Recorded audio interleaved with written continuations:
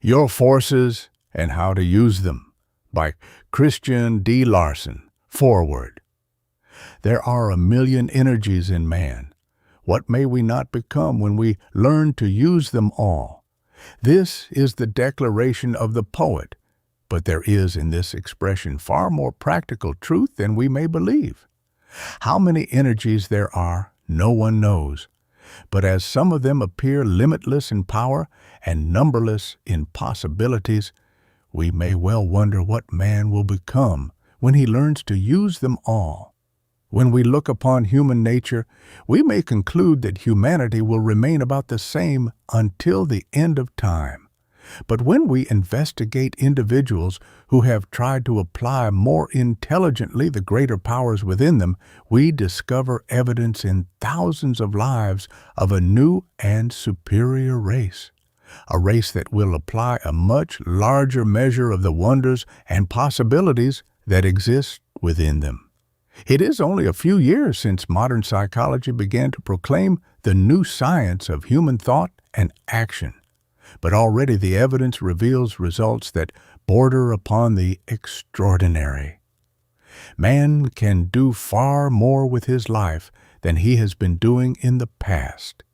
He can call into action far more ability and energy than his forefathers ever dreamed of. What greater things may we not reasonably expect when we have had 50 or 100 years more to develop those larger possibilities inherent in us all?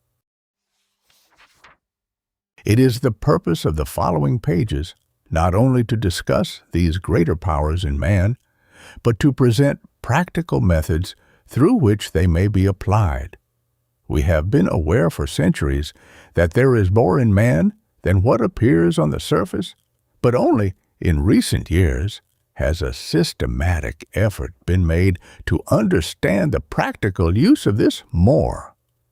In dealing with a subject so large, it is necessary to make statements that may appear to be exaggerations. But if the reader will investigate, he will find there are no unfounded statements in the book. When we go beneath the surface of human life and learn what greater things are hidden, we find man to be so wonderfully made that language is wholly inadequate to describe his richer life. No statement that attempts to describe the more in man can possibly be too strong. Even the strongest fails to say 1,000th of what we would say should we speak the whole truth. We shall therefore find it advisable not to pass judgment upon strong statements, but to learn to apply those greater powers within ourselves. Those who believe the human race is to continue weak and imperfect should consider what remarkable steps have recently been taken in nearly all fields of human activity, and remember that the greater powers in man have been almost wholly neglected. What might man make of himself if he would apply the same painstaking science to his own development as he now applies in other fields? If he did, would we not witness unmistakable evidence of the coming of a superior race? We all must agree that man can become and achieve far more than even the most sanguine indications predict. It is the purpose of the following pages to encourage as many as possible to study and apply these greater powers within them, so they may not only become greater and richer as individuals, but become the forerunners of that higher and more wonderful race of which we all have dreamed. Promise yourself to be so strong that nothing can disturb your peace of mind, to talk health, happiness, and prosperity to every person you meet, to look at the sunny side of everything and make your optimism come true, to think only of the best, to work only for the best, and to expect only the best, to forget the mistakes of the past and press on to the greater achievements of the future, to give so much time to the improvement of yourself that you have no time to criticize others, to be too large for worry, too noble for anger, too strong for fear, and too happy to permit the presence of trouble. Chapter 1. The Ruling Principle in Man. The purpose of the following pages will be to analyze the whole nature of man, find all the forces in his possession, and present methods through which those forces can be applied in making the life of each individual richer, greater, and better. Not a single idea will be presented that anyone cannot apply to everyday life. We all want to know what we possess in the physical, the mental, and the spiritual, and how the forces within us can be applied. It results in practical life that we want, and we are not true to ourselves until we learn to use the powers within us so effectively that the greatest results possible are secured. The problem before us is to know what is in us and how to use it. If we only knew how to use our conscious and subconscious powers, we could accomplish practically anything we have in view and reach even our highest goal. Not a single individual can fail to realize his wants after he has learned how to use the powers that are in him. The more we study the lives of people who have achieved, the more convinced we become that there is no reason why any individual should not realize all his ambitions. The basis of this study will be found in the understanding of the whole nature of man, as we must know what we are before we can use what we possess. In analyzing human nature, there are three methods of value. The first declares that man is composed of ego, consciousness, and form. Though complete, it is abstract. The second declares that man is body, mind, and soul. But the usual conception of this will have to be completely reversed to become true.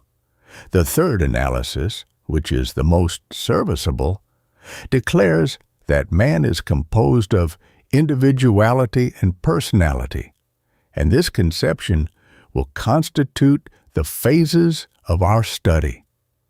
We must understand every part of our human analysis that refers to the ego if we are to learn how to use the forces we possess. The ego is the I am, the ruling principle in man, the center and source of individuality, the originator of everything that takes place in man, and that primary something to which all other things in human nature are secondary. The average person thinks the ego is hidden so deeply in the abstract that it makes little difference whether we understand it or not. But it is the ego that must act before any action can take place anywhere in the human system. It is extremely important to realize that the power of will to control the forces we possess depends directly upon how fully conscious we are of the ego as the ruling principle within us. It is absolutely necessary to associate all thought, feeling, and all actions with the ego, or what we shall hereafter speak of as the I am. The first step is to recognize the I am in everything you do, and to think always of the I am as being you, the supreme you. Whenever you think, realize that it is the I am that originated the thought. Whenever you act, realize that it is the I am that gives initiative to that action. Whenever you think of yourself, realize that the I Am occupies the throne of your entire field of consciousness. Another important essential is to affirm silently in your own mind that you are the I Am. As you simply declare positively, I am, think of the I Am as being the ruling principle in your whole world, distinct and superior to all else in your being. You thus lift yourself up to the mountaintop of masterful individuality and place yourself where you belong. Through this practice, you elevate all your conscious actions to the throne of your being, the center of action within which the ruling I Am lives. If you wish to control and direct the forces you possess, you must act from that conscious point in your mental world, wherein all power of control and initiative proceeds. You must act not as a body, not as a personality, not as a mind, but as the I Am. The more fully you recognize the lofty position of the I Am, the greater becomes your power to control all other things that you possess. Whenever you think or act, you should feel that you stand with the I Am at the apex of mentality, and realize that this I Am is you. The average person usually identifies himself with mind or body, and therefore he can control neither. The I Am, in his nature, is submerged in a bundle of ideas, and his thought is controlled by those ideas without receiving any direction from that principle within him that alone was intended to give direction. Such a man lives in the lower story of human existence, but as we can control life only when we give directions from the upper story, we discover just why the average person neither understands his forces nor has the power to use them. He must first elevate himself to the upper story of the human structure by recognizing the I Am as the ruling principle.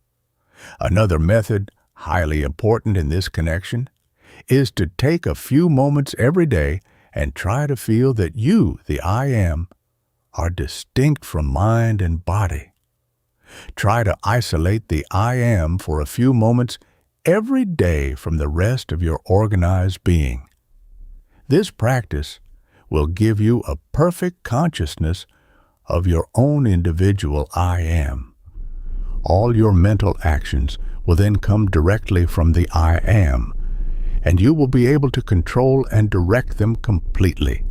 The I Am is fundamentally conscious. That is, the I Am knows what exists in the human sphere and what is taking place there. In brief, you are conscious when you know that you exist and have some definite idea as to what is taking place in your sphere of existence. What we speak of as form is everything in the organized personality that has shape and that serves to give expression to the forces within us. In the exercise of consciousness, we find that the I Am employs three fundamental actions. When the I Am looks out upon life, we have simple consciousness. When the I Am looks upon its own position in life, we have self-consciousness. And when the I Am looks up into the vastness of real life, we have cosmic consciousness. In simple consciousness, you are only aware of things that exist externally to yourself. But when you become conscious of yourself as a distinct entity, you develop self-consciousness. When you turn your attention to the great within and look into the real source of all things, you are on the borderland of cosmic consciousness. In the past, we have used the expression, I have a soul, which implies the belief that I am a body. And nearly everybody thinks of the body whenever the term me or myself is employed.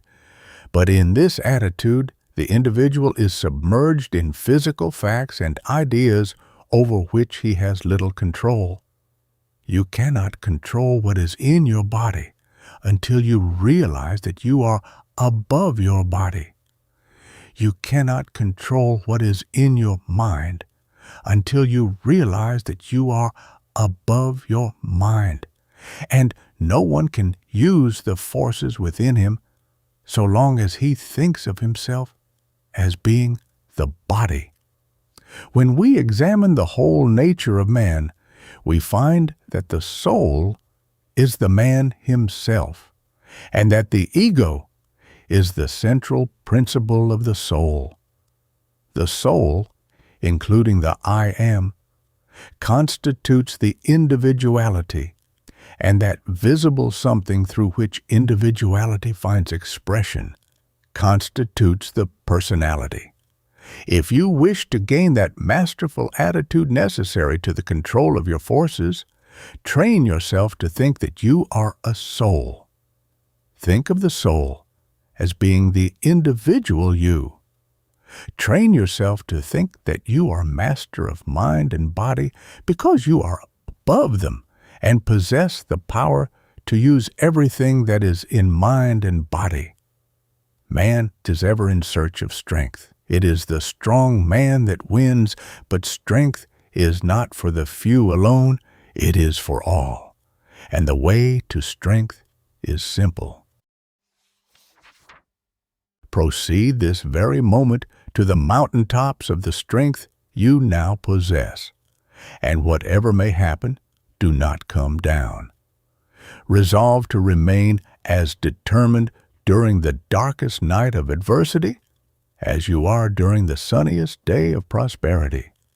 Keep the eye single upon the same brilliant future regardless of circumstances. To be overcome by adversity is to lose strength. To always remain in the same lofty, determined mood is to constantly grow in strength. The man who never weakens when things are against him will grow stronger and stronger until he will have all the strength he may desire or need. Be always strong, and you will always be stronger. Kid Chapter 2. How we govern the forces we possess. Whenever you think or whenever you feel, whenever you speak, whenever you act, or whatever may be taking place in your life, your supreme idea should be that you are above it all, superior to it all, and have control of it all. You simply must take this higher ground in all action, thought, and consciousness before you can control yourself and direct, for practical purposes, the forces you possess. We can define individuality more fully by stating that it is the invisible man and that everything in man that is invisible belongs to his individuality. It is the individuality that initiates, that controls, or directs. Therefore, to control and use a force in your own system, you must understand and develop individuality. You must constantly know what you are and what you want, and you must constantly be determined to secure what you want.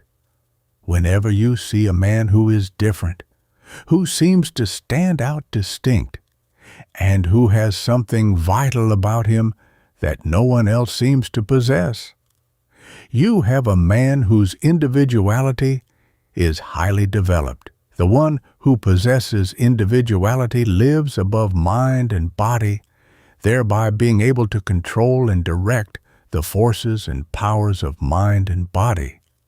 The man whose individuality is weak lives more or less down in mind and body, and instead of controlling mind and body, is constantly being influenced by everything from the outside that may enter his consciousness.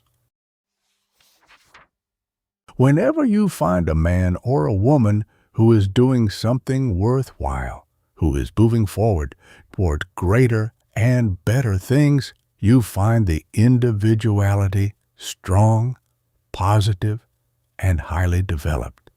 A negative or weak individuality drifts with the stream of environment and usually receives only what others choose to give. But a firm, strong, positive, well-developed individuality actually controls the ship of his life and destiny. To develop individuality, the first essential is to give the I am its true and lofty position in your mind. The I am is the very center of individuality, and the more fully conscious you become of the I am, the more of the power that is in the I am you arouse. Another essential is to practice the idea of feeling or conceiving yourself as occupying the masterful attitude. Whenever you think of yourself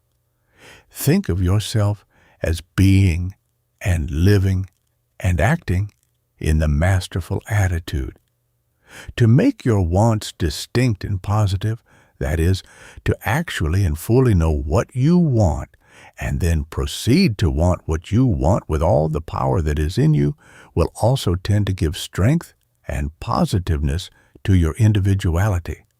A most valuable method is to picture in your mind your own best idea of what a strong, well-developed individuality would necessarily be, and then think of yourself as becoming more and more like that picture.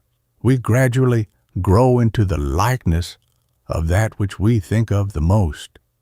Therefore, if you have a very clear idea of a highly developed individuality, and think a great deal of that individuality with a strong positive desire to develop such an individuality, you will gradually and surely move towards that lofty ideal. Another valuable method is to give conscious recognition to what may be called the bigger man on the inside. This greater or larger man is not something that is separate and distinct from ourselves. It is simply the sum total of the greater powers and possibilities that are within us. We should recognize these, think of them a great deal, and desire with all the power of heart and mind and soul to arouse and express more and more of these inner powers. Thus, we shall find that the interior man, our real individuality, will become stronger and more active, and our power to apply our greater possibilities will increase accordingly. The personality is the visible man. Everything that is visible in the human entity belongs to the personality, but it is more than the body.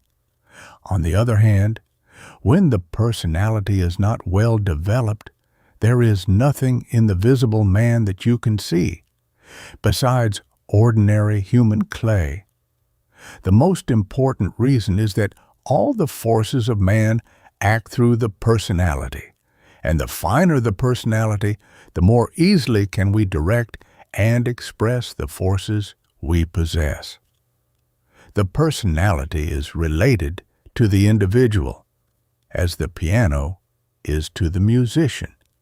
If the piano is out of tune, the musician will fail, no matter how much of a musician he may be. And likewise, if the piano or instrument is crude in construction, the finest music cannot be expressed through it as a channel. To develop the personality, the principal essential is to learn how to transmute all the creative energies that are generated in the human system. When we proceed to apply the forces within us, we find three fields of action. The first is the conscious field, the field in which the mind acts when we are awake. The second field is the subconscious, that field in which the mind acts when it goes beneath consciousness. The third field is the superconscious, the field in which the mind acts when it touches the upper realm. And it is when acting in this field that we gain real power and real inspiration. To know how to act in the superconscious field is therefore highly important. We are constantly in touch, however, with the superconscious, whether we know it or not. We frequently enter the superconscious when we listen to inspiring music, when we read some book that touches the finer intellect, or when we witness some soul-stirring scene in nature. When men of tremendous ambition are carried away with the power of that ambition, they almost invariably reach the higher and finer state of mind, a state where they not only feel more power and determination than they ever felt before, but a state in which the mind becomes so extremely active that it almost invariably gains the necessary brilliancy to work out those plans or ideas that are required in order that the ambition may be realized. It can readily be demonstrated that we get our best ideas from this lofty realm, and it is a well-known fact that no one ever accomplishes great or wonderful things in the world without touching frequently this sublime, inspiring state. When we train the mind to touch the superconscious at frequent intervals, we always find the ideas we want. No matter what the difficulties may be, we invariably discover something by which we may overcome and conquer completely. Whenever you find yourself in what may be termed a difficult position, proceed at once to work your mind up into higher and higher attitudes until you touch the superconscious. And when you touch that lofty state, you will soon receive the ideas or the methods that you need. The highest forces in man are the most powerful, but we cannot use those higher forces without acting through the superconscious field. However, we must not permit ourselves to live exclusively in this lofty state. Though it is the source of the higher forces in man, those forces cannot be applied unless they are brought down to earth, so to speak, and united with practical action. He who lives exclusively in the superconscious will dream wonderful dreams. But if he does not unite the forces of the superconscious with practical action, he will do nothing else but dream dreams. It is when we combine mental action in the conscious, subconscious, and superconscious that we get the results we desire. When we proceed with the practical application of any particular force, we shall not find it necessary to cause that force to act through what may be termed the psychological field. And the reason is that the psychological field in man is the real field of action. It is the field through which the undercurrents flow, and we all understand that it is these undercurrents that determine not only the direction of action, but the results that follow action.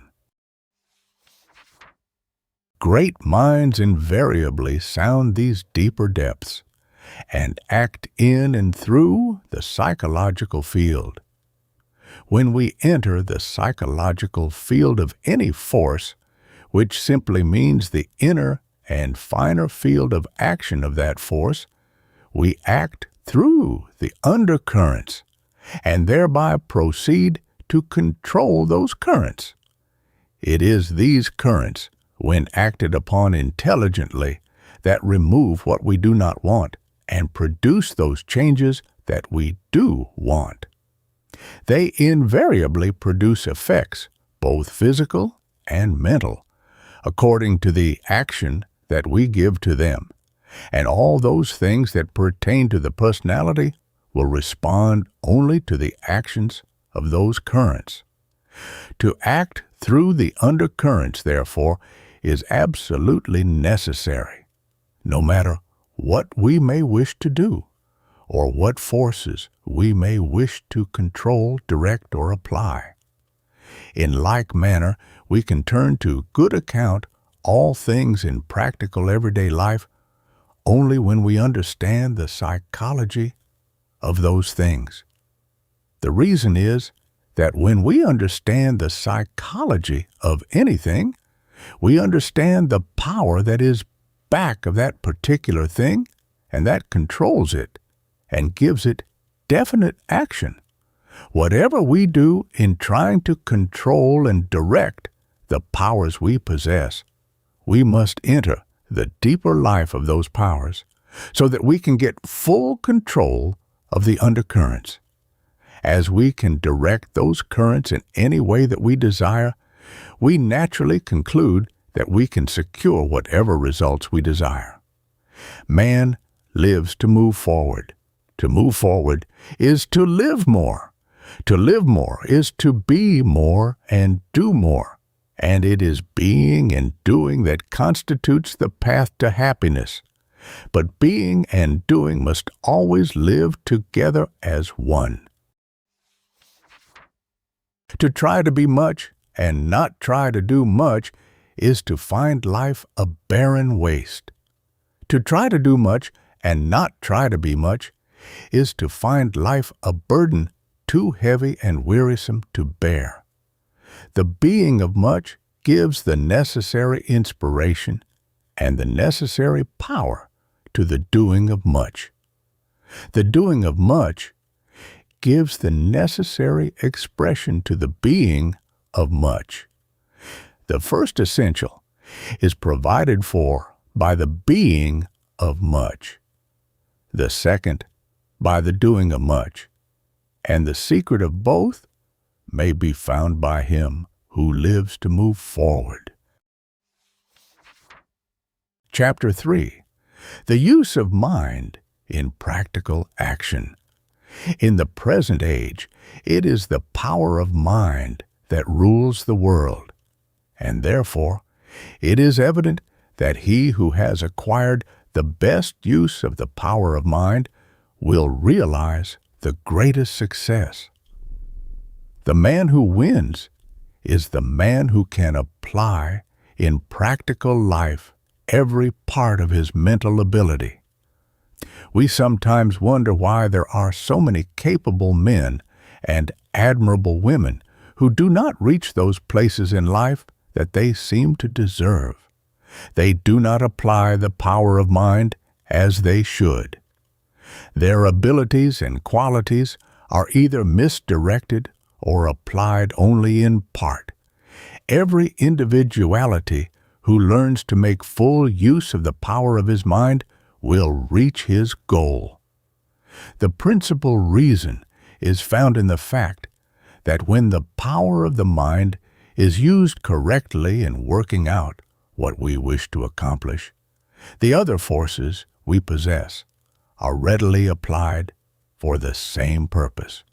All other faculties in man are ruled by the power of his mind.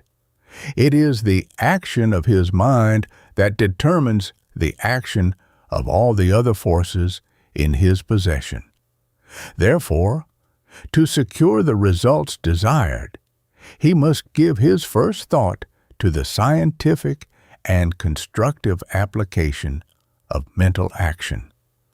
The power of mind is the sum total of all the forces of the mental world, including those forces that are employed in the process of thinking.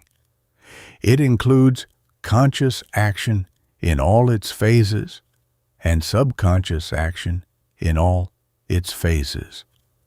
In fact, It includes anything and everything that is placed in action through the mind.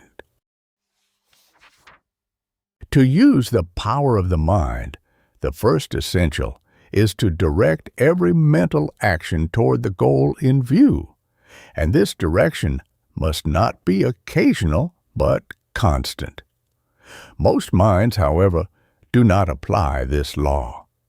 They think about a certain thing one moment and about something else the next.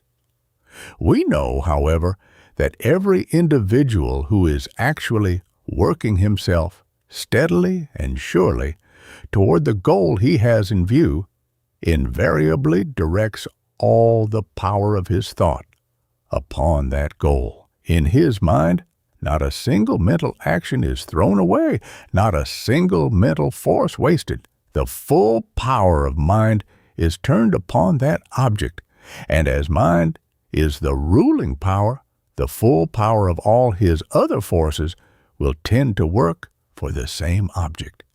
In using the power of mind as well as all the other forces we possess, the first question to answer is what we really want. When this question is answered, the one thing that is wanted should be fixed so clearly in thought that it can be seen by the mind's eye every minute, but the majority do not know what they really want. So long as we do not know definitely what we want, our forces will be scattered, and so long as our forces are scattered, we will accomplish but little. When we direct the power of thinking, the power of will, the power of mental action, the power of desire, the power of ambition, in fact, all the power we possess on the one thing we want, it is not difficult to understand why success in a greater and greater measure must be realized. If you have a certain ambition and continue to concentrate your thought and the power of your mind upon that ambition every minute for an indefinite period with no cessation whatever, the result will be that you will gradually and surely train all the forces within you to work for the realization of that ambition. Suppose you do as most people do. Suppose, after you have given your ambition a certain amount of thought, you come to the conclusion that possibly you might succeed better along another line. Later on, you come to the conclusion that there is still another channel. You will make 3 good beginnings, but in every case you will stop before you have accomplished anything. If you have a certain ambition or a certain desire, think about that ambition at all times. Keep that ambition before your mind constantly, and do not hesitate to make your ambition as high as possible. The higher you aim, the greater will be your achievements. The principle is to direct the power of mind upon the very highest, the very largest, and the very greatest mental conception of that which we intend to achieve. The second essential is to make every mental action positive. When we desire certain things, or when we think of certain things we wish to attain or achieve, the question should be, if our mental attitudes at the time are positive or negative. Every positive action always goes toward that which receives its attention, while a negative action always retreats. A positive action is an action that you feel when you realize that every force in your entire system is pushed forward, and that it is passing through what may be termed an expanding and enlarging state of feeling or consciousness. The positive attitude of mind is also indicated by the feeling of a firm, determined fullness throughout the nervous system. When you are in a positive state of mind, you are never nervous or disturbed. You are never agitated or strenuous. In fact, the more positive you are, the deeper your calmness, and the better your control over your entire system. The positive man is not one who rushes helter-skelter here and there, regardless of judgment or constructive action, but one who is absolutely calm and controlled under every circumstance, and yet so thoroughly full of energy that every atom in his being is ready, under every circumstance, to accomplish and achieve.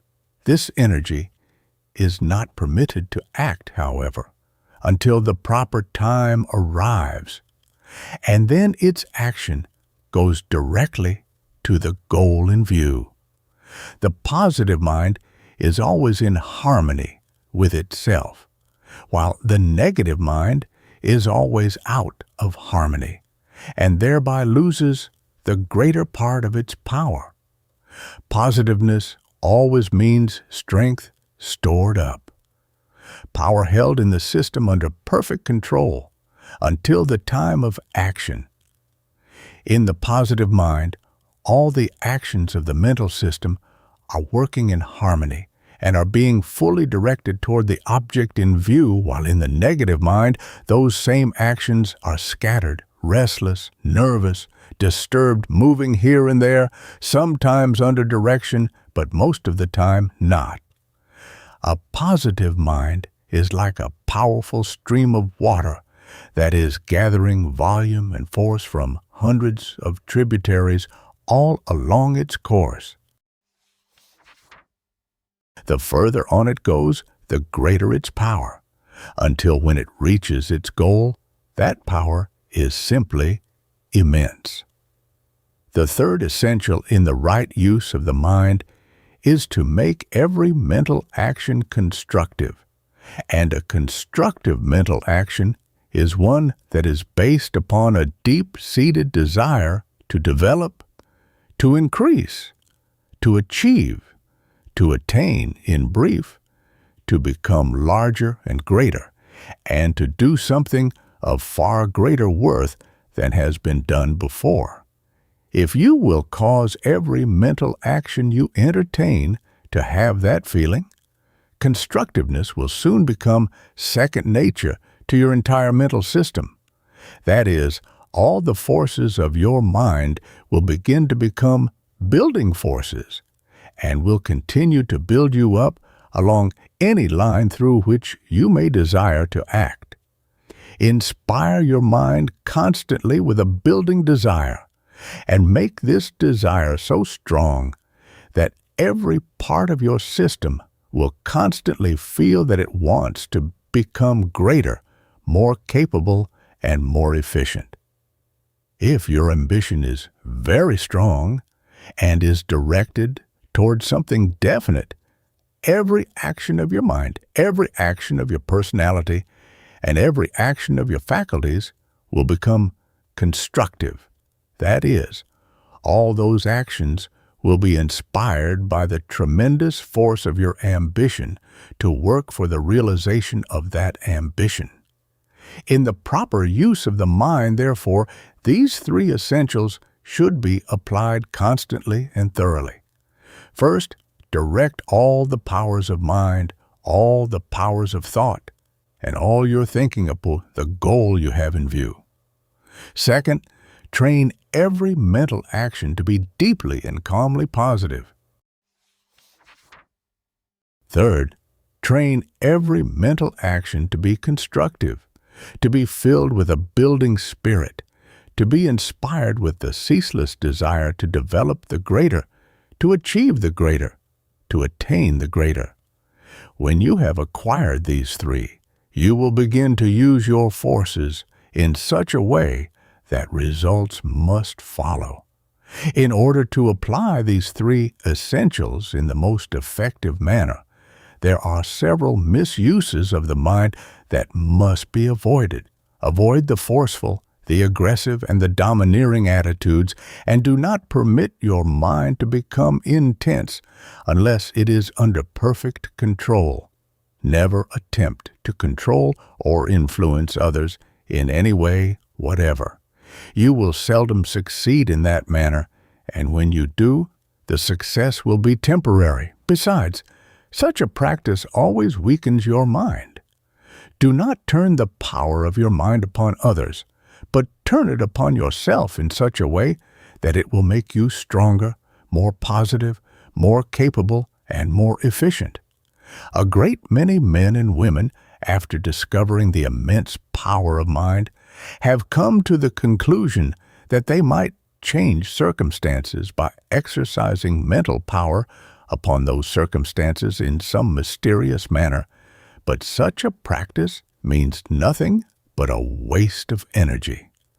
The way to control circumstances is to control the forces within yourself, to make a greater man of yourself. And as you become greater and more competent, you will naturally gravitate into better circumstances. In this connection, we should remember that like attracts like. If you want that which is better, make yourself better. If you want to realize the ideal, make yourself more ideal. In brief, whatever you want, produce that something in yourself, and you will positively gravitate towards the corresponding conditions in the external world. But to improve yourself along those lines, it is necessary to apply for that purpose all the power you possess. You cannot afford to waste any of it, and every misuse of the mind will waste power. Avoid all destructive attitudes of the mind, such as anger, hatred, malice, envy, jealousy, revenge, depression, discouragement, disappointment, worry, fear, and so on. Never antagonize, never resist what is wrong, and never try to get even. Make the best use of your own talent, and the best that is in store for you will positively come your way.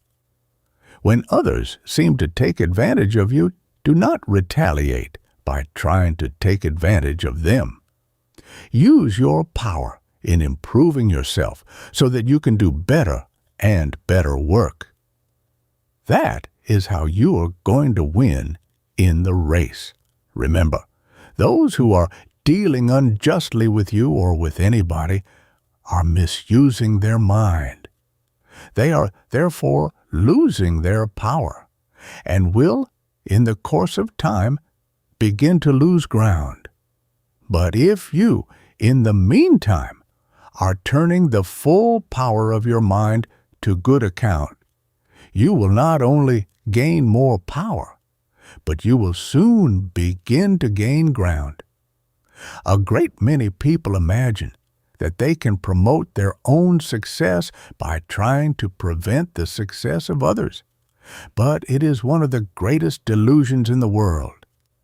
If you want to promote your own success as thoroughly as your capacity will permit, take an active interest in the success of everybody, because this will not only keep your mind in the success attitude and cause you to think success all along the line, but it will enlarge your mind so as to give you a greater and better grasp upon the fields of success.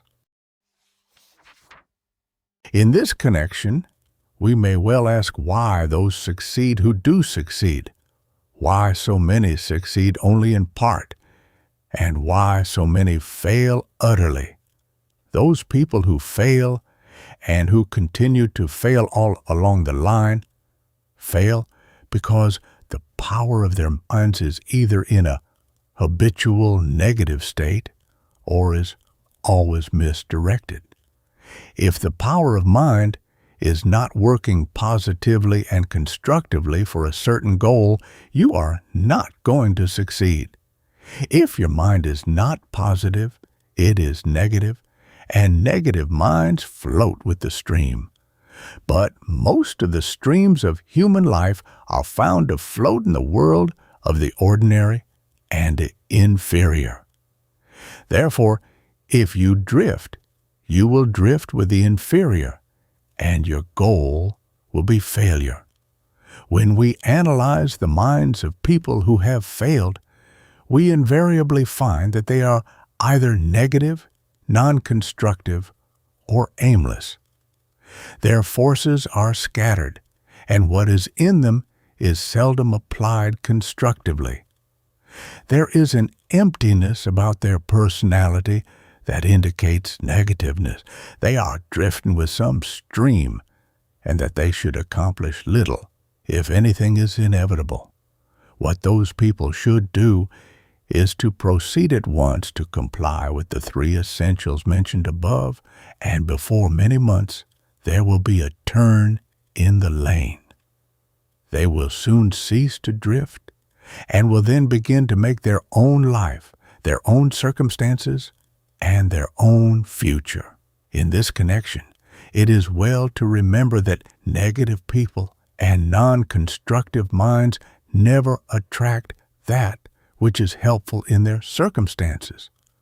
The more you drift, the more people you meet who also drift, while on the other hand, when you begin to make your own life and become positive, you begin to meet more positive people and more constructive circumstances. This explains why God helps them that help themselves. When you begin to help yourself, which means to make the best of what is in yourself, you begin to attract to yourself more and more of those helpful things that may exist all about you. A growing mind attracts elements and forces that help to promote growth, and people who are determined to make more and more of themselves are drawn more and more into circumstances through which they will find the opportunity to make more of themselves.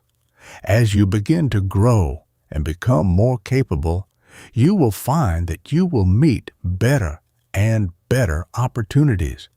You thus demonstrate the law that nothing succeeds like success, and to him that hath shall be given.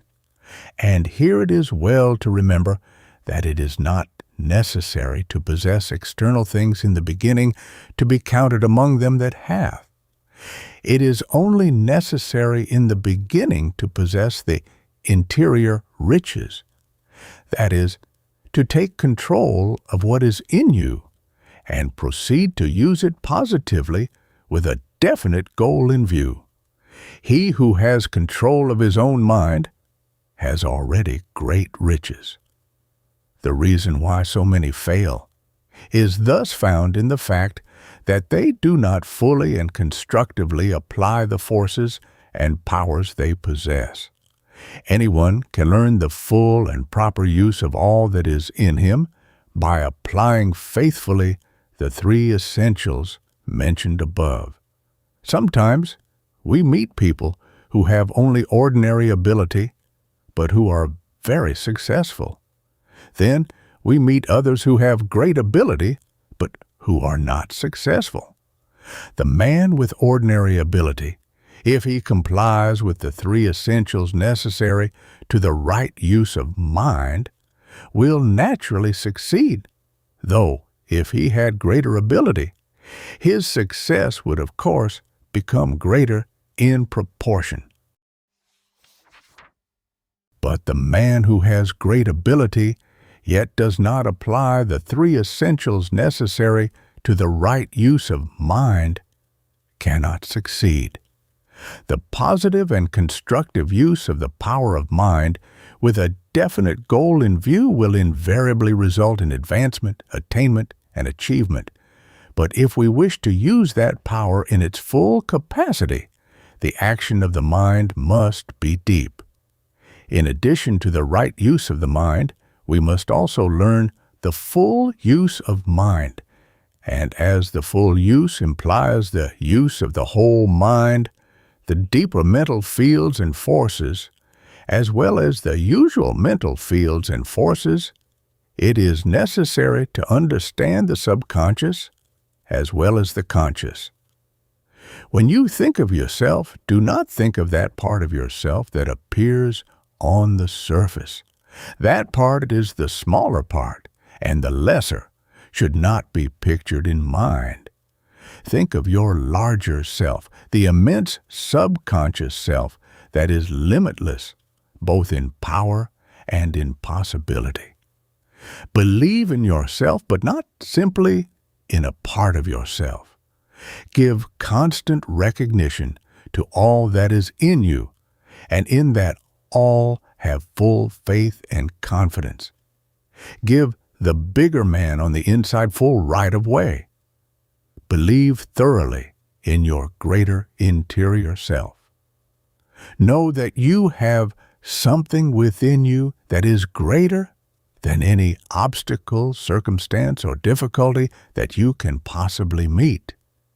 Then, in the full faith in this greater something, proceed with your work. Chapter 4. The Forces of the Subconscious. In using the power of the mind, the deeper the action of thought, will, and desire, the greater the result. Accordingly, all mental action to be strong and effective must be subconscious. That is, it must act in the field of the mental undercurrent as it is in this field that things are actually done. Those forces that play upon the surface of mind may be changed and turned from their course by almost any outside influence, and their purpose thus averted, but this is never true of the undercurrents. Anything that gets into the mental undercurrents will be seen through to a finish, regardless of external circumstances or conditions. It is highly important, therefore, that we permit nothing to take action in these undercurrents that we do not wish to encourage and promote. These undercurrents, however, act only through the subconscious and are controlled by the subconscious. In consequence, it is the subconscious which we must understand and act upon if we want the power of mind to work with full capacity and produce the greatest measure possible of the results desired. In defining the subconscious mind, it is first necessary to state that it is not a separate mind. There are not two minds. There is only one mind in man, but it has two phases, the conscious and the subconscious. We may define the conscious as the upper side of the mentality and the subconscious as the underside. The subconscious may also be defined as a vast mental field permeating the entire objective personality, thereby filling every atom of the personality through and through. We shall come nearer the truth, however, if we think of the subconscious as a finer mental force, having distinct powers, functions, and possibilities, or as a great mental sea of life, energy, and power. The conscious mind is on the surface, and therefore we act through the conscious mind whenever mental action moves through the surface of thought, will, or desire. But whenever we enter into deeper mental action and sound the vast depths of this underlying mental life, we touch the subconscious. That the two phases of the mind are related can be well illustrated by comparing the conscious mind with a sponge and the subconscious with the water permeating the sponge. We know that every fiber of the sponge is in touch with the water, and in the same manner, every part of the conscious mind, as well as every atom in the personality, is in touch with the subconscious and completely filled through and through with the life and the force of the subconscious. In order to understand the subconscious, it is well at the outset to familiarize ourselves with its natural functions. The subconscious mind controls all the natural functions of the body, such as the circulation, respiration, digestion, assimilation, physical repair, etc. It also controls all the involuntary actions of the body and all those actions of mind and body that continue their natural movements without direction from the will. When we examine the nature of the subconscious, we find that it responds to almost anything the conscious mind may desire or direct. It submits readily to almost any kind of training and will do practically anything that it is directed to do, whether the thing is to our advantage or not. In this connection, it is interesting to learn that there are a number of things in the human system usually looked upon as natural and inevitable, that are simply the results of misdirected subconscious training in the past. We frequently speak of human weaknesses as natural, but weakness is never natural. Although it may appear, it is invariably the result of imperfect subconscious training. There are a great many people who are disturbed over the fact that they have inherited certain characteristics or ailments from their parents, but what they have inherited is simply subconscious tendencies in that direction, and those tendencies can be changed absolutely. The subconscious mind is always ready, willing, and competent to make any change for the better in our physical or mental makeup that we may desire. The subconscious mind will respond to the directions of the conscious mind so long as those directions do not interfere with the absolute laws of nature. It will reproduce in mind and body any condition that is thoroughly impressed and deeply felt by the conscious mind. It will bring forth undesirable conditions when directed to produce such conditions, and it will bring forth health, strength, youth, and added power when so directed. If you continue to desire a strong physical body and fully expect the subconscious to build for you a stronger body, you will find that this will gradually or finally be done. If you continue to desire greater ability along a certain line and expect the subconscious to produce greater mental power along that line, your ability will increase as expected. But it is necessary in this connection to be persistent and persevering. Everything has a tendency to grow in the subconscious. Whenever an impression or desire is placed in the subconscious, it has a tendency to become larger, and therefore the bad becomes worse when it enters the subconscious, while the good becomes better. We have the power, however, to exclude the bad from the subconscious and cause only the good to enter that immense field. It is therefore highly important that we positively refuse to give in to any undesirable feeling. We should never give in to sickness, though that does not mean that we should continue to work as hard as usual when not feeling well. When we find it necessary, we should give ourselves a complete rest, but we should never give in to the feeling of sickness. When you feel tired or depressed, do not admit it, but turn your attention at once upon something that is extremely interesting, something that will completely turn your mind towards the pleasing, the more desirable, or the ideal.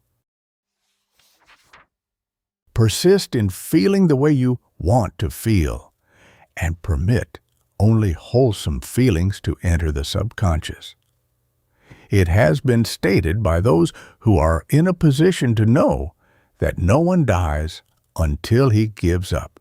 That is, gives in to those adverse conditions that are at work in his system, tending to produce physical death. So long as he refuses to give in to those conditions, he continues to live. In many instances, the forces of life and death are almost equally balanced. Which one is going to win depends upon the mental attitude of the patient. Give in to the forces of death, and the subconscious mind will increase the powers of that force.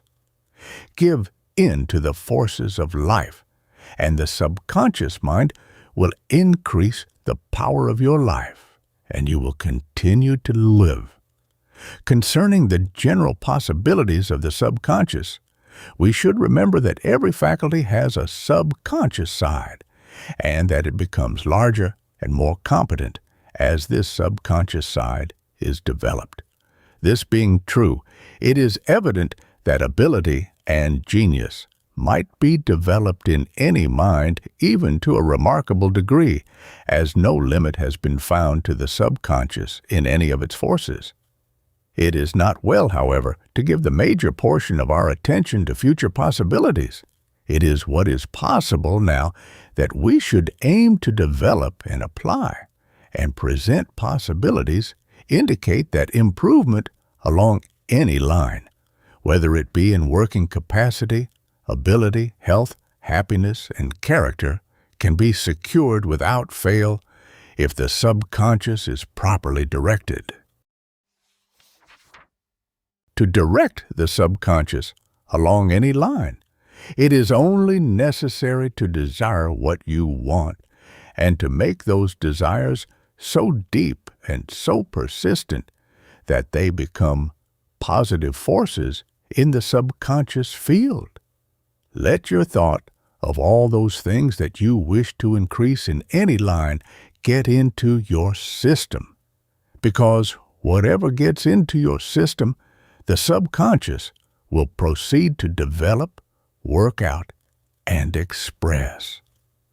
In using the subconscious, we should remember that we are not using something that is separated from normal life.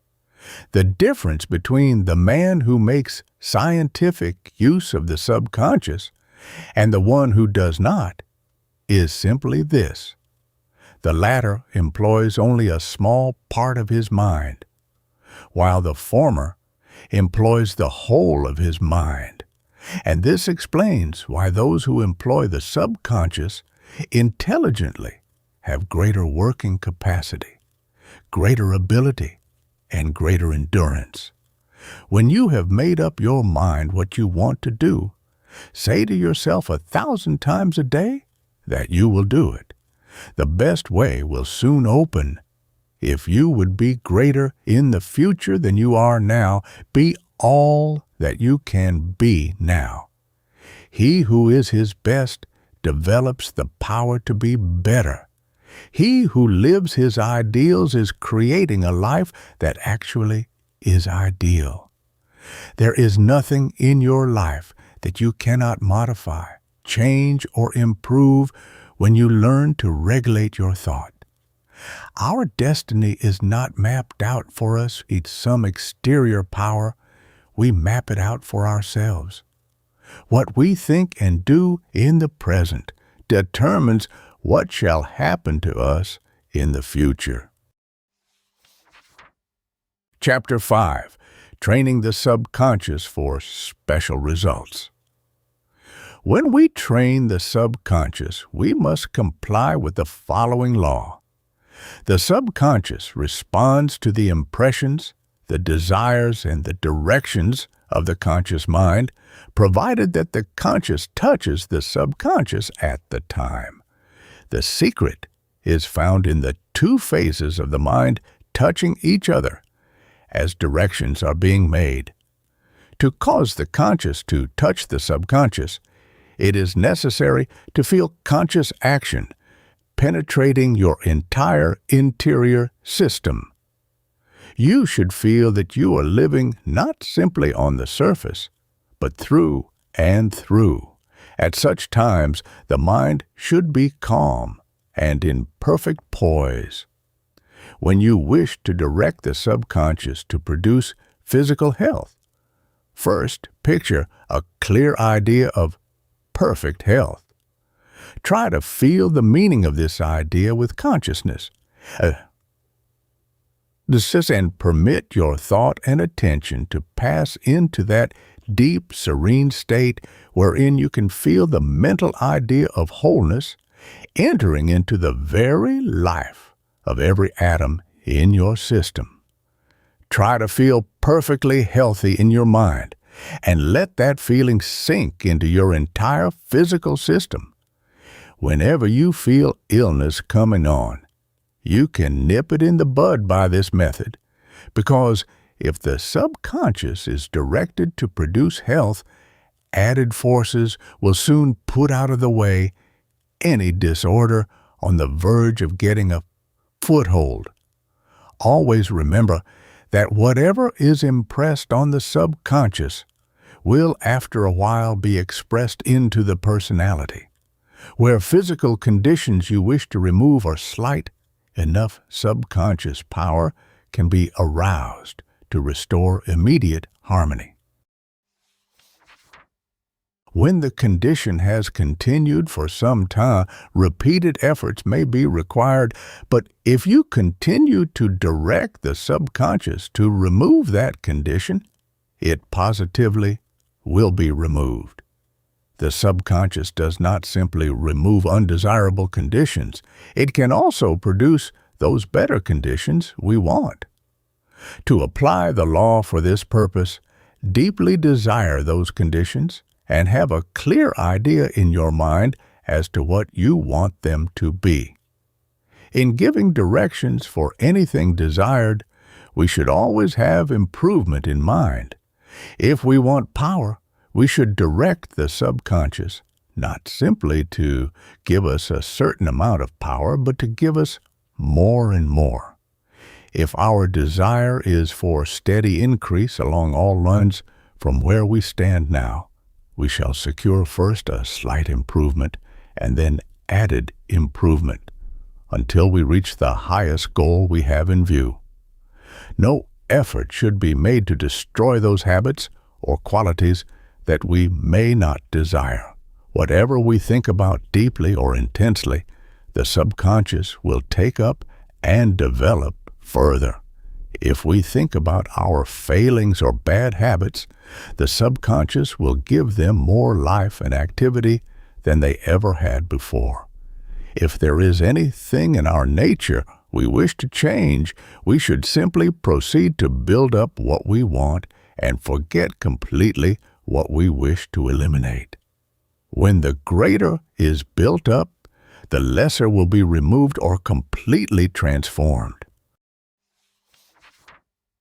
That the subconscious can increase your ability and capacity is readily demonstrated. Whenever the subconscious mind is aroused, mental power and working capacity are invariably increased, sometimes to such an extent that the individual seems possessed with a superhuman power. Any man can so increase the power of his mind and will as to be carried away with this tremendous force. The power within him becomes so strong that he is pushed through to his goal regardless of obstacles. This being true, we should arouse the subconscious no matter what it is we have to do. Whenever you have work to do at some future time, direct the subconscious to increase your ability and capacity at the time specified, and expect the desired increase. If you want new ideas on certain studies or new plans in your work, direct the subconscious to produce them, and you will get them. The moment the direction is given, the subconscious will go to work. And though we may fail to get the idea through the conscious mind alone, it is natural that we should get it when we enlist the subconscious, because the whole mind is far more resourceful than just a small part. When demands are urgent, the subconscious responds more readily. When you need certain results, say that you must have them, and put your whole energy into the I must. Whatever you make up your mind that you must do, you will in some manner get the power to do. Your desires are so strong and so deep that they go into the very depths of the subconscious and call to action the full power of that vast interior realm. If you have some great ambition you wish to realize, direct the subconscious several times each day and each night before sleep to work out the necessary ways and means. But we must concentrate on the one thing wanted. If your mind scatters, giving attention to one ambition and sometimes to another, you will confuse the subconscious. Make your ambition a vital part of your life and feel its force every moment of your existence. If you do this, your ambition will certainly be realized. It may take a year or it may be 10. But if you train the subconscious to produce the methods and required capacity, these things will be secured. If there is any condition from which you desire to secure emancipation, direct the subconscious to give you that information through which you may find a way out. When you actually will to do a certain thing, the entire subconscious mind is put to work on the case, and the way will always be found. If there is any talent you wish to develop, direct the subconscious every day to enlarge its inner life and increase its brilliancy and power. When you're about to undertake anything new, do not proceed until you have submitted the proposition to the subconscious. And here we find the real value of sleeping over new plans before we decide. When we go to sleep, we go more completely into the subconscious, and those ideas that engage our serious attention are completely turned over during sleep and examined from all points of view. If we persevere, the right answer will finally be secured. Here, as elsewhere, practice makes perfect. Make it a practice to use your whole mind, conscious and subconscious, at all times. Not only in large matters, but in all matters. Take several moments every day and suggest to the subconscious what you want to have done. Be thoroughly sincere. Be determined. Have unbounded faith, and you can expect results. Always be calm and deeply poised when suggesting to the subconscious, and it is especially important that you deeply calm before you go to sleep. Do not permit any idea or expectation to enter the subconscious unless it is something that you actually want developed. When there are no results, do not lose faith. You know that the cause was the failure of the conscious to properly touch the subconscious. At the time, the directions were given, so try again, giving your thought a deeper life and a more persistent desire. Always be prepared to give these methods sufficient time. Some have remarkable results at once, while others secure no results for months, but continue to give your directions every day, fully expecting results. Make it a point to give special directions to the subconscious every day for the steady improvement of mind, character, and personality. You cannot give the subconscious too much to do, because its capacity is limitless. Every effort you make to direct the subconscious will bring natural results in due time, provided you are calm, persistent, and deeply poised in all your thoughts and actions. The path to greater things. Dream constantly of the ideal. Work ceaselessly to perfect the real. Believe in yourself. Believe in everybody. Believe in all that has existence. Give the body added strength. Give the mind added brilliancy. Give the soul added inspiration.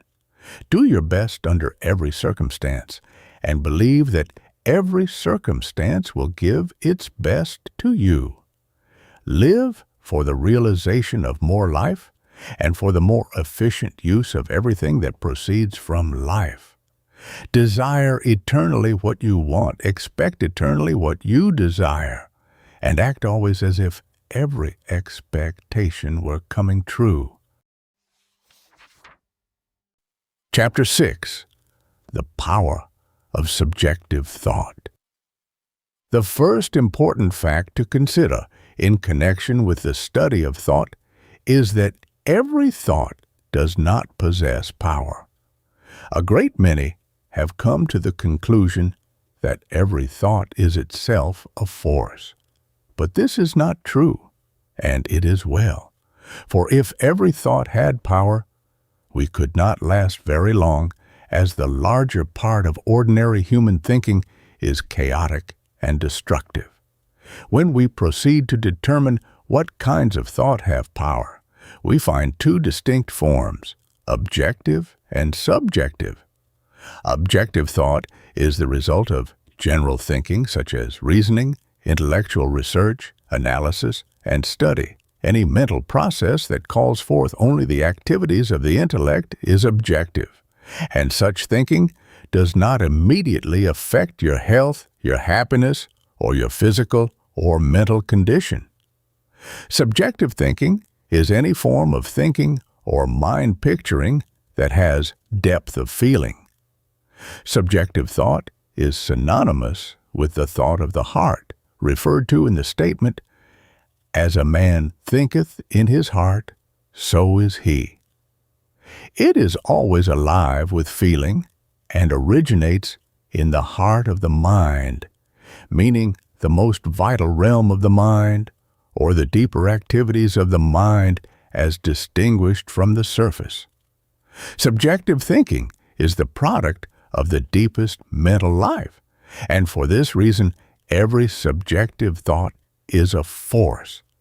It will either work for you or against you, and has the power to produce direct effects upon mind or body.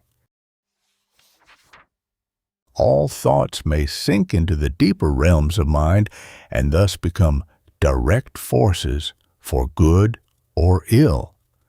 Therefore, all thinking should be scientific, that is, designed or produced with a definite object in view. Every thought should have the right tendency so that it may produce desirable results in case it becomes subjective. Your thinking is scientific when your thought has a direct tendency to produce what you want, or when all the forces of your mind are working together for the purpose you desire to fulfill. Your thinking is unscientific when your mental forces are working against you. To think scientifically, the first essential is to think only such thoughts as you know to be in your favor, and the second essential is to make only such thoughts subjective. Positively refuse to think of what you do not wish to retain or experience. Think only of what you desire, and expect only what you desire, even when the very contrary seems to be coming into your life. Permit no thinking to be aimless. Every thought that is inspired with a definite aim will help to realize that aim. In scientific thinking, all the power of mind and thought is being caused to work directly and constantly for what you wish to attain and achieve. When things go wrong, people usually say, "That's always the way." And though this may seem to be a harmless expression, the more you use it, the more deeply you convince your mind that things naturally go wrong most of the time. When you train your mind to think that it is usual for things to go wrong, the forces of your mind will follow that trend of thinking, and it is perfectly natural that things in your life should go wrong more and more. A great many people are constantly looking for the worst. If you are always looking for the worst, the forces of your mind will be turned in that direction and therefore will become destructive. Those forces will tend to produce the very thing that you expect. They will produce troubled conditions and confuse your judgment so that you will make many mistakes. And he who is constantly making mistakes will certainly find the worst on many occasions. When things go wrong, do not expect the wrong to appear again. Look upon it as an exception. A number of people have a habit of saying, "Something is always wrong, but why should we not say instead, something is always right?" When you think that there is always something wrong, your mind is concentrated on the wrong and will create the wrong in your own mentality. But when you train yourself to think there is always something right, your mind will concentrate upon the right and accordingly will create the right. The average person is in the habit of saying, "The older I get," and he thereby directs the mind to produce more and more age. The true expression in this connection is, "The longer I live," which tends to increase the power in you that can prolong life. When people reach the age of 60 or 70, they usually speak of "the rest of my days," implying that there are only a few days remaining. The correct expression is "from now on," as that leads thought into the future indefinitely. We frequently hear the expression, "I can never do anything right," and such a mode of thought will train the mind to act below its true capacity. But if you continue to think, "I'm going to do everything better and better," it is quite natural that your entire mental system should be inspired and trained to do things better. In right thinking, the purpose should be never to use any expression that conveys to your mind what you do not want. Think only what you wish to produce or realize. If anything adverse is about to take place, do not think of what that adversity may bring, but think of the greater good that you are determined to realize. When trouble is brewing, the average person usually thinks of nothing else, and his mind is filled with fear. But whatever our present circumstances may be, we should refuse absolutely to expect anything but the best that we can think of. We should concentrate the mind absolutely upon whatever goal we may have in view and should look neither to the left nor to the right. When we concentrate absolutely upon the greater things we expect to attain, we gradually train all the forces of the mind to work for those greater things. We shall thereby begin in earnest to build for ourselves a greater destiny. If we pay no attention to the various troubles that may be brewing in our environment, those troubles will never affect us nor disturb us. The mental law involved in the process of scientific thinking may be stated as follows. The more you think of what is right, the more you tend to make every action in your mind right. The more you think of your ambition, the more power you will give to those faculties that can make your ambitions come true. The more you think of harmony, health, success, and happiness, the more the mind will build those things in yourself, provided that all such thinking is subjective. To think scientifically, therefore, is to train your every thought to focus the whole of attention upon that which you wish to realize, to gain, to achieve, or attain in your life. In training the mind along the lines of scientific thinking, begin by trying to hold the mind upon the right, regardless of the presence of the wrong. If we persistently expect the right, regardless of circumstances, the mind will be kept in the lines of right action. It sometimes happens that the wrong which is brewing in your environment has such a weak foundation that only a slight increase in the force of the right would be necessary to overthrow that wrong completely. It is when the individual goes all to pieces that adversity gets the best of him. But no individual will go to pieces unless his thinking is scattered, confused, and detrimental. Continue to possess your whole mind, and you will master the situation. To make thinking scientific, there are 3 leading essentials to be observed. The first is to cultivate constructive mental attitudes, and all mental attitudes are constructive when mind, thought, feeling, desire, and will constantly face the greater and the better. To make every mental attitude constructive, the mind must never look down, and mental depression must be avoided completely. Every thought and every feeling must have an upward look. The second essential is constructive mental imagery. Use the imagination to picture only what is good, what is beautiful, and what you wish to realize. Mentally see yourself receiving what you deeply desire to receive. What you imagine, you will think, and what you think, you will become. The third essential is constructive mental action. Every action of the mind should have something desirable in view and should have a definite, positive aim. Train yourself to face the sunshine of life regardless of circumstances.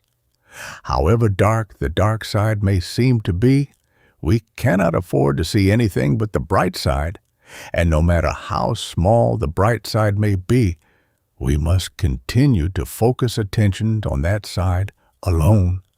The true optimist not only expects the best to happen, but goes to work to make the best happen.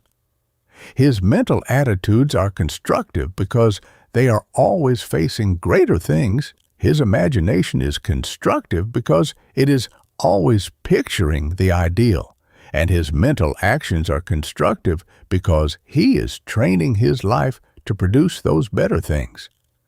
If we find that our minds are mentally facing things and conditions that are beneath our expectations, or find that our imaginations are concerned too much about possible failure or possible trouble, our thinking is unscientific, and no time should be lost in making amends.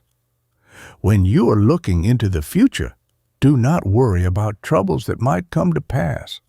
Do not mentally see yourself as having a hard time of it.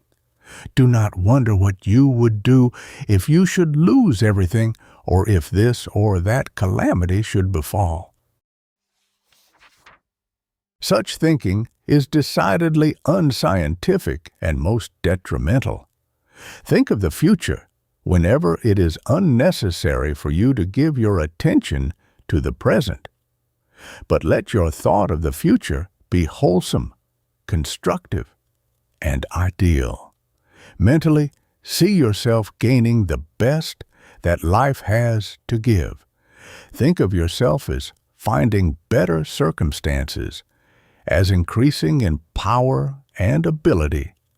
Fear nothing for the days that are to be, but expect everything that is good and ideal. This practice will tend to strengthen your mind to such a degree that you will actually gain the power to realize those beautiful and greater things that you have constantly expected. In living and building for a larger future, we should remember that our mind and thoughts invariably follow the leadership of the most prominent mental picture. The man who clearly and distinctly pictures for himself a brilliant future, will inspire the powers of his entire mental world to work for such a future. When we look into the lives of men and women who have reached high places, we always find that they were inspired with some great idea. That idea was pictured again and again in their mental vision, and they refused to let it go.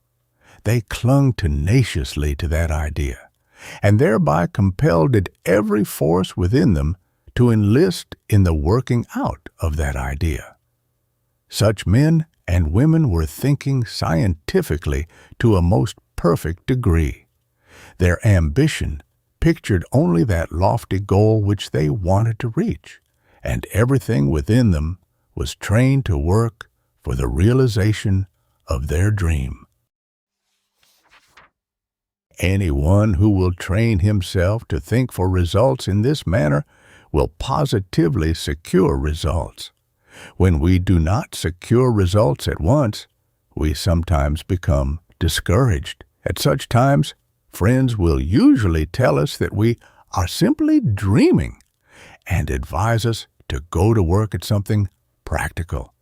But if we ignore the advice of our friends and continue to be true to the great idea that we have resolved to work out, we shall finally reach our goal.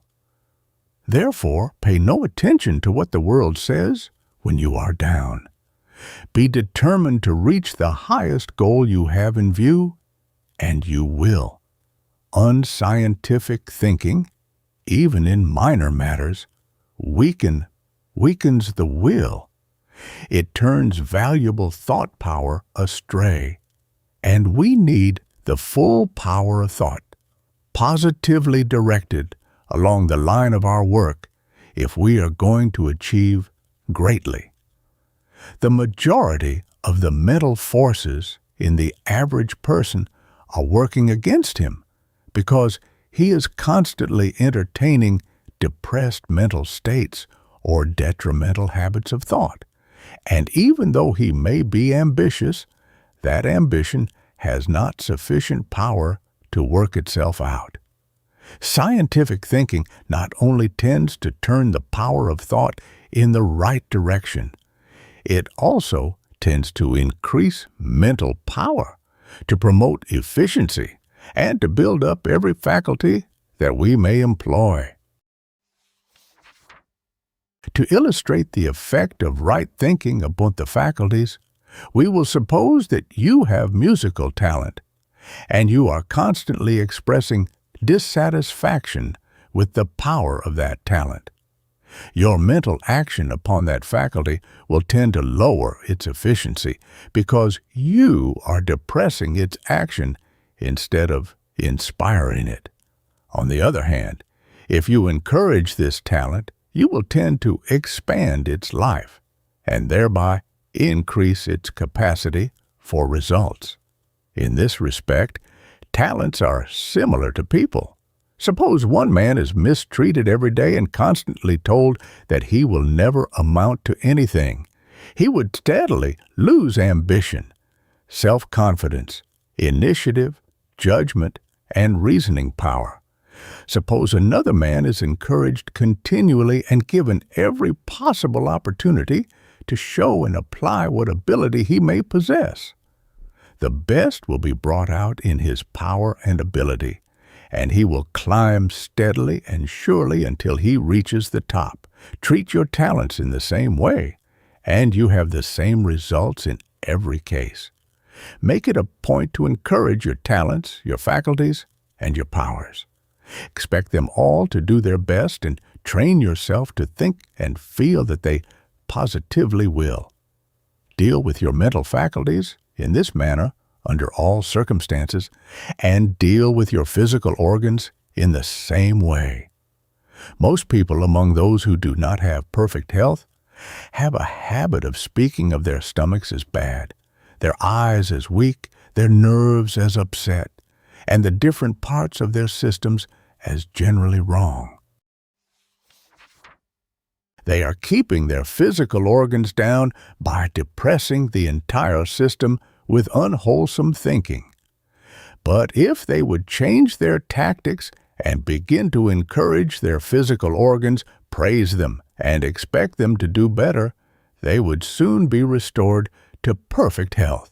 In training the mind in scientific thinking, the larger part of attention should be given to controlling our feelings. It is not difficult to think scientifically along intellectual lines, but to make our feelings move along wholesome, constructive lines requires persistent training. Intellectual thought can be changed almost at any time with a little effort, but feeling usually becomes stronger and stronger the longer it moves along a certain line. It is therefore necessary to stop all detrimental feeling in the beginning. Resolve to feel the way you want to feel under all circumstances. Depressed mental feelings are burdens, and such feelings tend to direct the power of thought towards the inferior. Therefore, persist in feeling right and good.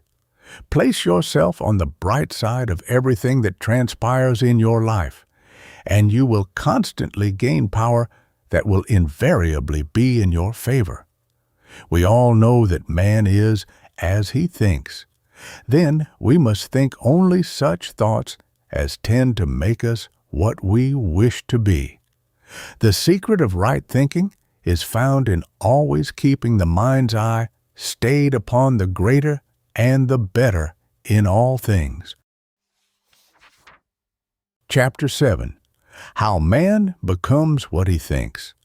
Scientific research in the metaphysical field has demonstrated the fact that man is as he thinks, that he becomes what he thinks, and that what he thinks in the present determines what he is to become in the future, and also that since he can change his thought for the better along any line, he can therefore completely change himself along to any line. But the majority who try to apply this law do not succeed to a great degree, the reason being that instead of working entirely upon the principle that man is as he thinks, they proceed in the belief that man is what he thinks he is. At first sight, there may seem to be no difference between the principle that man is as he thinks and the belief that man is as he thinks he is, but close study will reveal the fact that the latter is absolutely untrue. Man is not what he thinks he is, because personality, mentality, and character are not determined by personal opinions. It is the thought of the heart, that is, the mental expression from the subconscious, that makes the personal man what he is. But the subconscious is affected only by what man actually thinks in the real field of creative thought, and not by what he may think of himself in the field of mere personal opinion. It is subjective thought that makes you what you are. But to think that you are thus or so will not necessarily make you thus or so. To create subjective thought, you must act directly upon the subconscious. But it is not possible to impress the subconscious while you are forming opinions about your personal self. A mere statement about yourself will not affect or change the subconscious, and so long as the subconscious remains unchanged, you will remain unchanged.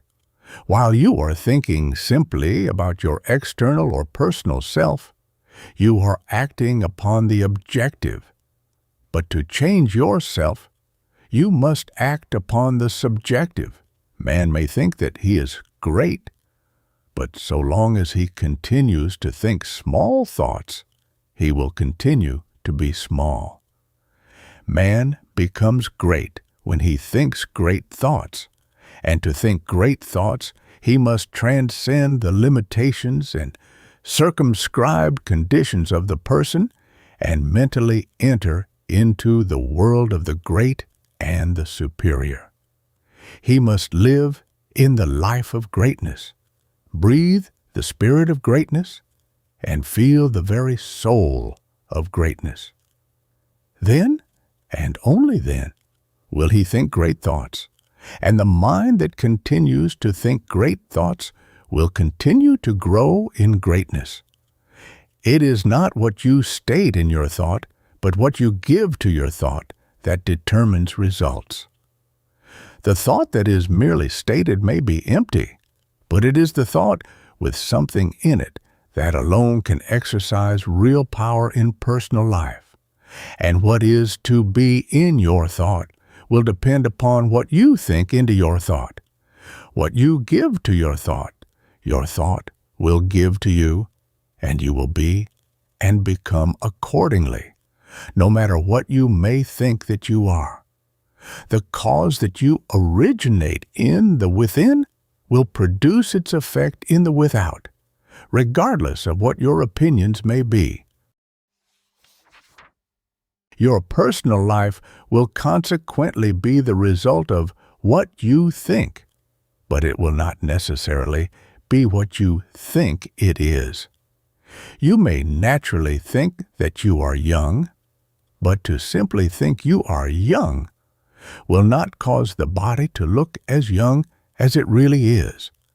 To retain your youth, you must remove those subconscious tendencies and conditions that produce old age, and you must eliminate worry. So long as you worry, you will cause your personality to grow older in appearance, no matter how persistently you may think that you are young. You must think thoughts that produce, retain, and perpetuate youth. If you wish to look young, your mind must feel young, but you will not feel young until the whole of your mind produces the feeling of youth.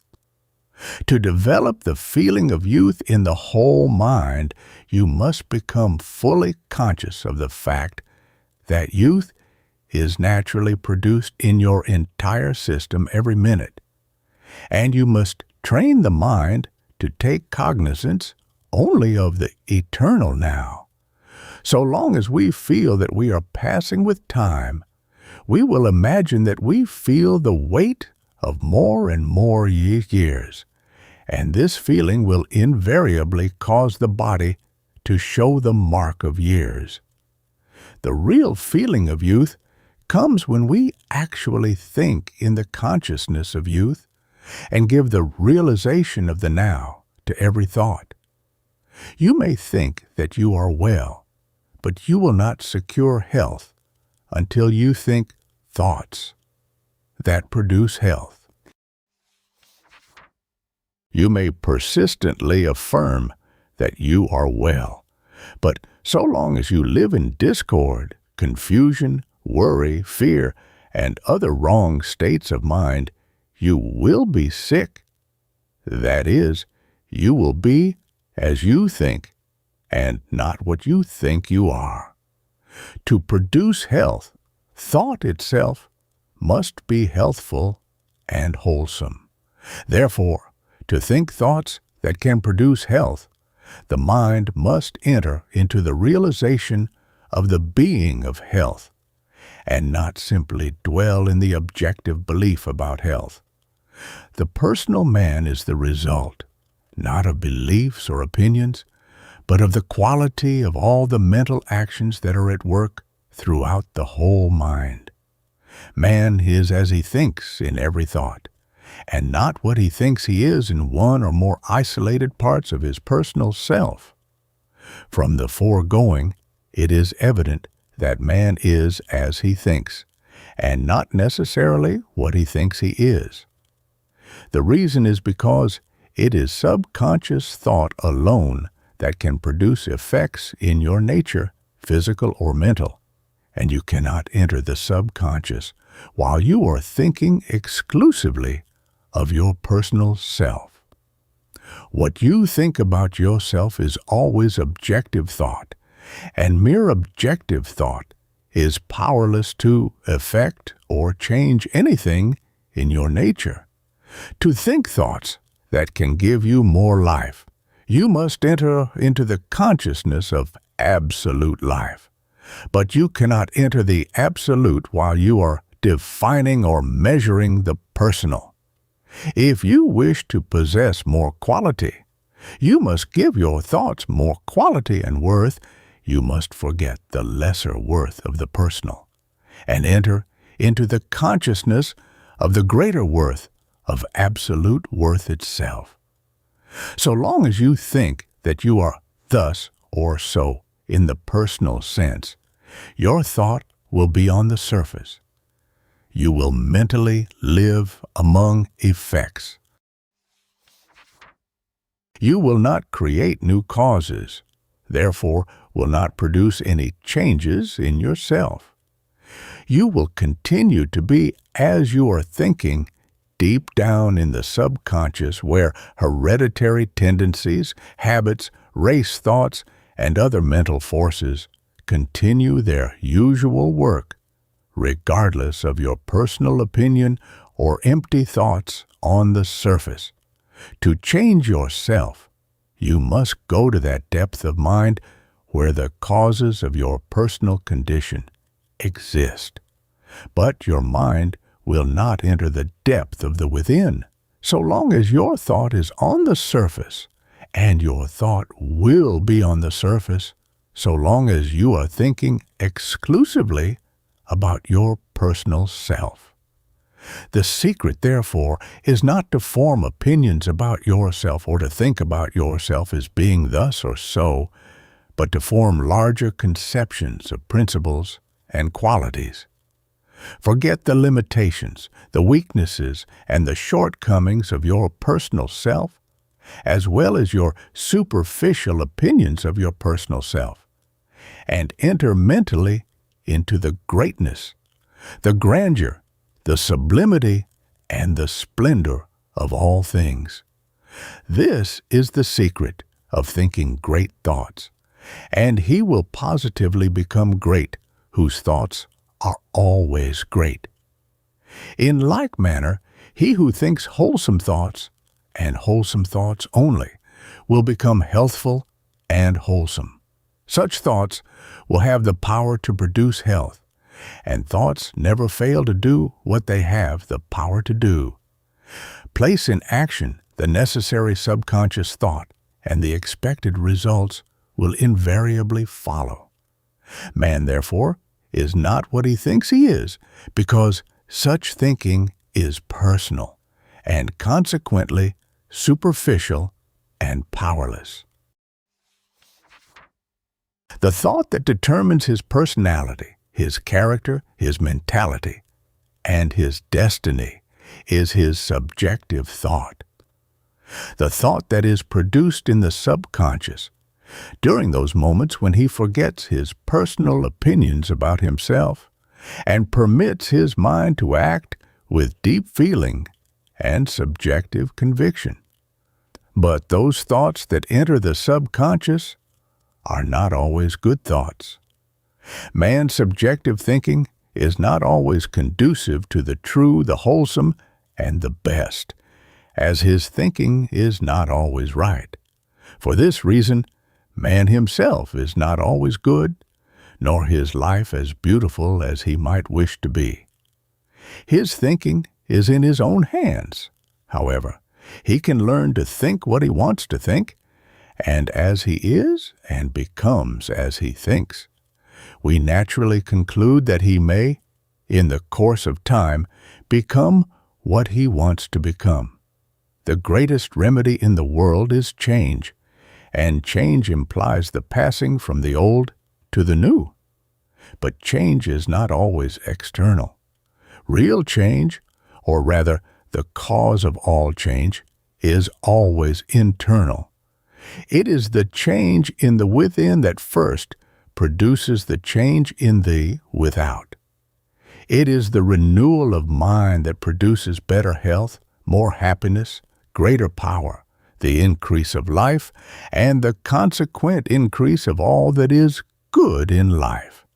And the constant renewal of mind, the daily change of mind, is possible regardless of times, circumstances, or places. He who can change his mind every day and think the new about everything every day will always be well. He will always have happiness. He will always be free. His life will always be interesting. He will constantly move forward into the larger, the richer, and the better. And whatever is needed for his welfare today, of that he shall surely have abundance. Chapter 8. The Art of Changing for the Better. Personal man gradually but surely grows into the likeness of that which he thinks of the most, and man thinks the most of what he loves the best. This is the law through which man has become what he is, and it is through the intelligent use of this law that man may change for the better. The thought you think produces the original cause of every characteristic, habit, and physical condition that appears in your system. It is therefore evident that man naturally grows into the likeness of the thought he thinks. The understanding of this fact will reveal the basic law of change. Through the indiscriminate use of this law, man has constantly been changing, but by the conscious, intelligent use of this law, he may change only for the better. That mental conditions may be changed through the power of thought will readily be accepted, but that abilities, personal appearances, and physical conditions may be changed in the same way all minds may not be ready to accept.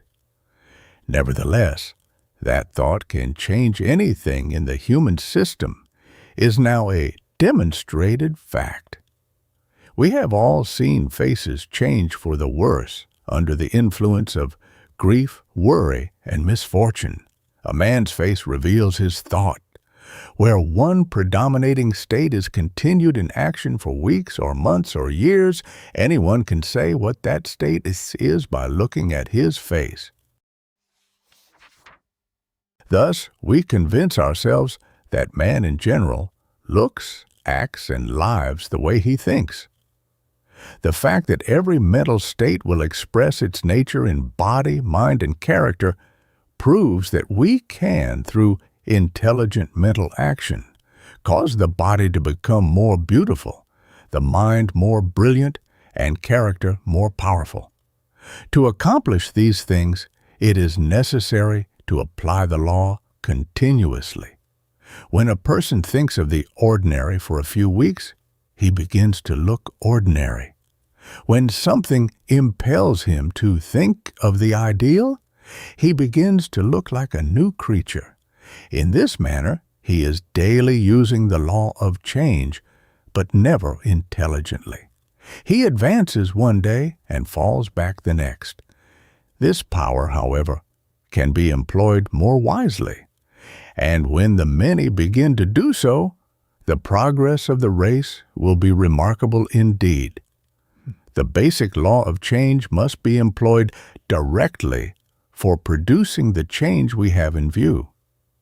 To accomplish this, the love nature must be so trained that we shall love only what we want to love, only what is greater and better than that which we have realized up to the present time.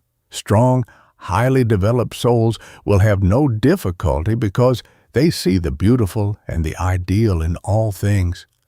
But those who have not yet acquired that power must train their feelings with care, lest love turns thought upon the low, the common, or the ordinary. What you admire in others will develop in yourself. To love the ordinary in anyone is to become ordinary, while to love the noble and the lofty in all minds is to grow into the likeness of that which is noble and lofty. It is a misdirection of love to love exclusively the visible person. It is the ideal, the true, and the beautiful in every person that should be loved, and as all persons have these qualities, we can love everybody with a whole heart in this more sublime manner. A great problem presents itself to many men and women who aspire to a life of great quality. These people feel that they cannot give their personal love to husbands, wives, relatives, or friends that persist in living in the mere animal world. But the problem is easily solved. We must not love what is ordinary in anyone, but we can love the real life in everyone. We need not love the perversions of a person, but we can love the greater possibilities and the superior qualities that are inherent in the individual. It is not the imperfections that should be loved, but the greatness that is within.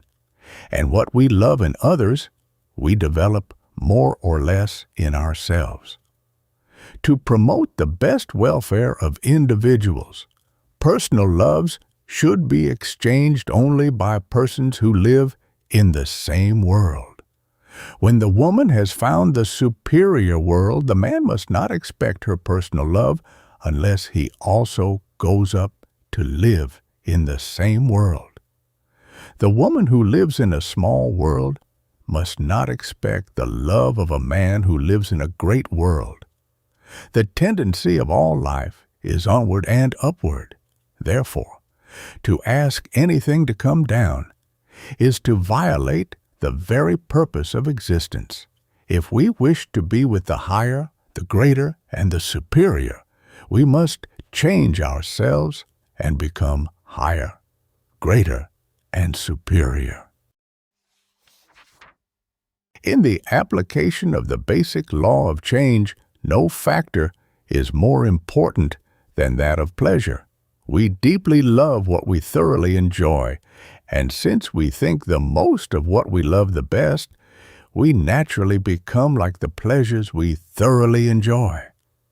It is therefore unwise to permit ourselves to enjoy anything that is beneath our most perfect conception of the ideal. What we enjoy becomes a part of ourselves. When we love only those pleasures that are as high as our own ideal of joy, then we are truly on the great ascending path. To look only for that beautiful something in every soul that we want to love is one of the greatest things that we can do. It is important that we be as emotional as we possibly can, without permitting ourselves to be controlled by our emotions.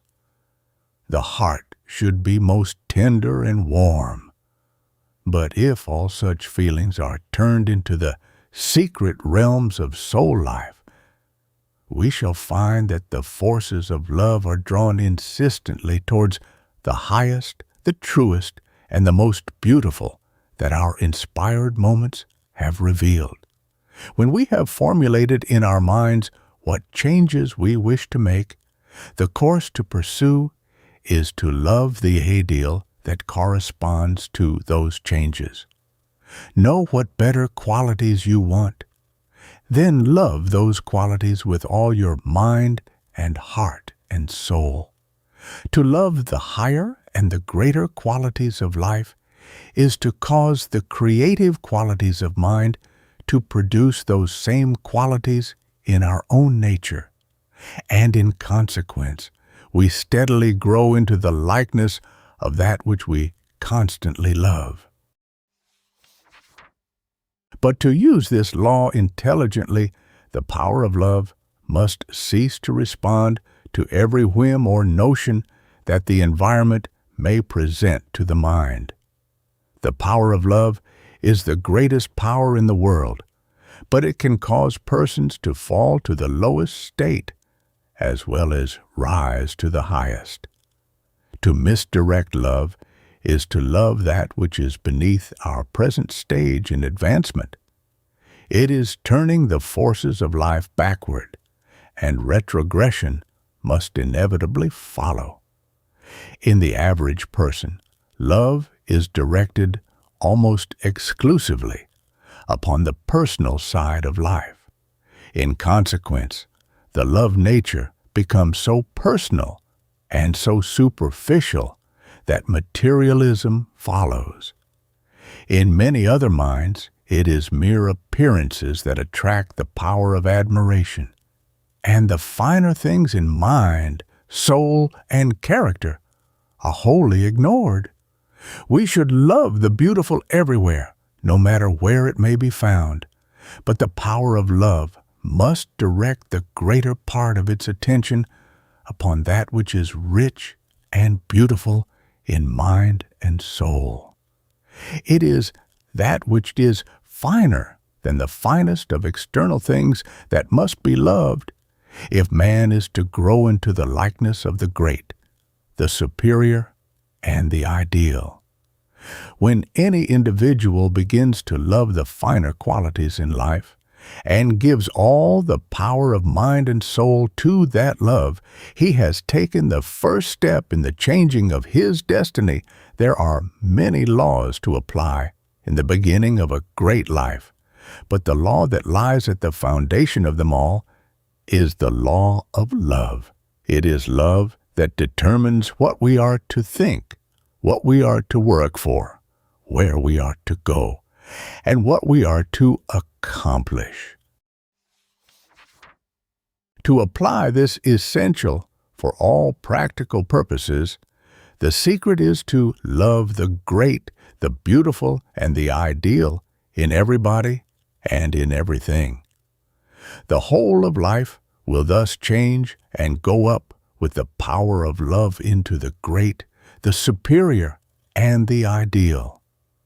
The ideal will become real, the desires of the heart will be granted, and what man has hoped to make his own will be absent no more. When failure comes, be more determined than ever to succeed.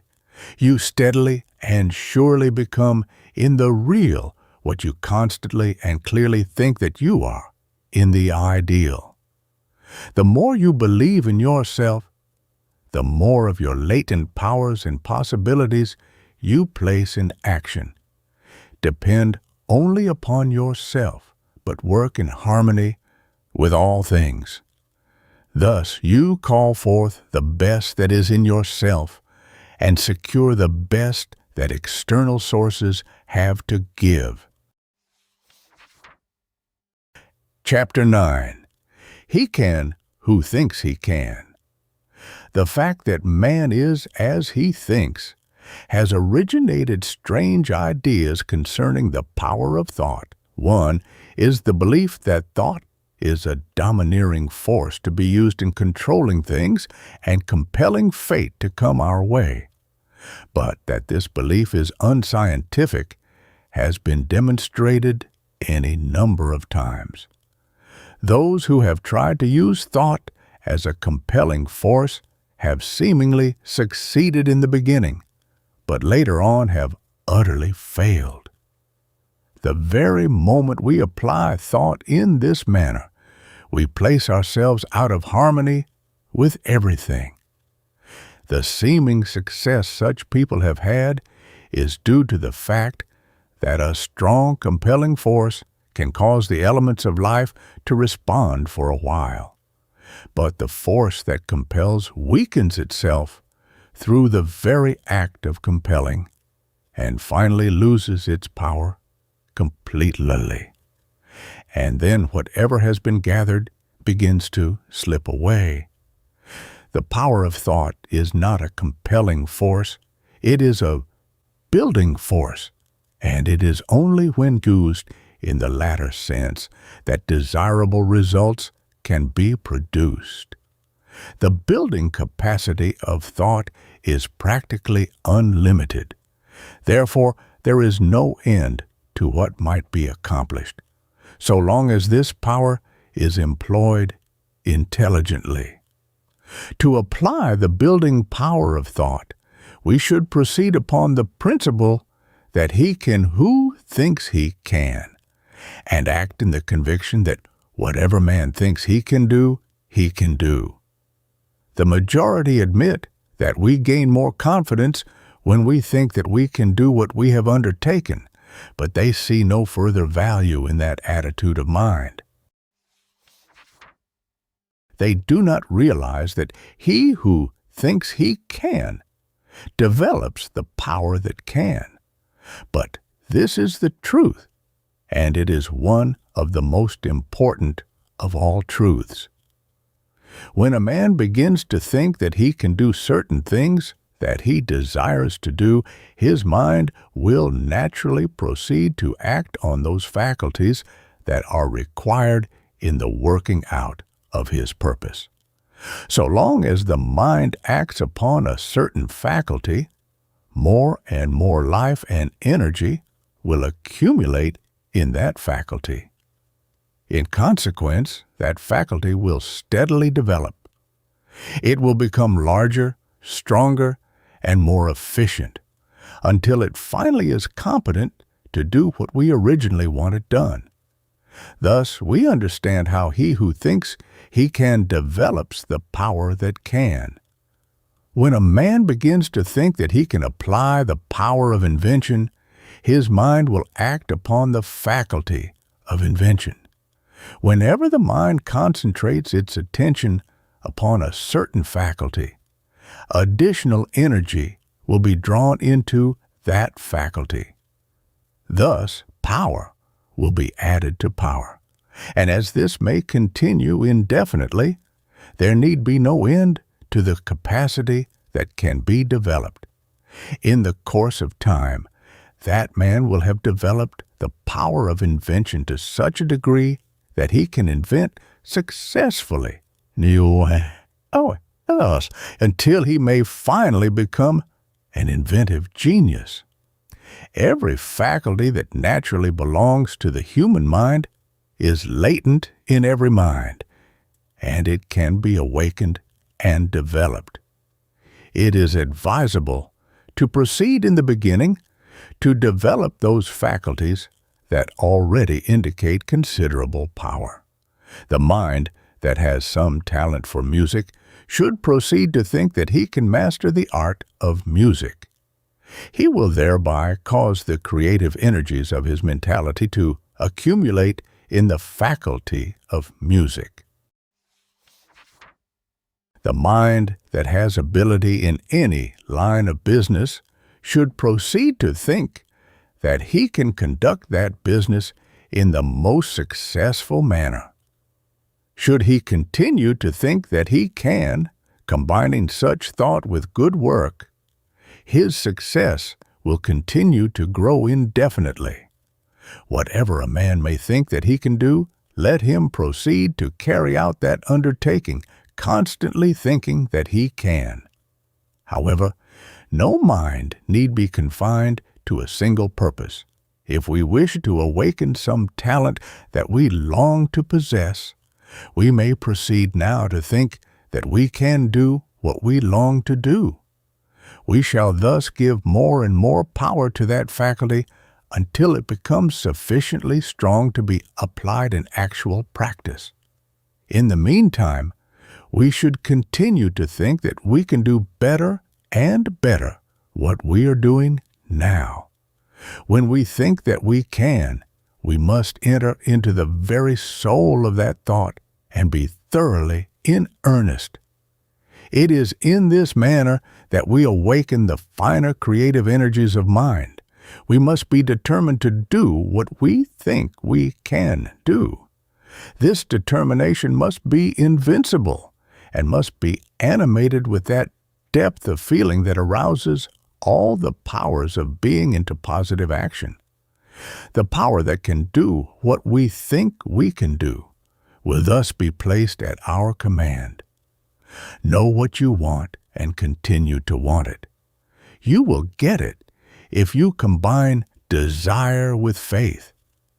The power of desire, when combined with faith, becomes invincible. Some of the principal reasons why so many fail to get what they want is because they do not definitely know what they want, or because they change their wants almost every day. Chapter 10. How we secure what we persistently desire. The purpose of desire is to inform man what he needs at every particular moment to supply the demands of change and growth in his life.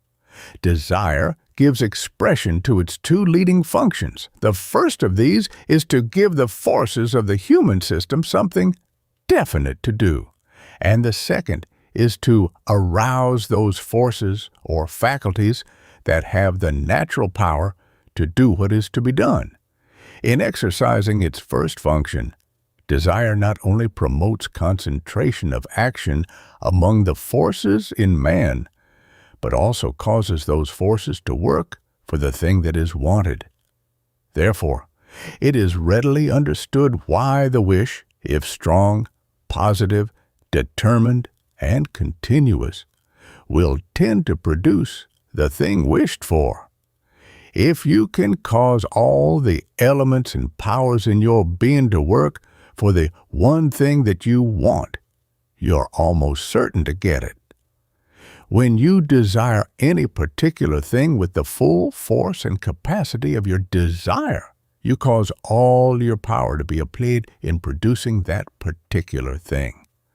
In exercising its second function, desire proceeds directly into that faculty or group of forces that can produce the very thing that is desired.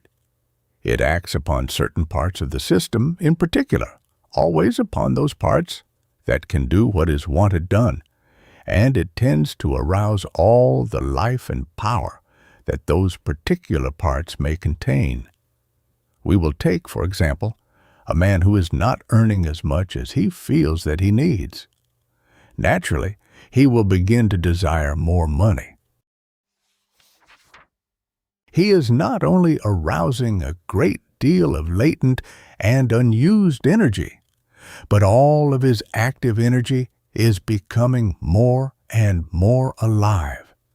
It goes directly into his money-making faculties and tends to increase decidedly the life, the power, the capacity, and the efficiency of those faculties. There is in every mind a certain group of faculties that is made by nature for financial purposes. But is it possible to take those faculties that are small and sluggish and make them large and active? To answer this question, we find that it is more energy that can arouse any faculty to become larger and more active. No matter how sluggish a faculty may be, if it is thoroughly charged with highly active energy, it simply must become more active. And no matter how small it may be, if it continues to receive a steady stream of added life, energy, and power, it simply must increase in size and capacity.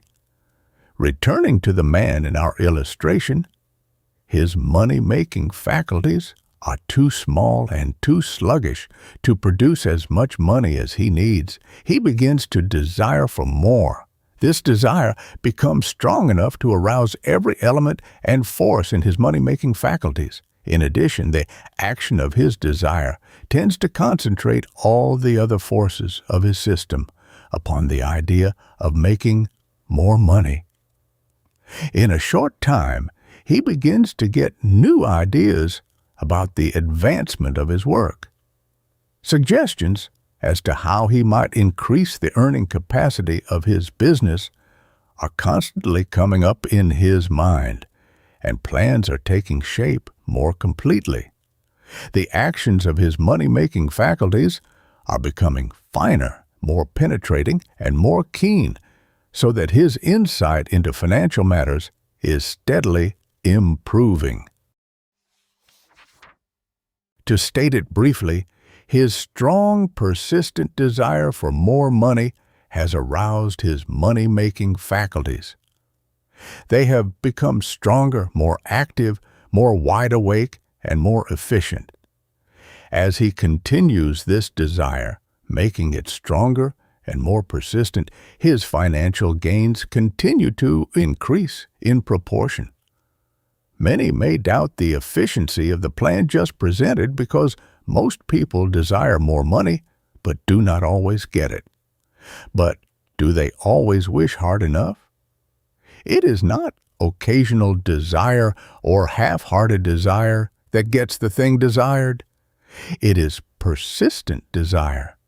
And persistent desire not only desires continually, but with all the power of life and mind and soul.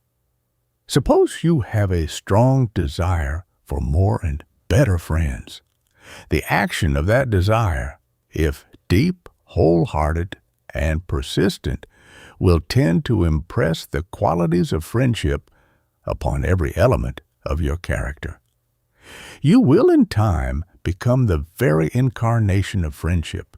You become like the thing you desire, and when the similarity has become complete, you will get what you want through the law of like attracting like. It is therefore evident that results in all lines of endeavor depend very largely upon the power of desire. The law should be, know what you want, and then want it with all the life and power that is in you. Get your mind and your life fully aroused. Persistent desire will do this. It is necessary, however, that your desires continue uninterruptedly along the lines you have chosen. You may desire a score or more of different things, but continue each desire without change, unless you should find that certain changes are necessary to secure the greater results you have in mind. To desire one thing today and another tomorrow means failure.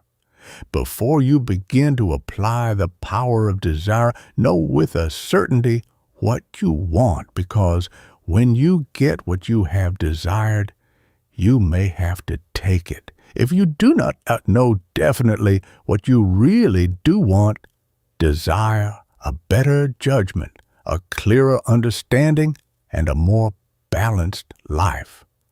Desire to know what is best for you, and the force of that desire will tend to produce normal action in every part of your system. In deciding upon what you want, do not be timid, and do not measure the possible with the yardstick of general appearances. Let your aspirations be high. Only be sure that you are acting within the sphere of your own inherent capacity. Though in this connection it is well to remember that your inherent capacity is many times as great as it has been supposed to be, and that it can be continuously enlarged. In choosing what you are to desire, act within reason, but go after the best.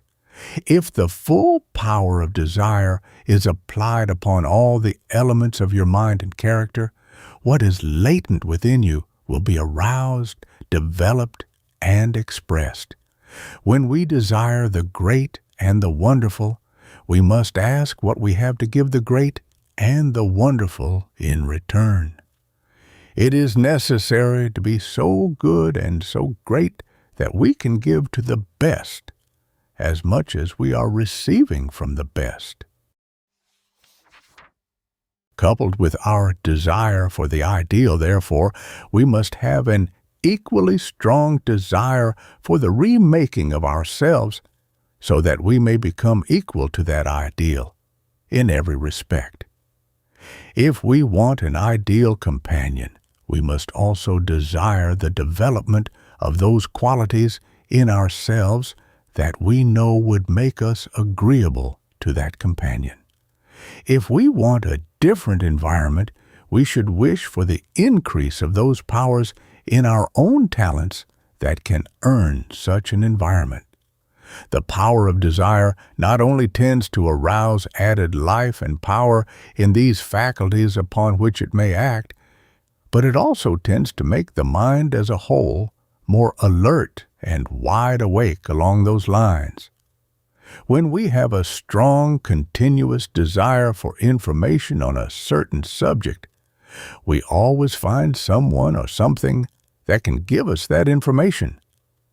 We must wish hard enough, and we wish hard enough when our desires are sufficiently full and deep and strong to thoroughly arouse those faculties that have the natural ability to fulfill those desires. Many desires are only strong enough to arouse their corresponding faculties to a slight degree, while most desires are too weak to arouse any force or faculty in the least. The act of wishing hard enough, however, does not imply hard mental work. If you make hard work of your wishing, you will use up your energy instead of turning it into those channels where it can be applied to good account.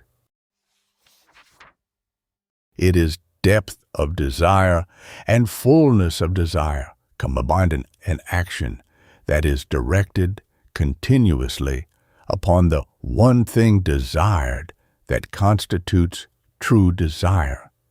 To wish hard enough is simply to wish for all that you want with all that is in you. To make every desire subconscious, the subconscious mind should always be included in the process of desire.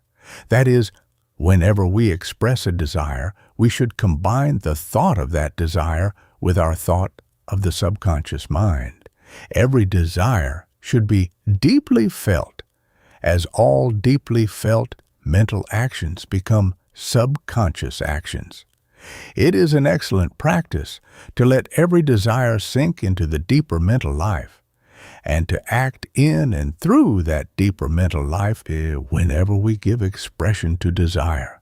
Begin by feeling your desires through and through. Make them as strong and as deep as you can, and always combine the living action of your desire with your thought of those faculties through which you know that desire is to work. If you desire greater success in your work, think of those faculties that you are using in your work whenever you give full expression to your desire. Continue to desire what you want. The power of that desire, if persistent and strong, will find a way to make your wish come true. When we understand how desire works, and know that it works only when it is persistent, we realize that we have found not only a great secret, but also a simple explanation for many of the failures in life, as well as many of its greatest achievements. From the facts in the case, we conclude that no matter what a man's condition or position may be today, if he will decide upon that something better that he wants, he may get it, provided his wish for it is as strong as his own life and as large as his own soul. The optimist lives under a clear sky. The pessimist lives in a fog. The pessimist curbs his energies and concentrates his whole attention upon failure. The optimist gives all his thought and power to the attainment of success and arouses his faculties and forces to the highest point of efficiency. The pessimist lives in a dark, soggy, unproductive world. The optimist lives in that mental sunshine that makes all things grow. Chapter 11. Concentration and the power back of suggestion. The purpose of concentration is to apply all the active forces of mind and personality upon that one thing which is being done now, and it may therefore be called the master key to all attainments and achievement. The ruling thought of concentration is, "This one thing I do," and it can be stated as an absolute truth that whenever the mind works completely in the attitude of that thought, concentration is perfect. You can apply your power effectively only in one direction at a time. Therefore, if all your power is to be applied in that one direction, all other channels must be closed up for the time being. All the power of mind and thought must be concentrated where you are acting at the time. You cannot develop concentration by fixing thought or attention upon some external object. Real concentration is subjective, and subjective thought is deep. That is, it acts through the deeper or interior realms of mind. The mind must act, not on the surface of things, but through the deeper life of its thought process. To develop concentration, all that is necessary is to apply consciously those two factors that are invariably found in natural concentration. The first method is to train the mind to act in the subjective or psychological field. In other words, cause all thinking, all feeling, and all actions of thought, will, and desire to become deeper and finer. Whenever you concentrate or turn your attention upon any subject or object, try to feel deeply, try to think deeply, and try to turn thought into deeper realms of feeling. The moment your mental action begins to deepen, yon will find your attention directed upon the object in mind with perfect ease and with full force. The second method is to become interested in that upon which you desire to concentrate. If you're not interested in that subject or object, begin at once to look for the most interesting point of view. Whenever we are thoroughly interested in a subject, we concentrate thoroughly and naturally upon that subject. To make concentration perfect, so that you can turn all the power of mind and thought upon any subject or object desired, these two methods should be combined.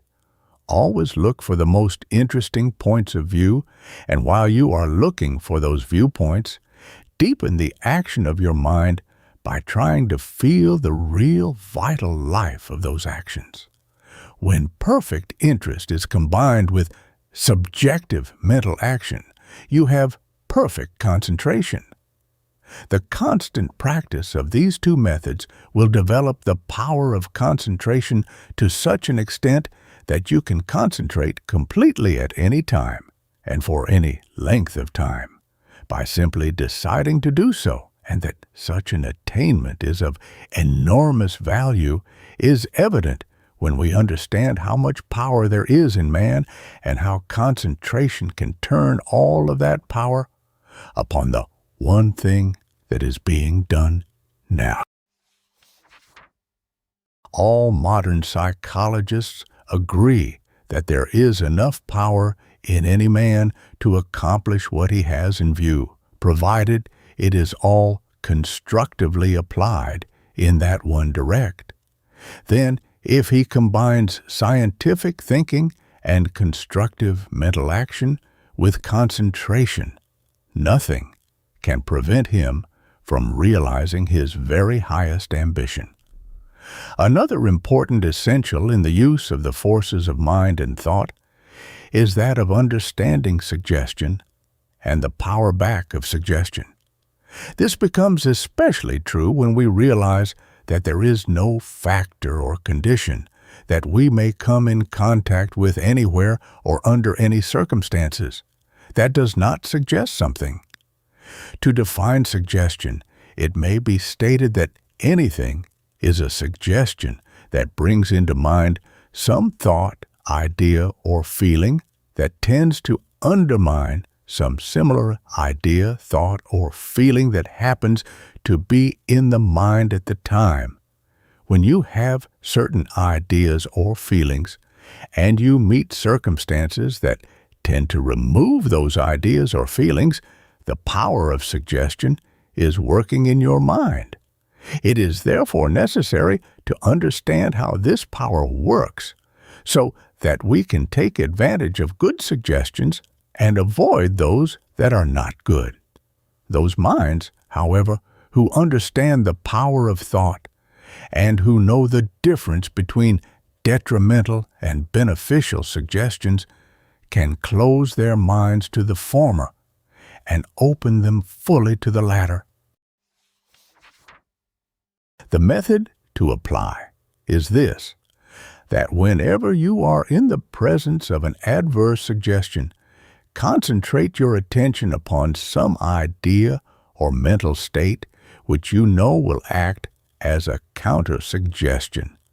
Fill your mind so full of good, wholesome thoughts and suggestions that there is no room for anything else.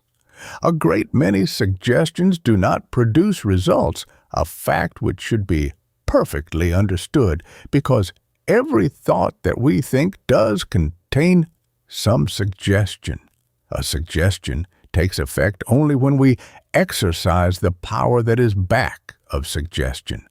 The outward suggestion itself is simply the vehicle through which another power is acting, and that other power is nothing more nor less than the real life of that idea which the suggestion intends to convey.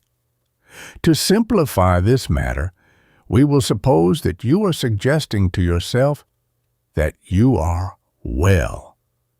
The suggestion itself is simply a vehicle conveying the idea of health. But if your mind is not in touch with the interior or living force of that idea of health, at the time you are giving the suggestion, you have not exercised the power back of suggestion, and the idea of health will not be conveyed to your subconscious mind. If you can actually feel the power of this interior idea of health, when you are giving the suggestion, you are in mental touch with the power back of that suggestion, and whenever you touch the power back of suggestion, you use that power. This explains why the power of suggestion so frequently fails not only in everyday life, but also in mental healing. When you think health, you will produce health in your system. If you feel the real or interior life of health at the time, when you place yourself in the mental world of happiness, whenever you are thinking happiness, you will actually produce happiness in your mind, because you are applying the power that is back of the thought that suggests happiness. Two men may present the same proposition under the same circumstances, and you will accept the proposition from the one while ignoring the arguments of the other completely. The reason will be that while the one is talking about his proposition, the other is talking through his proposition.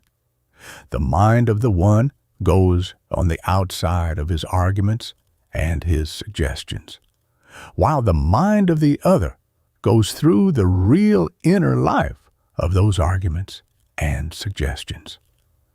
Thus, we understand the value of knowing how to use the power back of suggestion, and we can learn to use this power by training ourselves to get into the real life of every idea and every thought that we may try to think or convey.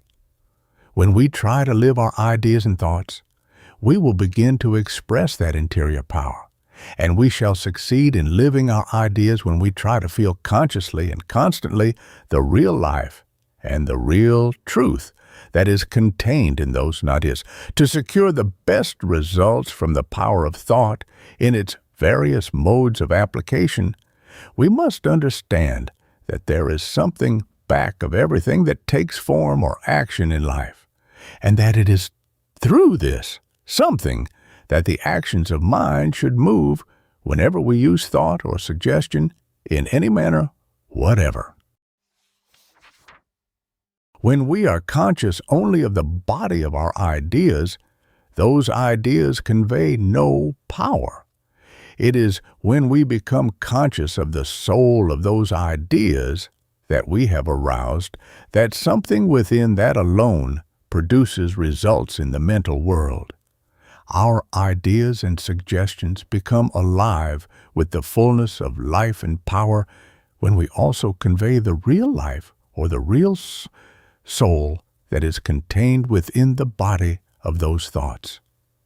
Say to yourself 100 times every day and mean it with all your heart, I will become more than I am.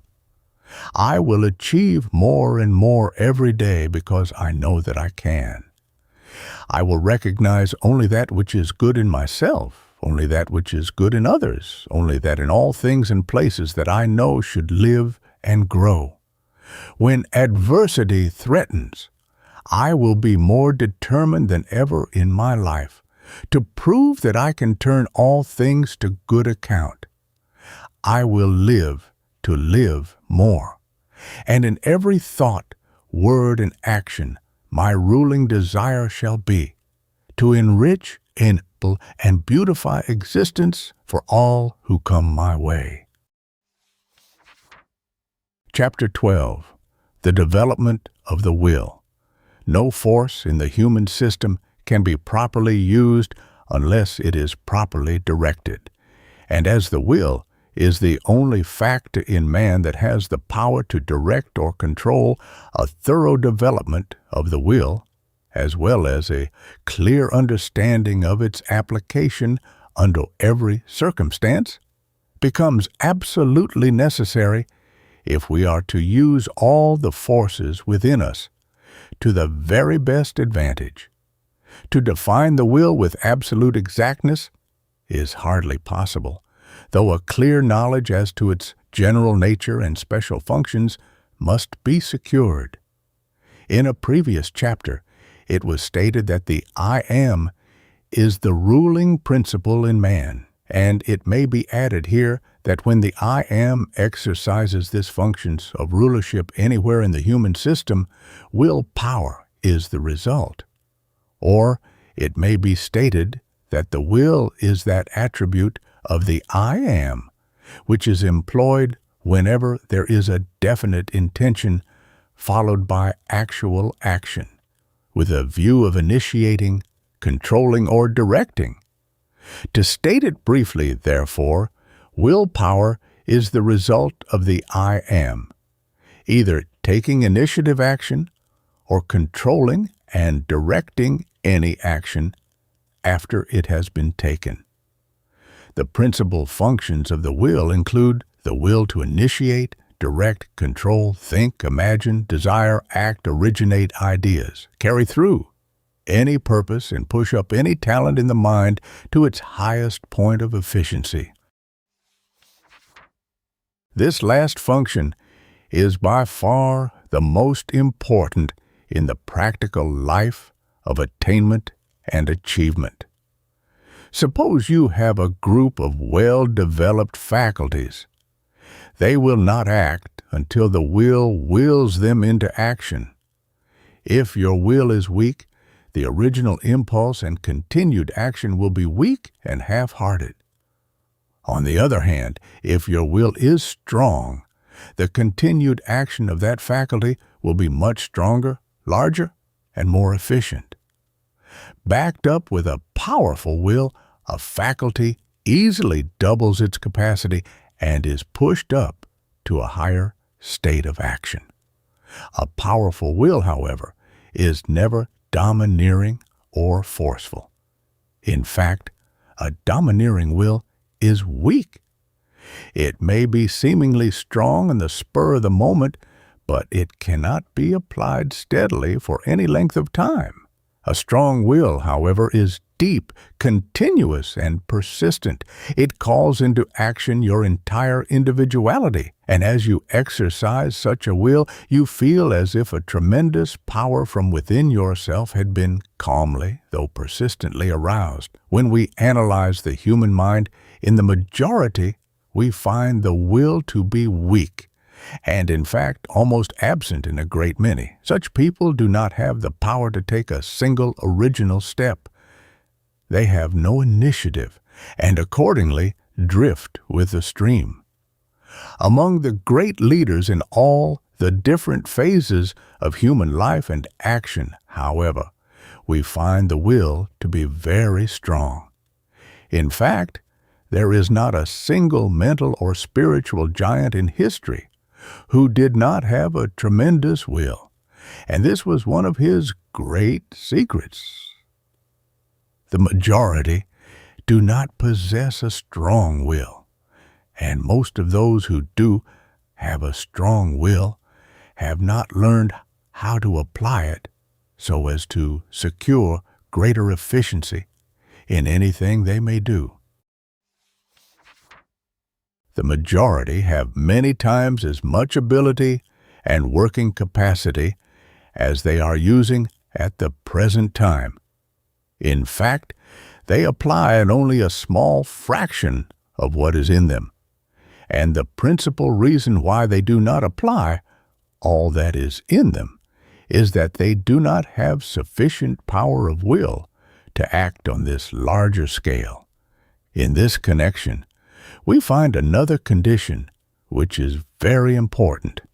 A great many people have good intentions, and they have sufficient willpower to originate those intentions, but they have not sufficient willpower to carry them out. In other words, they have the will to think, but not the will to act. Thousands of people start out right, but they have not the power of will to continue, so that where 10,000 make a good beginning, less than a score finish the race.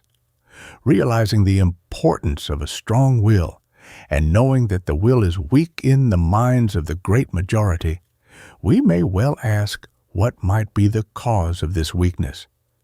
And the answer is that there are several marked causes, all of which we shall proceed to consider. The first among these causes is alcohol. Its use from generation to generation through the centuries is one of the principal causes for the almost universal weakness in the human will. Because its weakening effect is transmissible, practically every member of the race has been burdened with this adverse inheritance. No matter what we have inherited, however, we can overcome it absolutely. This transmitted weakness explains why the human family produces only an occasional mental giant, while the majority constitute mere driftwood. Nature intends all men and women to be mental and spiritual giants, and does not intend that anyone should follow the will of another. The reason why the use of alcohol weakens the will is very easily explained. When you take anything into the system that tends to take control over your desires, feelings, or intentions, you permit yourself to be controlled by an outside agency, and accordingly, the will for the time being is laid aside, and the law is that whenever the will is laid aside by anything whatever, it is weakened. That is, you undermine, so to speak, that element of the will which gives it the power to direct and control. When you permit an outside agency to control your feelings and emotions at frequent intervals for a prolonged period, your system will soon get into the habit of submitting to the control of this outside agency and will not respond any longer to any effort that the will may make to regain its original power of control. This being true, we find an explanation for a number of perplexing questions. We learn why the majority are so easily influenced by temptations. We learn why powerful characters are found only here and there. And we also learn why every great nation of past history has fallen. When we study history, we find that a decrease of great men and women invariably precedes the decline of a nation.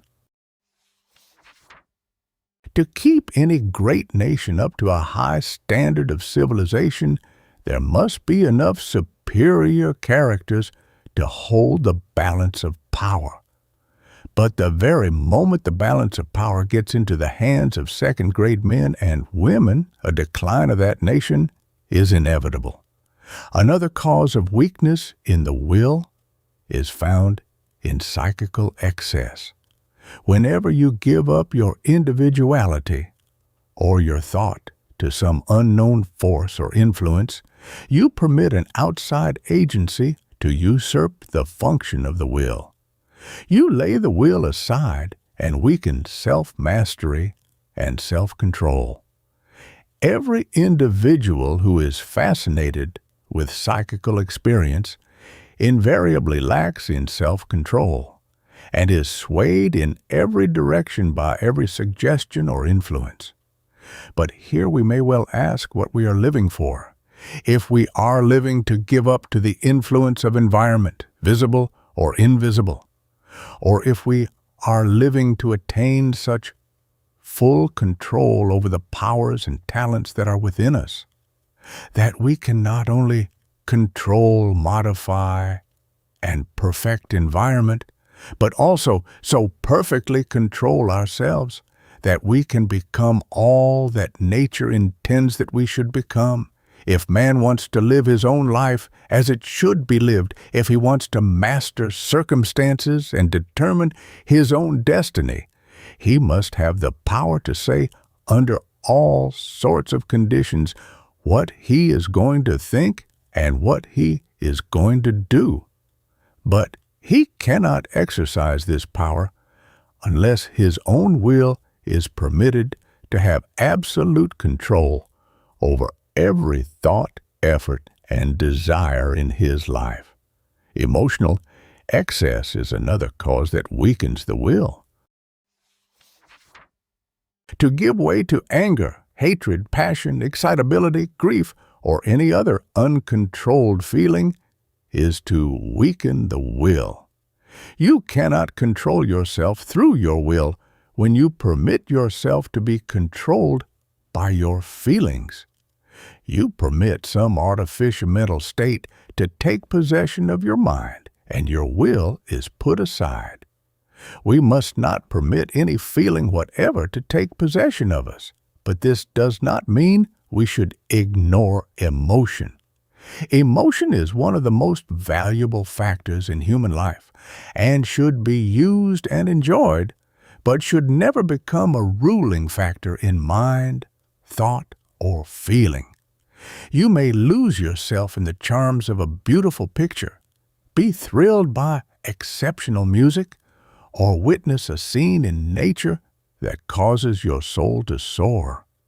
You may permit yourself to enjoy any of these ecstasies, provided you have conscious control over your emotions at the time. Whenever you feel the touch of some sublime emotion, try to direct its force into a finer and higher state of expression. Thus, you will not be controlled by it, but will exercise control over it, and accordingly, enjoy the pleasure of that emotion many times as much. Another cause of weakness is mental dependence. To depend upon anything outside of yourself is to weaken the will, for you let the will of someone else rule your actions while your own remains dormant. Like an unused muscle, it becomes weaker and weaker until it has no strength whatever. This is why those multitudes who have followed blindly the leadership of others have practically no willpower at all. In everything, depend upon yourself, but work in harmony with all things. Do not depend even upon the infinite, but learn to work and live in harmony with the infinite. No soul was created to be a mere helpless instrument in the hands of supreme power. Every soul should act and live in perfect oneness with that power. Man is no credit to supreme creative power if he remains in the puppet stage, but he is a credit to that power if he becomes a gent in character, mind, and soul. Another cause which is too large and diversified to outline in detail is that of intemperance, that is, immoderation in anything in life. To indulge excessively any desire or appetite, be it physical or mental, is to weaken the will. Partake only of that which is necessary and good, and observe moderation. Control yourself under all circumstances, and resolve never to go too far in anything, because too much of the good may be more of an evil than not enough of it. The effects of weakness in the will are numerous, but there are two in particular that should receive marked attention. The first is that when the will is weak, the human system becomes incapable of resisting temptations, and therefore moral weakness or a complete moral downfall is inevitable. Character, in the largest sense of the term, is impossible without a strong will, and it is impossible to accomplish anything that is of permanent value without character. The second is that weakness in the will inevitably implies weak mental actions. That is, no matter how much ability you may possess, if your will is weak, you will apply only a fraction of that ability. And there are thousands of able men and women who are failures in life simply because they have not the will to apply all their ability. It is the power of the strong will alone that can give full expression to every talent or faculty you may possess. And it is only such a power that can push up the actions of every faculty to a point of high efficiency. In learning to develop the will, understand clearly what its functions are and use it in all of those functions. Avoid everything that tends to weaken the will. Do not give in to any feeling or desire until you succeed in directing it as you like. Feel only the way you want to feel, and then feel with all the feeling that is in you. Use the will consciously as frequently as possible in pushing up your faculties to the highest point of efficiency. Whenever you will to do anything, will it with all there is in you. Depend upon the power that is in you for everything. Never give in to anything you do not want. When a desire comes up that you do not care to entertain, turn your attention at once upon some favorable desire. Reaction that enters the system should be redirected by the power of the will and turned into higher and greater actions. Whenever you think, make it a practice to think with your whole mind. Make your thinking wholehearted instead of half-hearted. Whenever you act, act with all there is in you. Make every action firm, strong, positive, and determined. In other words, put your whole soul into everything that you feel, think, or do. In this way, you turn on, so to speak, the full current of the will. And whenever the will is used to its full capacity, it will grow and develop. Try to deepen every action of mind and thought. Do not think simply on the surface, but also think subconsciously. Think and act with your deeper mental life, giving the will a deeper field of action established in the larger life of your individuality. When your intentions are so deeply rooted in the subconsciousness of your mind that nothing can thwart them, your will has gained great depth. The more easily you are disturbed, the weaker your will.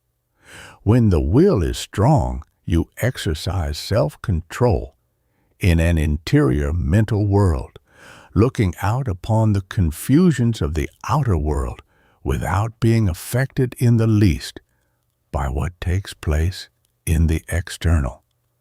Whenever you exercise the will, try to place the action of that will as deeply in the world of your interior mental feeling as you possibly can.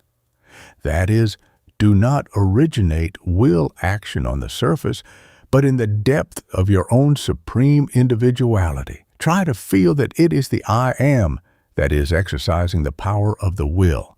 And then remember that the I am lives constantly upon the supreme heights of absolute self-mastery. With this inspiring thought constantly in mind, you will carry the throne of the will, so to speak, farther and farther back into the interior realms of your greater mental world, higher and higher up into the ruling power of the supreme principle in mind. The result will be that you will steadily increase the power of your will and appropriate more and more the conscious control of that principle in your greater nature, through which all the forces in your possession may be governed and directed. He who would become great must live a great life. Happiness adds life, power, and worth to all your talents and powers. It is most important, therefore, that every moment should be full of joy. However much you may do, always remember you have the ability to do more. No one has as yet applied all the ability in his possession. But all of us should learn to apply a greater measure every year. While you are waiting for an opportunity to improve your time, improve yourself.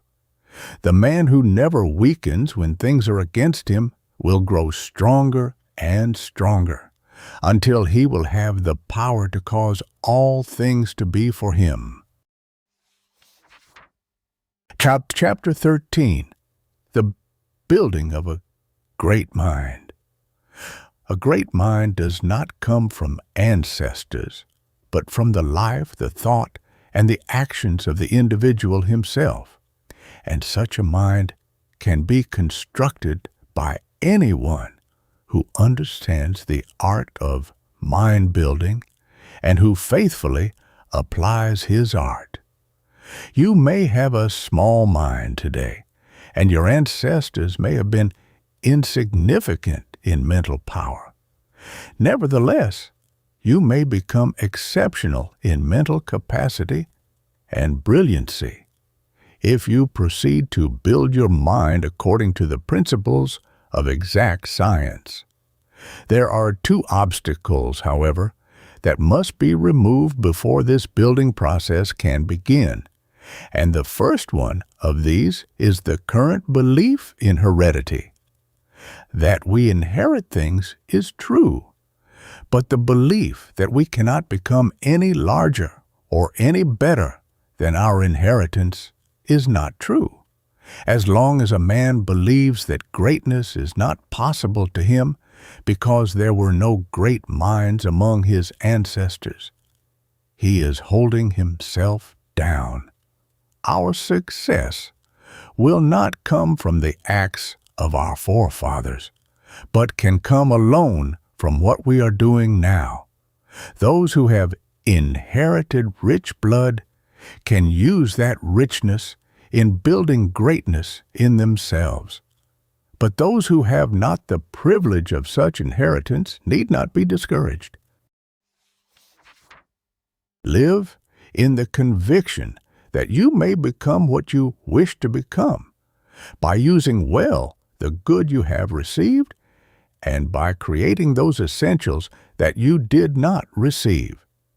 If you have inherited undesirable traits, remember that evil is but valuable power misdirected.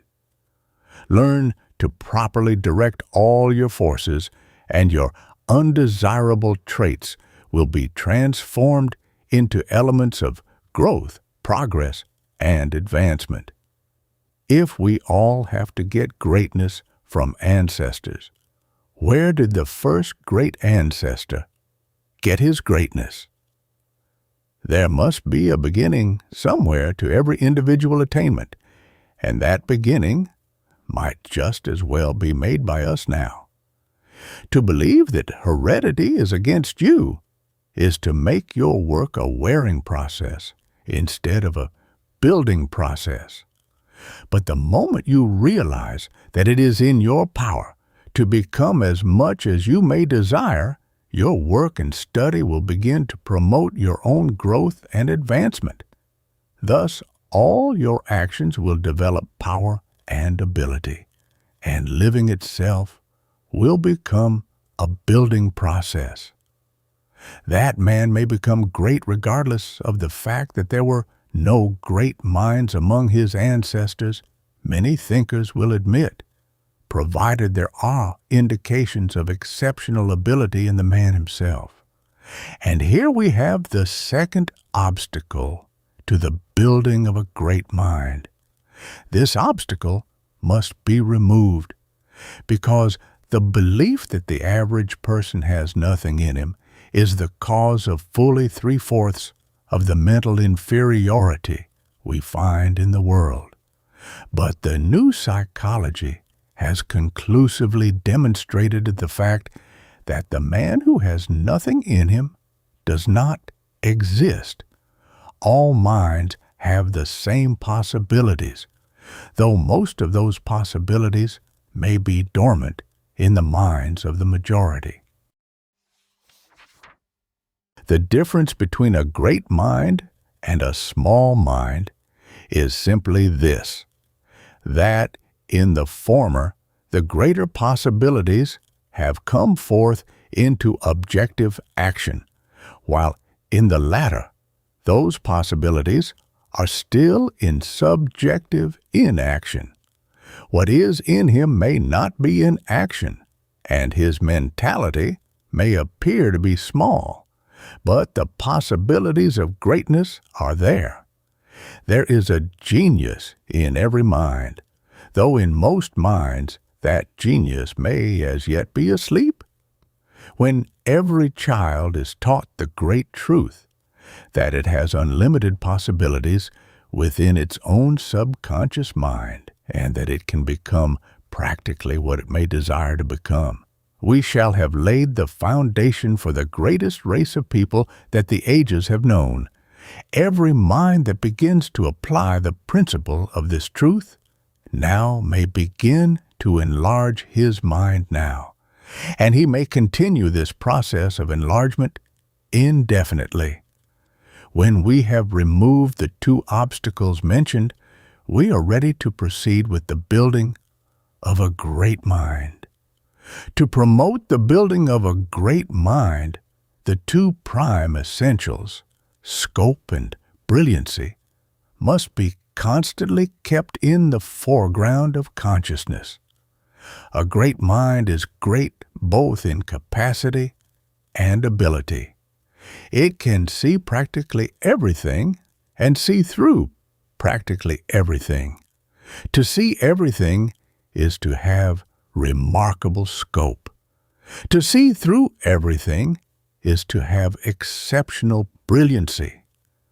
To give scope to the mind, every action of mind must be trained to move toward that which is greater than all persons or things.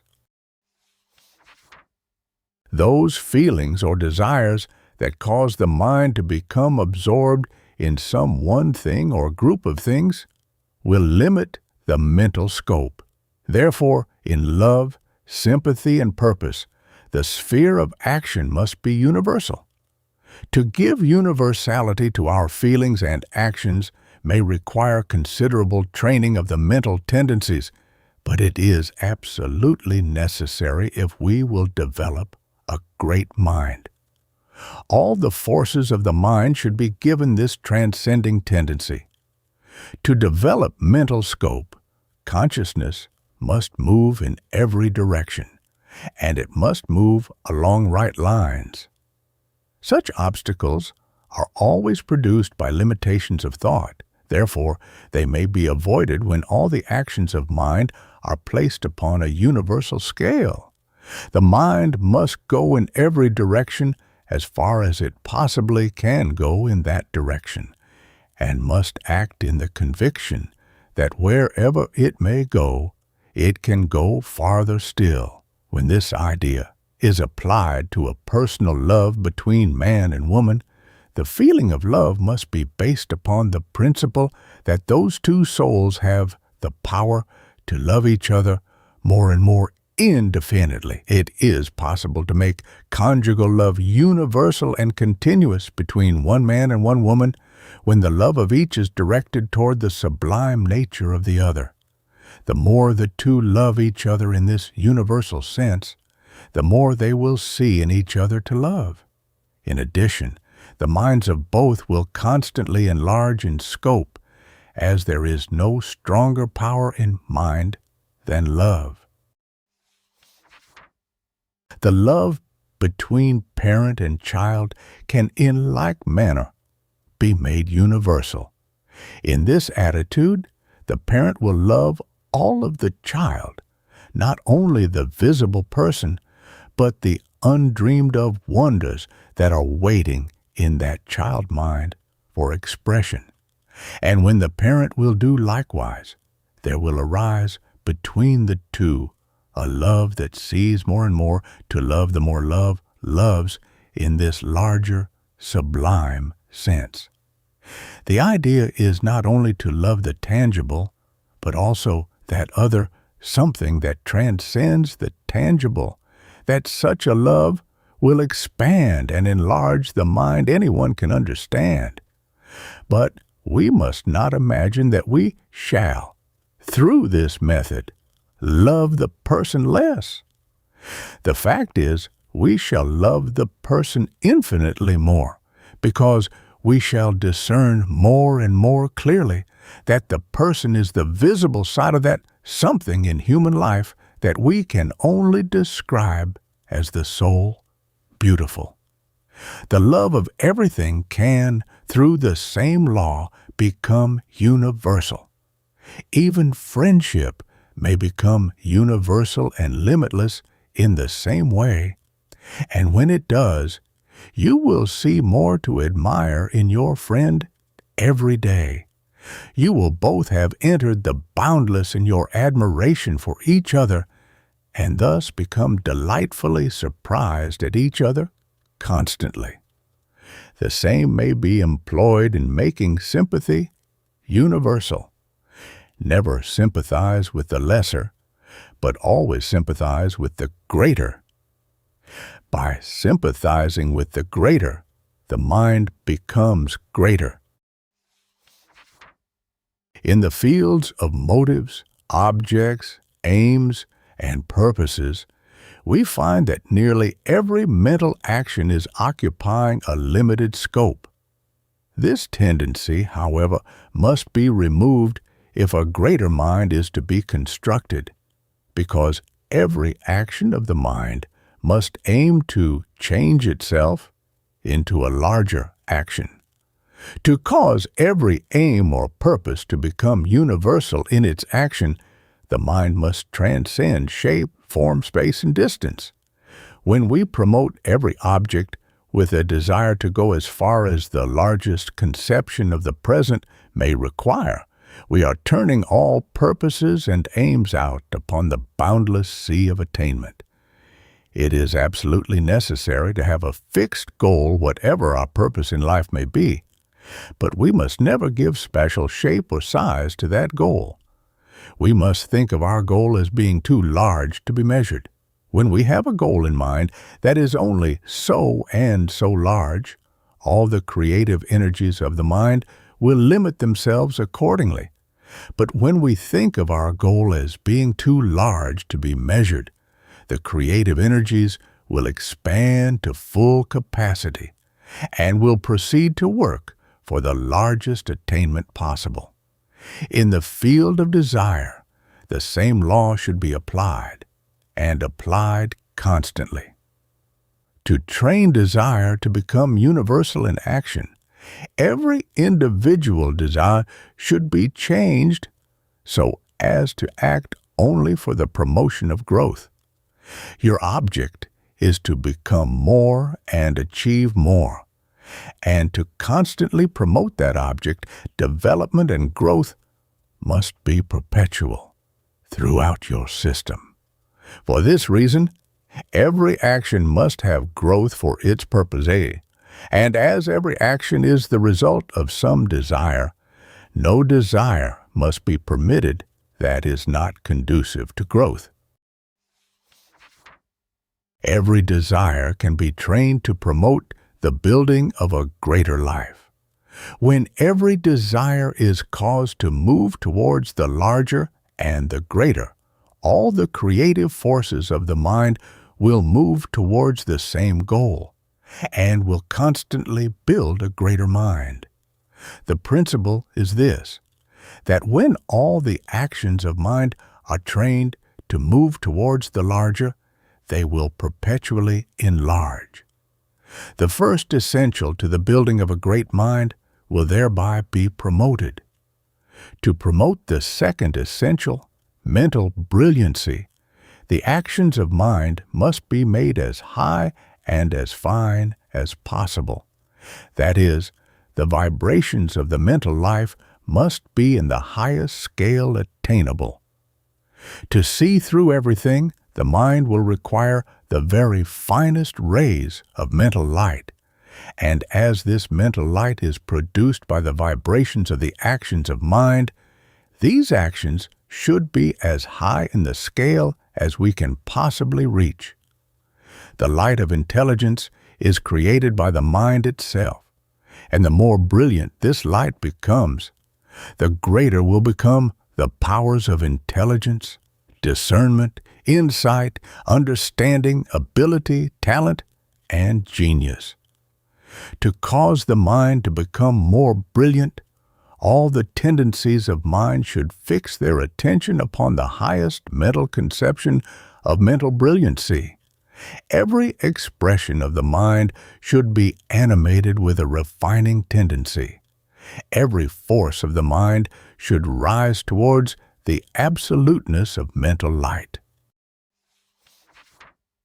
Those states of mind that tend to magnify the inferior must be eliminated, and this is accomplished by thinking only of the superior that is possible in all pit things.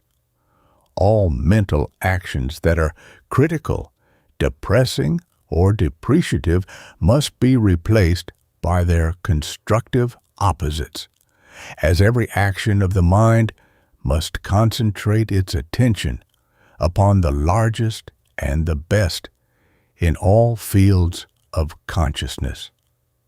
To increase the rapidity of the vibrations in these higher mental states, creative energy must be supplied in abundance. And to comply with this requirement, all that is necessary is to retain in the human system all the energy that is already created. When all this energy is retained and transmuted into finer mental elements, the mind will be abundantly supplied with those finer energies that can increase both the power and the brilliancy of thought and mind. The mind that is animated with a strong desire to constantly refine itself, and that is thoroughly charged with creative energy, will always be brilliant. Remove the sting, remove the whine, remove the sigh. They are never conducive to happiness. From every word remove the sting. Speak kindly. To speak kindly and gently to everybody is the mark of a great soul. From the tone of your voice remove the whine. Speak with joy, never complain. Speak tenderly, speak sweetly, speak with love. From all the outpourings of your heart, remove the sigh. Be happy and contented always. Every sigh is a burden, a self-inflicted burden. Every whine is a maker of trouble, a forerunner of failure. Every sting is a destroyer of happiness, a dispenser of bitterness. The more we sigh, the less we live, for every sigh leads to weakness, defeat, and death. Remove the sting, remove the whine, remove the sigh. There is better company waiting for you. Chapter 14. How Character Determines Constructive Action. All the elements of life are good in themselves and should produce good results when properly directed. But when any action is misdirected, evil follows, and this is the only cause of the ills of human existence. Everything that is wrong in the world has been produced by the misuse of the good. The misuse of things comes either from ignorance or lack of character. That person who does not understand the elements and forces of the world will make many mistakes unless guided by those who understand. Guidance from great minds will help to a limited degree so long as the actions of the individual are simple. But when greater development is sought, the individual himself must learn to master the laws of life. Therefore, it is necessary for leadership to be used for promoting the intelligence of each individual until external guidance is needed no more. The true purpose of the strong is to promote greater strength in the weak and to lead the many from dependence to independence. Every state of individual attainment is preceded by a childhood period, but this period should not be unnecessarily prolonged. Those who understand the laws of life may inform the ignorant what to do and thereby prevent most of their mistakes. But this guidance will not prevent all mistakes, because it requires understanding to properly apply the advice of another. Those who do not have the understanding will misuse the elements of life at every turn, no matter how well they are guided, while those who do have this understanding will begin to do things without consulting their superiors. A great many people go wrong because they do not know any better, but the majority of those who go wrong do know better. Then why do they go wrong? The cause is lack of character. When you fail to do what you want to do, or fail to accomplish what you think you can accomplish, your character is weak. It is the character that directs the action of the mind, and the lack of character that produces misdirections. What you feel you can do, you have the power to do. Therefore, when you fail to do it, some of the powers of your being are being misdirected. To be influenced to do what you would not do if you were normal means that your character is weak, and to be affected by circumstances and conditions against your will indicates the same deficiency. A strong character is never influenced against his will. He is never disturbed, upset, offended, or depressed. A strong character does not resist evil, but uses his strength in building the good. He knows that when the light is made strong, the darkness will disappear of itself. A strong character has no fear, never worries, and never becomes discouraged. It may be stated that the more temper, the less character. Anger is always a misdirection of energy.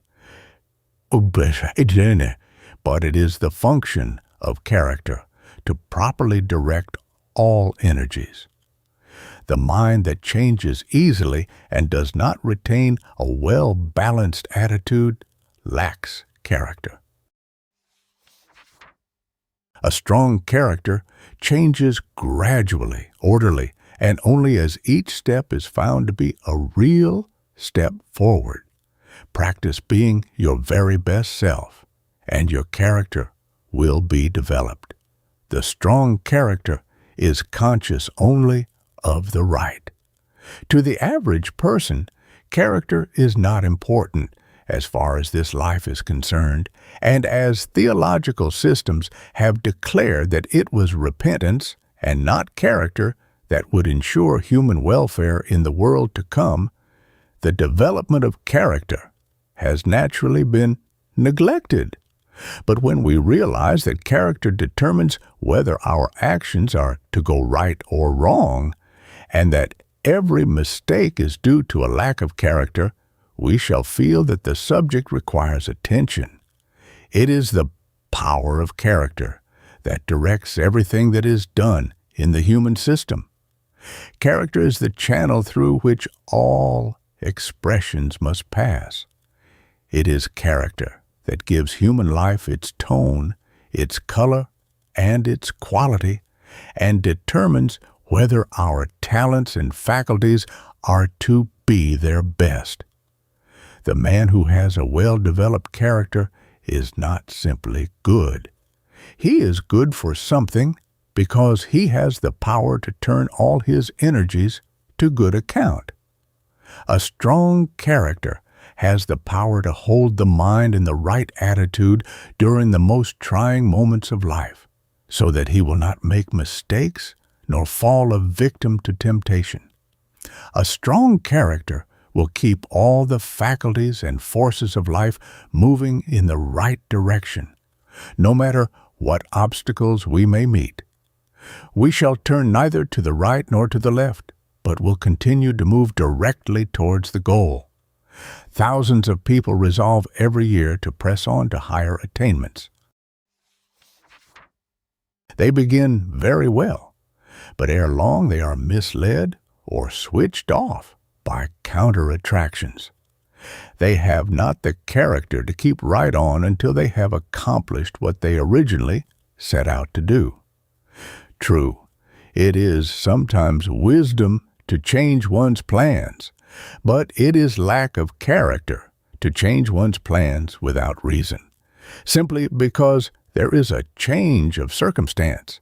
To change with every circumstance is to drift.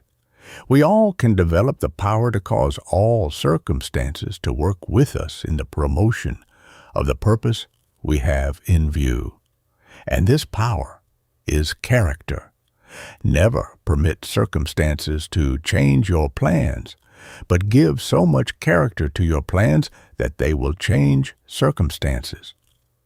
Give so much character to the current of your work that all things will be drawn into that current, and that which at first was but a tiny rivulet will be swelled into a mighty stream. When the various forces of the system are properly directed, the development of the entire mentality will be promoted, and this means greatness. The power that directs the forces of the system is character, and it is character that causes the mind to use those forces in the most constructive manner.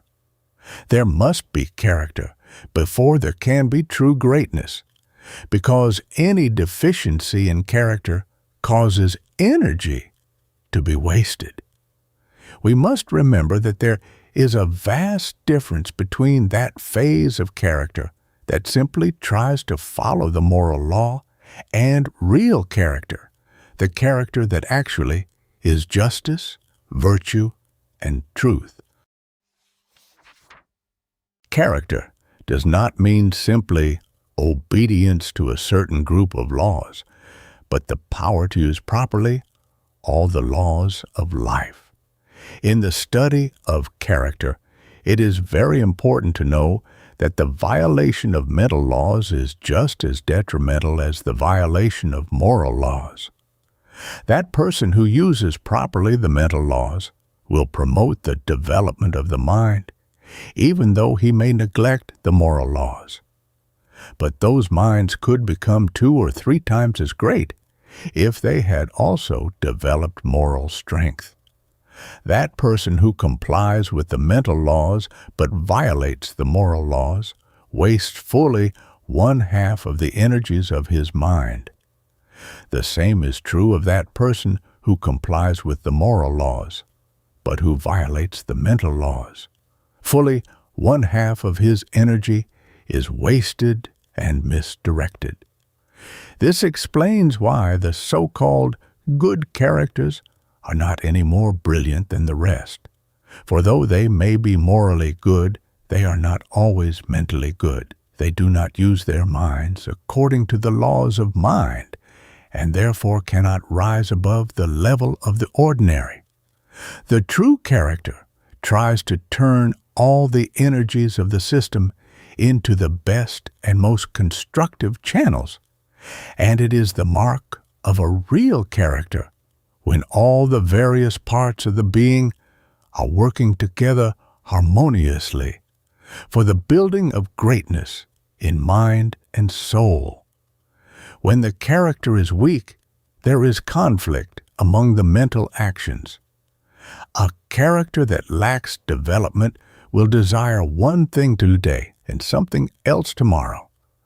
Plans will change constantly, and little will be accomplished. In the strong character, however, all actions work in harmony and are constructive.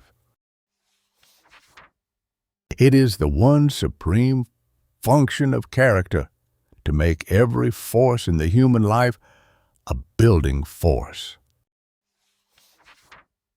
Chapter 15. The Art of Building Character. Character is developed by training all the forces and elements of life to act constructively in those spheres for which they were created, and to express themselves in those actions only that promote the original purpose of the being of man. Every part of the human system has a purpose of its own, a purpose that it was created to fulfill. When those elements that belong to each part express themselves in such a way that the purpose of that part is constantly promoted, all actions are right, and it is character that causes those actions to be right. Character is therefore indispensable, no matter what one's object in life may be. Character is the proper direction of all things and the proper use of all things in the human system. And the proper use of anything is that use that promotes the purpose for which that particular thing was created. To develop character, it is therefore necessary to know what life is for, to know what actions promote the purpose of that life, and to know what actions retard that purpose. When the secret of right action is discovered, and every part of man is steadily trained in the expression of right action, character may be developed. But whatever is done, character must be applied in its fullest capacity. It is only through this full use, right use, and constant use that anything may be perpetuated or developed. To have character is to know the right, and to be so well established in doing the right that nothing can turn you into the wrong. The first essential is to know the right. The understanding of the laws of life will give this first essential in an intellectual sense. But when character develops, one inwardly knows what is right without stopping to reason about it. The intellect discerns that the right is that which promotes growth and development. Character inwardly feels that the right leads to greater things, and that the wrong leads invariably to the inferior. The presence of character produces a consciousness of growth throughout the system, and the stronger the character, the more keenly one can feel that everything is being developed into something superior. To distinguish between the right and the wrong, becomes simplicity itself when one knows that the right promotes growth, while the wrong retards growth. Everything that promotes human advancement is right. Everything that interferes with human advancement is wrong. Here we have the basis of a system of ethics that is thoroughly complete. An intellectual understanding will enable anyone to know what action promotes growth. But as character develops, one can feel the difference between right and wrong action in his own system. The external understanding of the right can be misled, but the consciousness of the right is never mistaken, and this consciousness develops only as character develops. The second essential is to create a subconscious desire for the right, a desire so deep that nothing can tempt the mind to enter into the wrong. When every atom in one's being begins to desire the right, right action will become the normal action in every force, function, and faculty. All the forces and energies of the system follow mental tendencies. Therefore, when the mental tendencies are right actions, everything will be properly directed. The desire for the right may be developed by constantly thinking about the right with deep feeling. Every impression that enters the subconscious will cause the subconscious to bring forth a harvest of that which the impression conveyed. Therefore, when the right is constantly held in mind, our desires will become the results of our strongest thoughts. You can change those desires completely by thinking with deep feeling about that which you want to desire. No desire should be destroyed. All desires should be transmuted into the desire for the right. The two fundamental essentials to the development of character are to know the right and to desire the right. To be right, according to the viewpoint of completeness, is to be in harmony with all the principles of life. To desire the right, the mind must feel the very soul of right action, and must be in such perfect touch with the universal movement of right action, that all lesser and imperfect desires are swallowed up in the one desire that desires all that is in life. When we come into perfect touch with the greater, we cease to desire the lesser. To remove an undesirable desire, the course is not to resist that desire, but to cultivate a greater desire along the same line. We cannot depend upon another's definition of the right, but must know the spirit of the right with our own faculties. That faculty that naturally knows and desires the right is character. When the consciousness of right action has been attained to, a clear mental picture should be deeply impressed upon mind, and every desire focused upon that picture. This concentration should be made as strong as possible, so that all the energies of the system are caused to move towards the ideal of right action. This mental picture of right action should always be complete. One's conception of the right should not be confined to certain parts of the system only, but should include every action conceivable in the being of man. The person who pictures himself as virtuous, but forgets to picture himself above anger, fear, and worry, is not forming a complete ideal of the right. He is not giving the creative energies a perfect pattern. The character those energies are to build will be one-sided and weak. First, ask yourself what you would have all the energies, powers, functions, and faculties in your system do and upon that answer, base your picture of right action. Whenever a new line of action is undertaken, the mind should continue in that original line until the object in view has been reached. The habit of giving up when the present task is half finished is one of the chief causes of failure. The development of a strong character will remove this habit completely. To constantly think of the highest results that could follow the promotion of any undertaking will aid remarkably in causing the mind to keep on.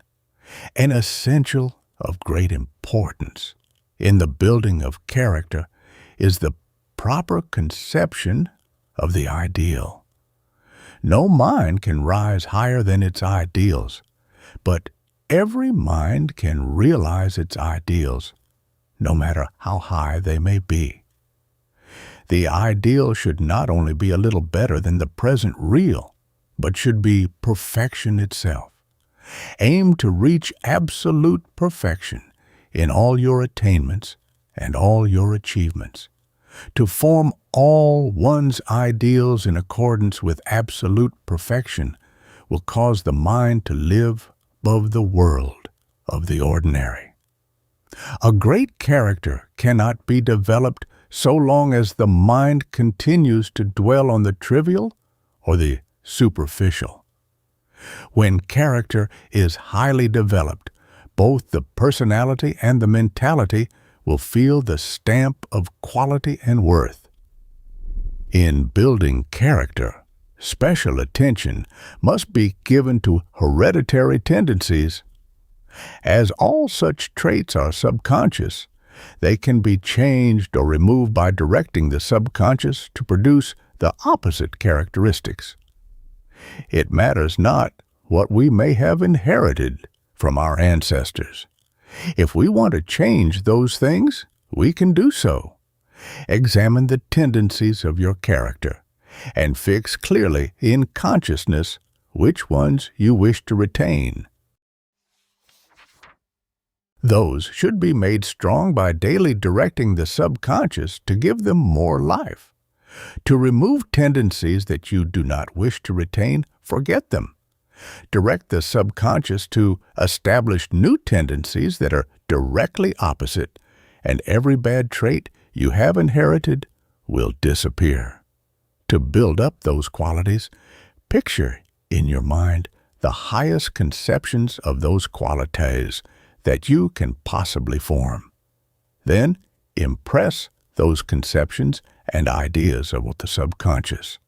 Such impressions should be formed daily, and especially before going to sleep, as the building process in the subconscious is more perfect during sleep.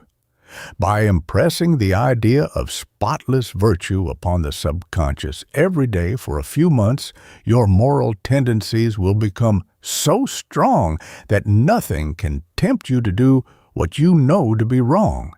Your control of those desires will be so complete that you can follow them or refuse to follow them just as you choose. Impress upon the subconscious the idea of absolute justice, and your consciousness of justice will steadily develop.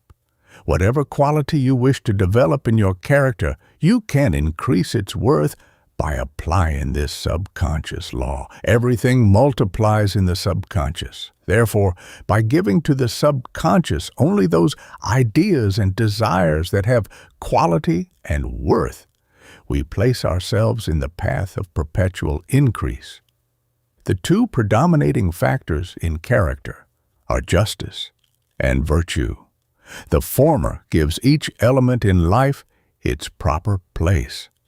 The latter turns each element to proper use. The consciousness of justice is developed through the realization of the fact that nothing can use what is not its own. To try to use what is not one's own will result in misuse. When the consciousness of justice is thoroughly developed, everything in the human system will be properly placed, and that man will naturally be just to all things in the exterior life. It is not possible for any person to deal justly with men and matters in the external world until he has attained the consciousness of justice within himself. To feel justice within oneself is to keep the entire system in a state of equilibrium.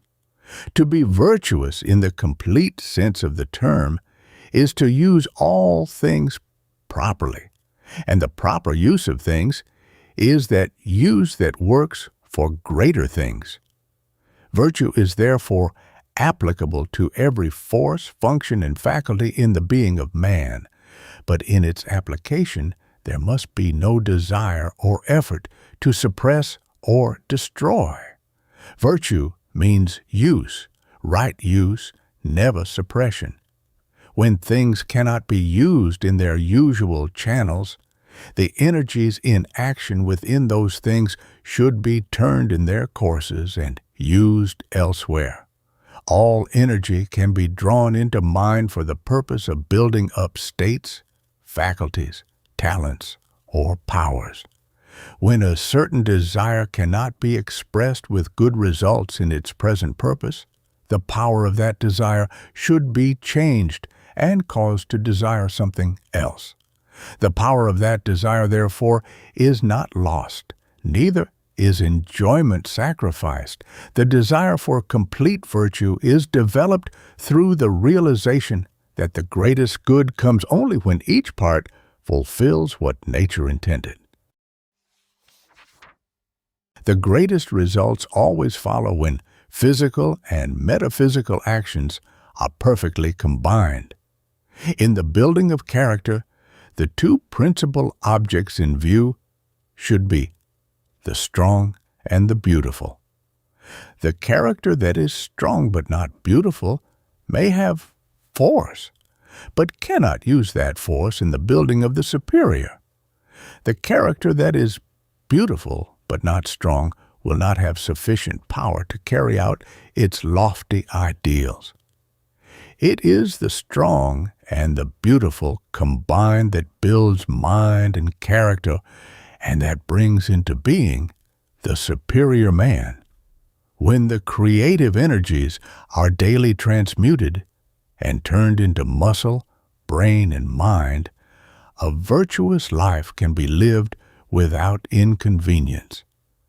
Besides, the body will be healthier, the personality stronger, and the mind more brilliant. Hold yourself constantly in a positive, masterful attitude, and fill that attitude with kindness. The result will be that remarkable something that people call personal magnetism. Creative energy, when retained in the system, will give vigor to the body, sparkle to the eye, and genius to the brain. There is enough power in any man to enable him to realize all his desires and reach the highest good he has in view. It is only necessary that all of this power be constructively applied. Chapter 16. The Creative Forces in Man. The human system may well be termed a living dynamo, as the amount of creative energy generated in the mind and personality is simply enormous. If we should try to measure the amount produced in the average healthy person, we should become overwhelmed with surprise, especially after learning how much power nature gives to man and finding that he applies only a fraction of it. Creative energy is that power in man that creates, forms, or reproduces anywhere in the human system, and it divides itself into groups. One creates thought, another brain cells, another muscular tissues, another produces ideas, another creates talent, another reproduces the species. Nature generates more energy for each group than's required for normal functioning. In consequence, we find a great deal of surplus energy throughout the system. As it is not used by the function itself, the larger part of it naturally goes to waste. All kinds of creative energy are so closely related that they can be transformed and transmuted into each other. What is wasted in one function can therefore be turned to actual use in another. Each group will readily change and combine with any other, producing additional power in any part of the system. More than half of the energy generated in the human system is surplus energy. The question is, what shall be done with it, and how it can be applied through any special function or faculty? If a person can accomplish remarkable things by only using a fraction of his energy, he could accomplish a great deal more if he might apply all of his energy. A great many people who have tried to transmute their creative energies into some special faculty have found that the working capacity of that faculty has been increased to a remarkable degree. The same process will also increase the brilliancy of the mind. Genius, in most instances, is accounted for by the fact that practically all of the surplus energy flows naturally into that faculty, where genius is in evidence. Take two men of equal personal power. Let one permit his surplus energy to flow into the different functions as usual, giving a part to normal requirements, and the rest to waste.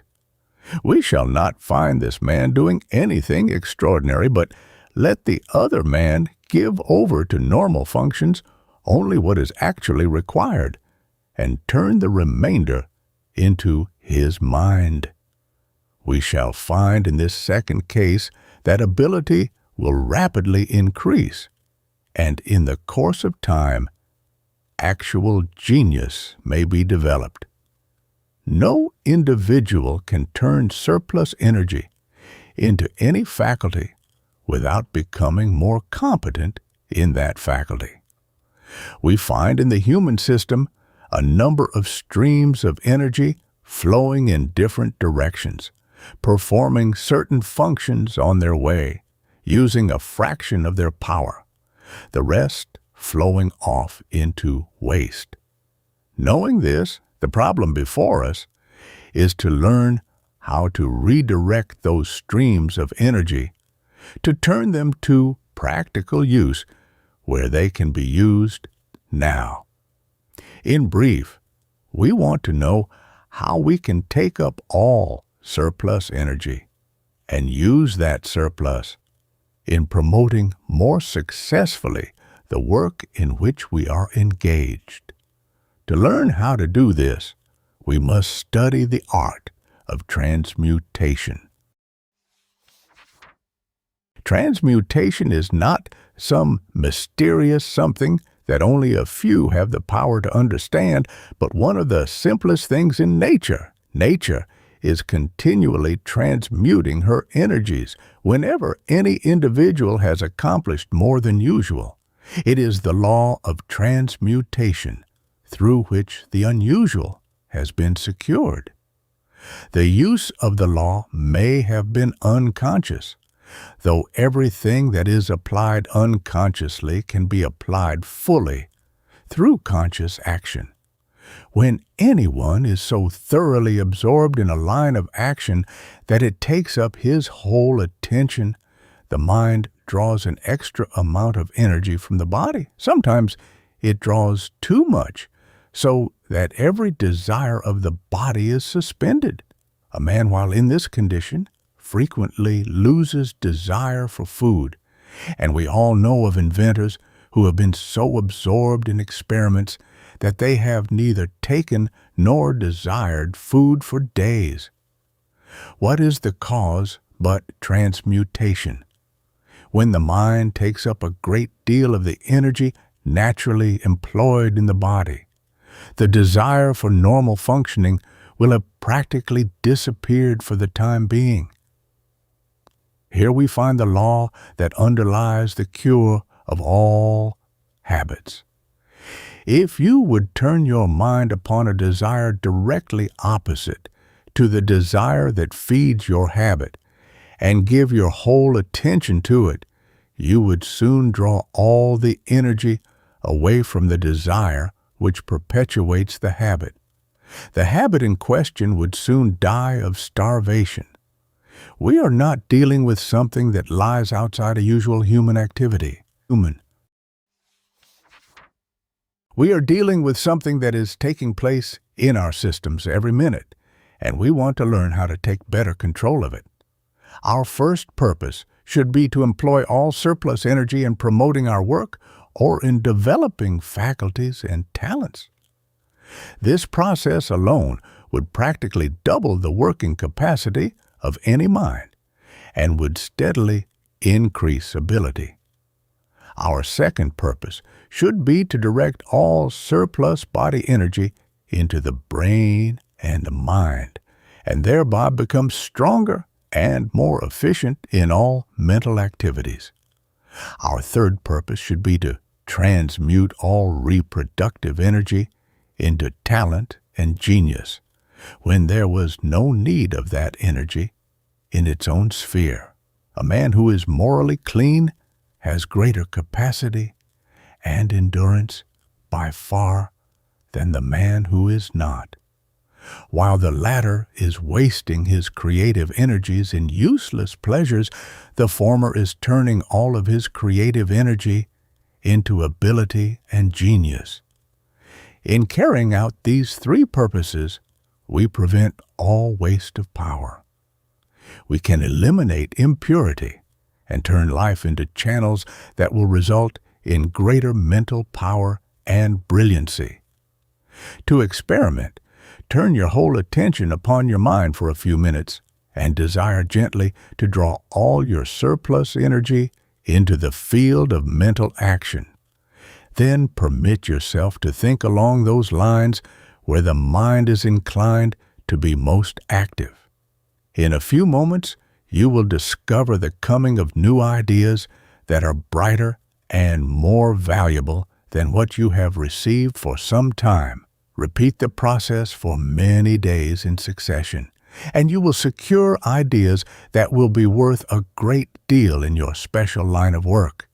Whenever you feel a great deal of energy in your system, direct it into the mind, and ideas will come quickly. In learning the art of transmutation, the first essential is to train your mind to think that all surplus energy is being turned into the channel you have decided upon. If you're a businessman, you want all your surplus energy to accumulate in your business faculties. To secure this result, think constantly of your surplus energy as flowing into those faculties. This mode of thinking will soon give your energies the habit of doing what you desire to have done. If we continue to think deeply and persistently along a certain line, nature will gradually take up that thought and carry it out. If we concentrate attention upon a certain faculty, we create a tendency among our energies to flow towards that faculty. What we constantly impress upon the mind finally becomes a subconscious habit and acts automatically. Before taking up this practice, it is necessary to determine positively what you actually desire your surplus energy to do. You must know what you want. Then continue to want it with all the power of desire you can arouse. Most minds do not know with a certainty what they wish to accomplish. Their energies, therefore, are drawn into one channel today and another tomorrow, and nothing is finished. Direct your energy according to your chosen work, and you will soon find that you will increase in power and ability. If you continue this process, your ability will continue to increase. No matter how long you may live, the second essential is to desire deeply and persistently that all your surplus energy shall flow into those functions you have selected for greater work. Wherever your desire is directed, there the force of your system will tend to go. The use of desire in this connection must always be deep and calm, never excited or overwrought. The third essential is to place your mind in what may be termed the psychological field, and while acting in that field, to concentrate upon that faculty where you want your surplus energy to accumulate. This process constitutes the real art of transmutation. To master this method, a great deal of practice will be required, but whenever you can place your mind in the psychological field and concentrate subjectively, your surplus energy positively will accumulate in that part. Through the same process, you can reach your dormant energies and draw all of those energies into any channel where a high order of activity is desired. You can practically take full possession of all the power in your system and use it in any way that you may wish. Extraordinary capacity, mental brilliancy, and genius can be developed through the constant use of this method. To place your mind in the psychological field, try to turn your conscious actions into the finer depths of the personality. Try to feel the undercurrents of mind and act in perfect mental contact with those deep forces that lie at the foundation of your conscious activity. When you listen to music that seems to touch your soul so that you can feel the vibrations of its harmony thrill every atom of your being, you are in the psychological field. You are alive in a finer mental world that permeates your entire personal existence. You are also in the psychological field when stirred by some emotion to the depth of your innermost life. A deepening of thought, feeling, life, and desire will take the mind into the psychological field.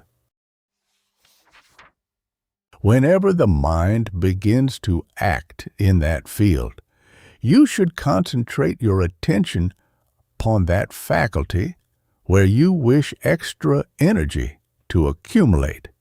Make every action of that concentration as deep as possible, and all your surplus energy will flow towards the point of concentration.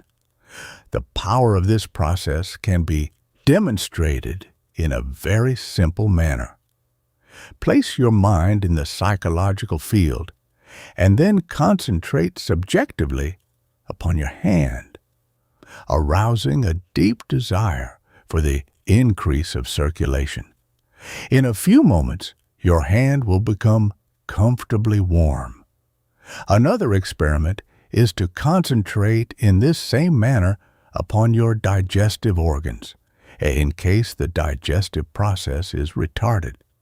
You will soon feel more energy accumulating, and any unpleasant sensation on account of indigestion will disappear.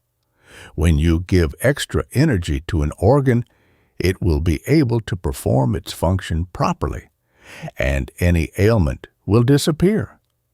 The following effects may be secured through transmutation. Working capacity in any part of the personality may be constantly increased. The mind may be made more brilliant. Any faculty selected can be given so much surplus energy that it will manifest rare talent and even genius. Moral purity may become second nature, as energy that was previously squandered in impure thought can be transmuted and applied in the building of a more vigorous personality. A better control of all forces may be obtained, and that mysterious something called personal magnetism may be acquired to a remarkable degree. What is called personal magnetism is the result of an extra amount of creative energy stored up in the personality and caused to circulate harmoniously throughout the personality. The effect of this power is very marked. People who possess it are invariably more attractive and more successful, no matter what their work may be. We are all familiar with the fact that we do not require proof in the matter. What we want to know is what this power really is, how it may be produced, and why those who possess it have such a great advantage. If we take two women who are equals in every respect, except that one has personal magnetism and the other has not, the woman who possesses this power is far more attractive and far more brilliant. The reason is that personal magnetism tends to heighten the effect of everything that you are, or that you may do. The most ordinary human form becomes a thing of beauty if made alive with this mysterious power, and a personality that had no attraction whatever will fascinate everybody if charged with this power. We are therefore deeply interested to know how this power might be secured. Personal magnetism does not exercise its power by controlling or influencing other minds. If you try to influence others, you will lose this power completely. The secret of personal magnetism simply lies in the fact that it tends to bring out into expression the best that is in you and tends to heighten the effect of every expression. We find this power exercising its peculiar effect not only in the personality, but also in the work. When a musician has this power, his music charms to a far greater degree. In the field of literature, a writer who has this power gives added charm to what he has written, and his ideas invariably appear more brilliant. On the stage, the only difference between the good actor and a poor one is frequently the possession of a high degree of personal magnetism. In the social world, those who possess this power are invariably the favorites. In the business world, the man who has an abundance of this power will have no difficulty working himself to the fore. This force affects every movement of the body and every action of the mind. It makes everything about the individual more attractive. This power does not act directly upon others, but acts directly upon the one who has it. What is good in you is made better if charged with this force. Added charm and added efficiency invariably follow where the individual is in possession of this power. Many people are born with it, though the majority who have it have acquired it through training. Any system of exercise that tends to harmonize the movements of the body will increase the power of this force. When such exercises are combined with the transmutation of creative energy, the results will be far greater. Personal magnetism is the result of a great deal of creative energy held in the system and transmuted into harmonious, muscular, or mental activity. The development of this power depends upon the training of the surplus energy in the system to act harmoniously. A very important essential is to cultivate poise, which means peace and power combined. Try to feel deeply calm throughout your entire system, and at the same time, Try to give full and positive action to every power in your system. Try to hold in your system all the energy generated. To experiment, try for several minutes to hold all your energy in your personality, and try to give all of that energy harmonious action within your personality. You will actually feel alive with power. Experiment in this way at frequent intervals until you get your system into the habit of carrying out this process unconsciously. You will produce a highly charged condition of your personality, a condition that invariably means the attainment of personal magnetism. It is necessary to keep the mind in an undisturbed attitude, to be in harmony with everything, and to exercise full self-control. Realize that this power is the result of surplus energy held in the system and caused to circulate harmoniously through every part of the system. Remember that its aim is not to control or influence anybody, but simply to act within the individual self and heighten the effect of everything that he may be or do.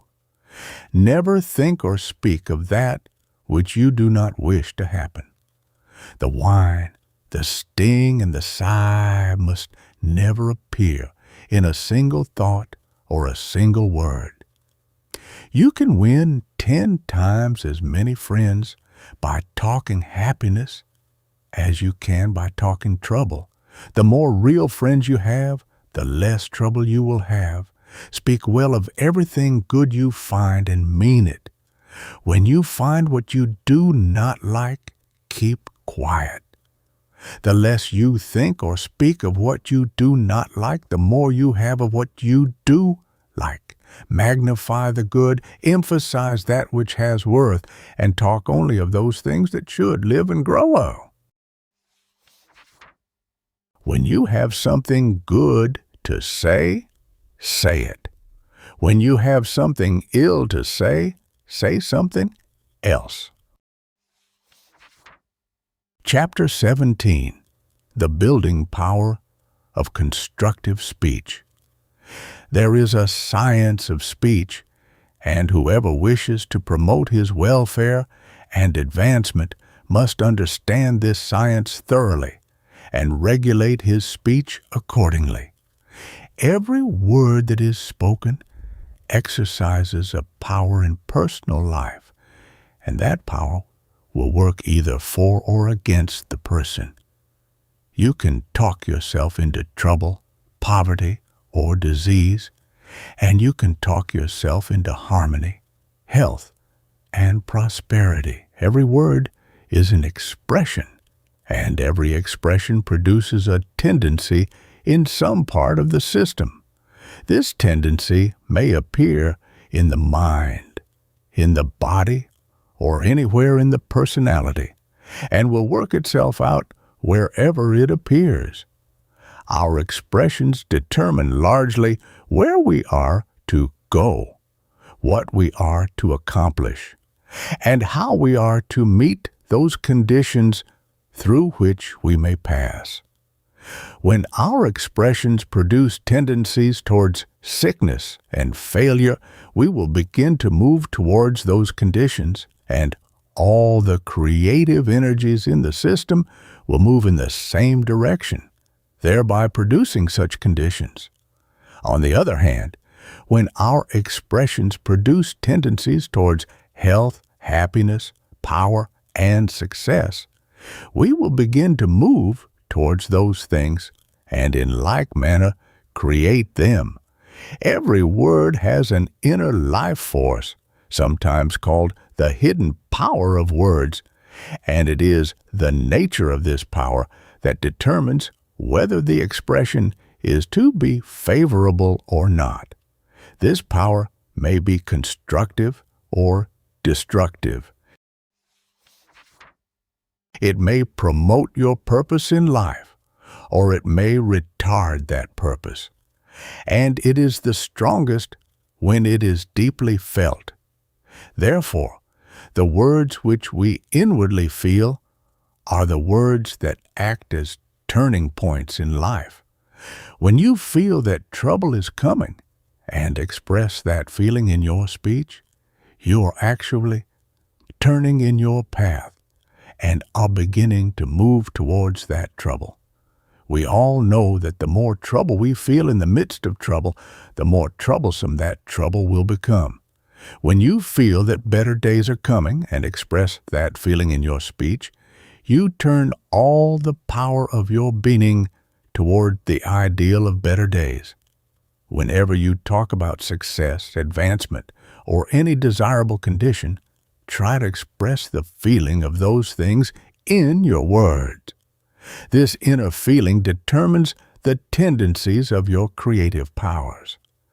When you feel success in your speech, you cause the creative powers to create qualities in yourself that can produce success. While if you express the feeling of doubt, failure, or loss in your words, those creative powers will produce inferiority and discord.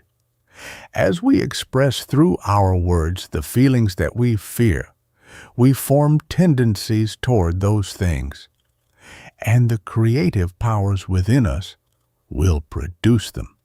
Whether the inner life force of a word will be constructive or destructive depends upon several factors, the most important of which are the tone, the motive, and the idea. The tone of every word should be harmonious, wholesome, pleasing, and should convey a deep and serene expression. Words that express whines, discontent, sarcasm, and aggressiveness are destructive. No one can afford to employ them under any circumstance whatever. Never give expression to what you do not wish to encourage. The more you talk about a thing, the more you help it along. Never mention the dark side of anything. To tell your troubles may give you temporary relief, but it is scattering seed broadcast that will produce another crop of more trouble. If you have troubles, turn your back upon them and proceed to talk about harmony, freedom, attainment, and success. Never speak unless you have something to say that gives cheer, encouragement, information, or wholesome entertainment. To talk for the mere sake of talking is to throw precious energy away. The motive back of every word should be constructive, and the life expressed in every word should convey the larger, the better, and the superior. Every word should express the absolute truth and should never convey ideas that are simply indicated by appearances. People who think they have to say something and have nothing in particular to say always take refuge in a brief description of the weather. They usually employ such expressions as "it is terribly hot," "it is an awful day," and so on. Such expressions do not change the weather, and there is no use of talking if your words are not to be of value in some way. Whenever you declare that something is horrible, you cause horrible thoughts to send their actions all through your nervous system. When people talk about themselves, they seldom fail to give expression to a score of detrimental statements. Here are a few. "I can't stand this. I feel so tired. I am getting weak and nervous.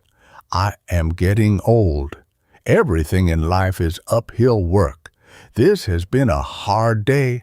There's always something wrong, no matter how hard you try." Anyone who understands the power of thought will realize at once that such statements can never be otherwise but injurious. and should therefore be avoided absolutely. But these statements are not only injurious, they are also untrue. The fact is, you can stand almost anything if you forget your human weakness and array yourself in spiritual strength.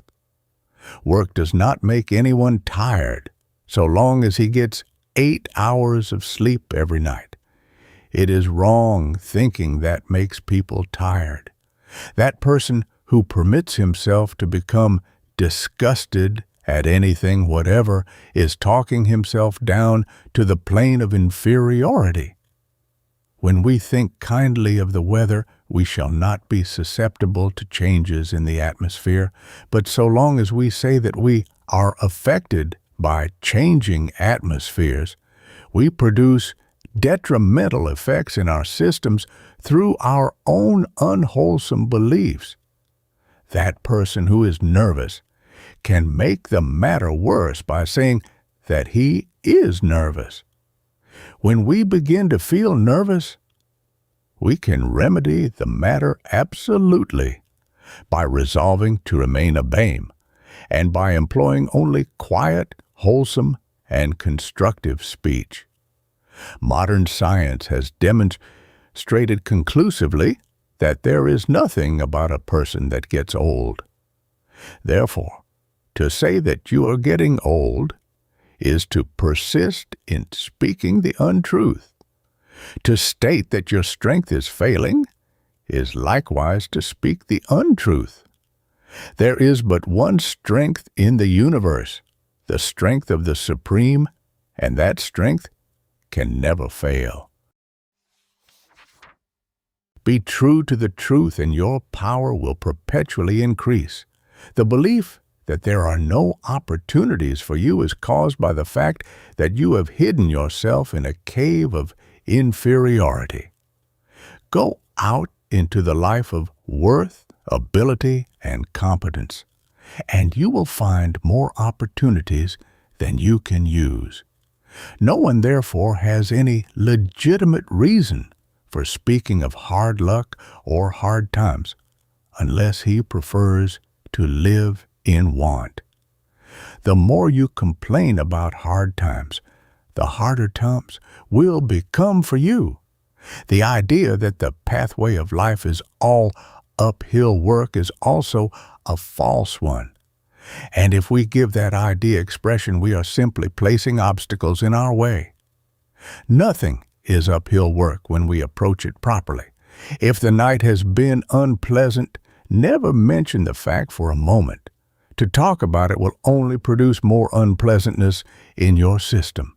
Forgive yourself and declare that you will never abuse nature any more. Such powerful words, if repeated often, will turn the tendency of your habits, and your life will become natural and wholesome. No day would be hard if we met all things with the conviction that we are equal to every occasion. Live properly, think properly, work properly, and talk properly. And trouble and ill luck will not trouble you seriously anymore. That person who declares that there is always something wrong is always doing something to make things wrong. When you agree with yourself, all wholesome and properly prepared food will agree with you. But you cannot expect food to agree with you so long as you are disagreeable. And to declare that this or that always disagrees with you is to till your system with disagreeable thoughts. There is nothing that injures digestion more than the habit of getting fault with the food. If you do not think that you can eat this or that, leave it alone mentally as well as physically. Remember, you are mentally living with everything that you talk about, and there is nothing that affects us more than that which we take into our mental life. It is therefore not only necessary to speak the truth about all things, but also to avoid speaking about those things that are unwholesome. To speak about that which is wrong or inferior is never wholesome, no matter how closely we think we stand by the facts. The greatest essential, however, is to make all speech constructive. Search for the real truth that is at the foundation of all life, and then give expression to such words as convey the full significance to that truth. In daily conversation, the law of constructive speech should be most conscientiously applied. What we say to others will determine to a considerable degree what they are to think. And since man is the product of his thought, conversation becomes a most important factor in man. We steadily grow into the likeness of that which we think of the most. When conversation originates or intensifies the tendency to think about the wrong, the ordinary, or the inferior, it becomes destructive. To be constructive, conversation should tend to turn attention upon the better side, the stronger side, the superior side of all things. No word should ever be spoken that will bring the person's faults or shortcomings before his mind, nor should any form of speech be permitted that may cause sadness, offense, depression, or pain. Every word should convey hope, encouragement, and sunshine. To constantly remind a person of his faults is to cause him to become more keenly conscious of those faults. He will think more and more about his faults and will thereby cause his faults to become more prominent. The more we talk about weakness, the more we think about weakness. The only way to remove weakness is to develop strength. And to develop strength, we must keep attention constantly upon the quality of strength. We develop what we think about. Conversation has exceptional value in the training of young minds. To properly train a child, his attention should be directed upon those qualities that have worth, and the way he is spoken to will largely determine where he is to give the greater part of his attention. To scold a child is to remind him of his faults. Every time he is reminded of his faults, he gives more attention and more strength to those faults. It is the tendency of every mind to desire to do what it is told not to do. The reason being that negative commands are nearly always associated with fear. When we are warned, we either enter a state of fear or one of curiosity, and our minds are so deeply impressed by that from which we are warned that we give it our whole attention. We think so much about it that we become almost completely absorbed in it, and we are carried away, not away from the danger, but into it. When anyone is going wrong, it is a mistake to warn him not to go further. It is also a mistake to leave him alone. The proper course is to call his attention to something better and frame our conversation in such a way that he becomes wholly absorbed in the better. He will then forget his old mistakes, his old faults, and his old desires. The same law may be employed to prevent sickness and failure. When the mind becomes so completely absorbed in perfect health that all sickness is forgotten, all the powers of mind will proceed to create health, and every trace of sickness will soon disappear. When the mind becomes so completely absorbed in higher attainments that all thought of failure is forgotten, all the forces of mind will begin to work for the promotion of those attainments. To cause the mind to forget the wrong, the lesser and the inferior, constructive conversation may be employed with unfailing results. In fact, Such conversation must be employed if the mind is to advance and develop. It is the tendency of nearly every mind to try to make his friends perfect according to his own idea of perfection. And he usually proceeds by constantly talking to his friends about their faults. Parents, as a rule, do the same with their children, not knowing that through this method many are made worse. To help our friends or our children to become ideal, we should never mention their faults. Our conversation should deal with the strong points of character and the greater possibilities of mind. We should so frame our conversation that we tend to make everybody feel there is something in them. Weaknesses of human nature should seldom, if ever, be mentioned. When people engage in destructive conversation in our midst, we should try to change the subject by calling their attention to the better side.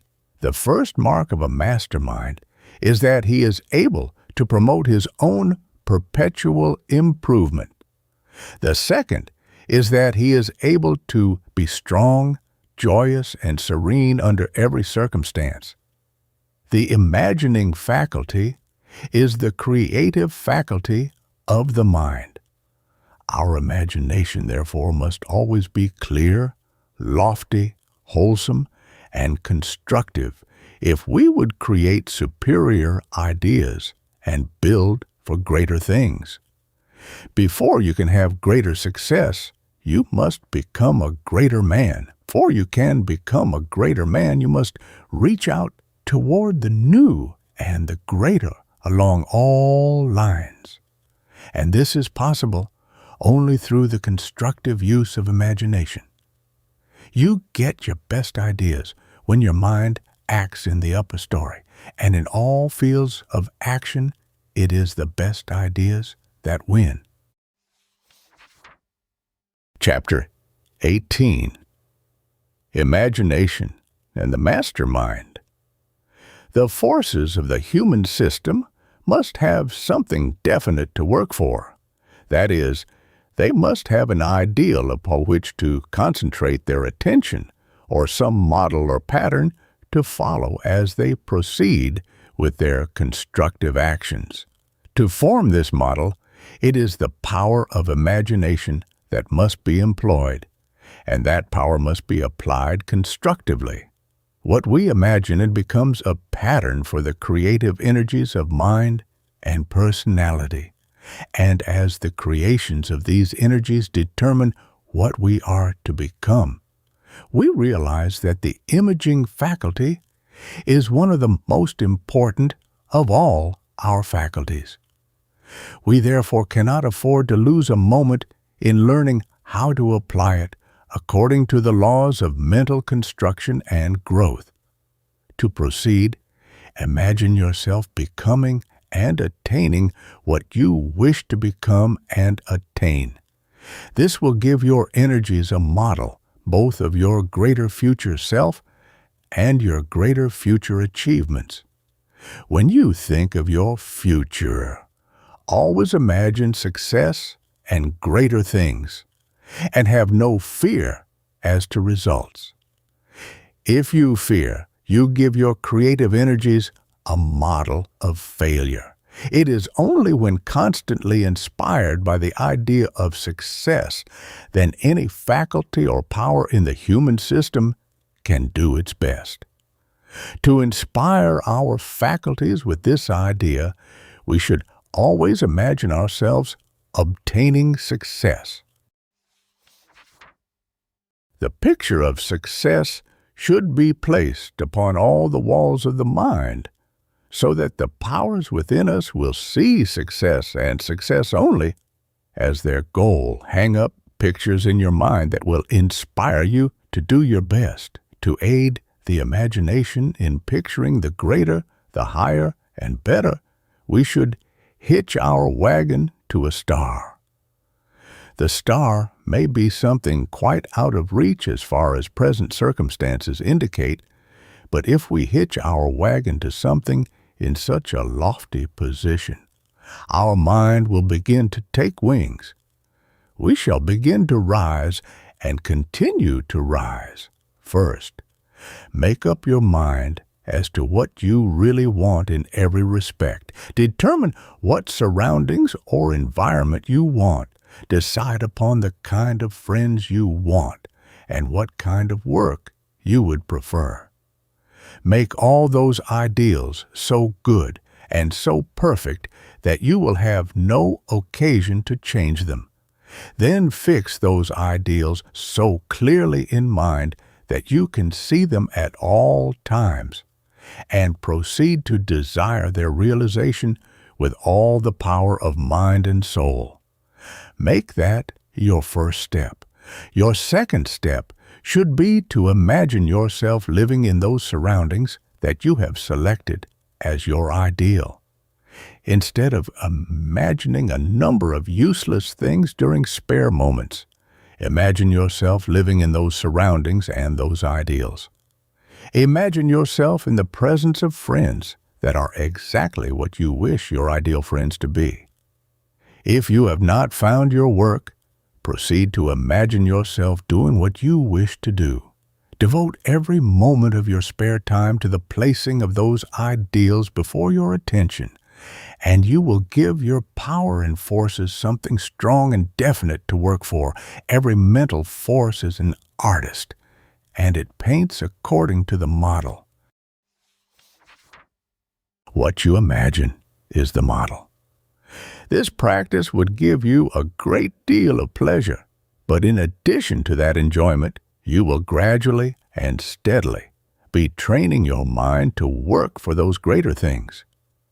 The mind will work for that which is uppermost in thought and imagination. Therefore, we should invariably place our highest ideals uppermost so that all the powers of our mind and personality are directed to work for those ideals. Your third step should be to proceed to apply the power of desire, the power of will, the power of scientific thought, and all your powers in trying to realize those beautiful ideals. Do as the ancient Hebrews did. First, make your prediction. Then go to work and make it come true. What you imagine concerning your greater future is your prediction, and you can cause that prediction to come true. If you apply all the power in your possession in working for its realization every day. The constructive use of imagination, therefore, will enable you to place a definite model or pattern before the forces of your system. Instead of permitting most of your energies to go to waste and the remainder to follow any pattern that may be suggested by your environment, you will cause all your energy to work for the greatest and the best that you may desire. Another use of the imagination is found in its power to give the mind something definite to think about at all times, so that the mind may be trained to always think of that which you really want to think. He who can do this is gradually becoming a mastermind. The mastermind is the mind that thinks what it wants to think, regardless of what circumstances, environment, or associations may suggest. The mind that does not master itself forms its thoughts and desires after the likeness of the impressions received through the senses, and is therefore controlled by those conditions from which such impressions come. The average mind usually desires what the world desires without any definite thought as to his own highest welfare. The mastermind desires only that which is conducive to real life, and in the selection of its desires is never influenced in the least by the desires of the world. Desire is one of the greatest powers in human life.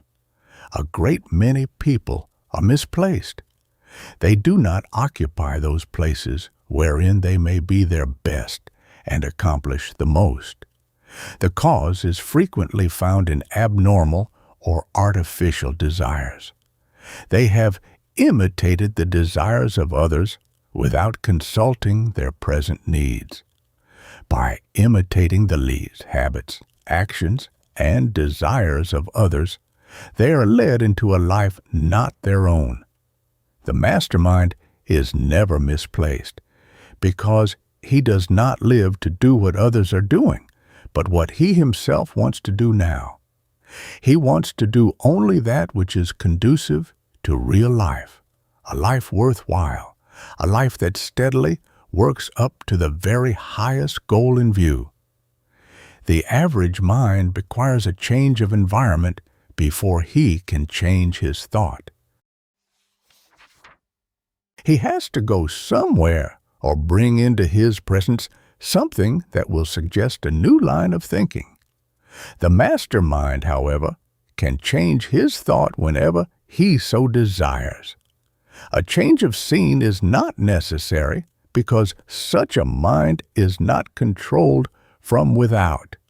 The mastermind changes his thoughts, ideals, or desires by imaging upon the mind the exact likeness of the new ideas that have been selected.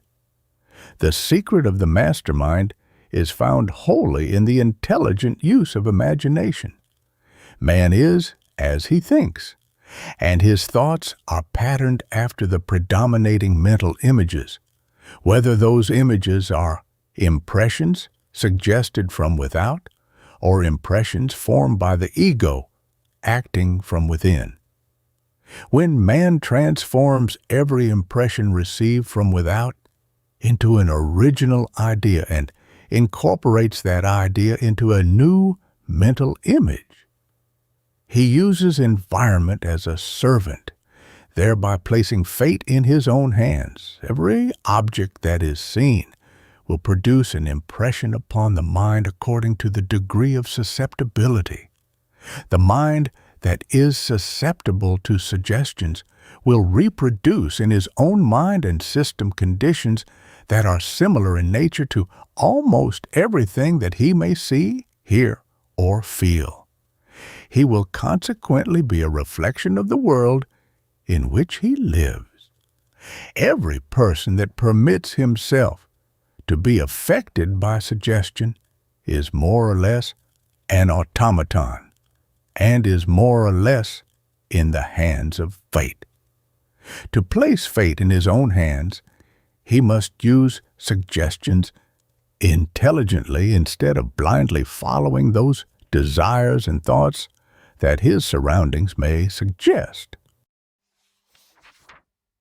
There is a vast difference between permitting oneself to be susceptible to suggestion and training oneself to intelligently use those impressions.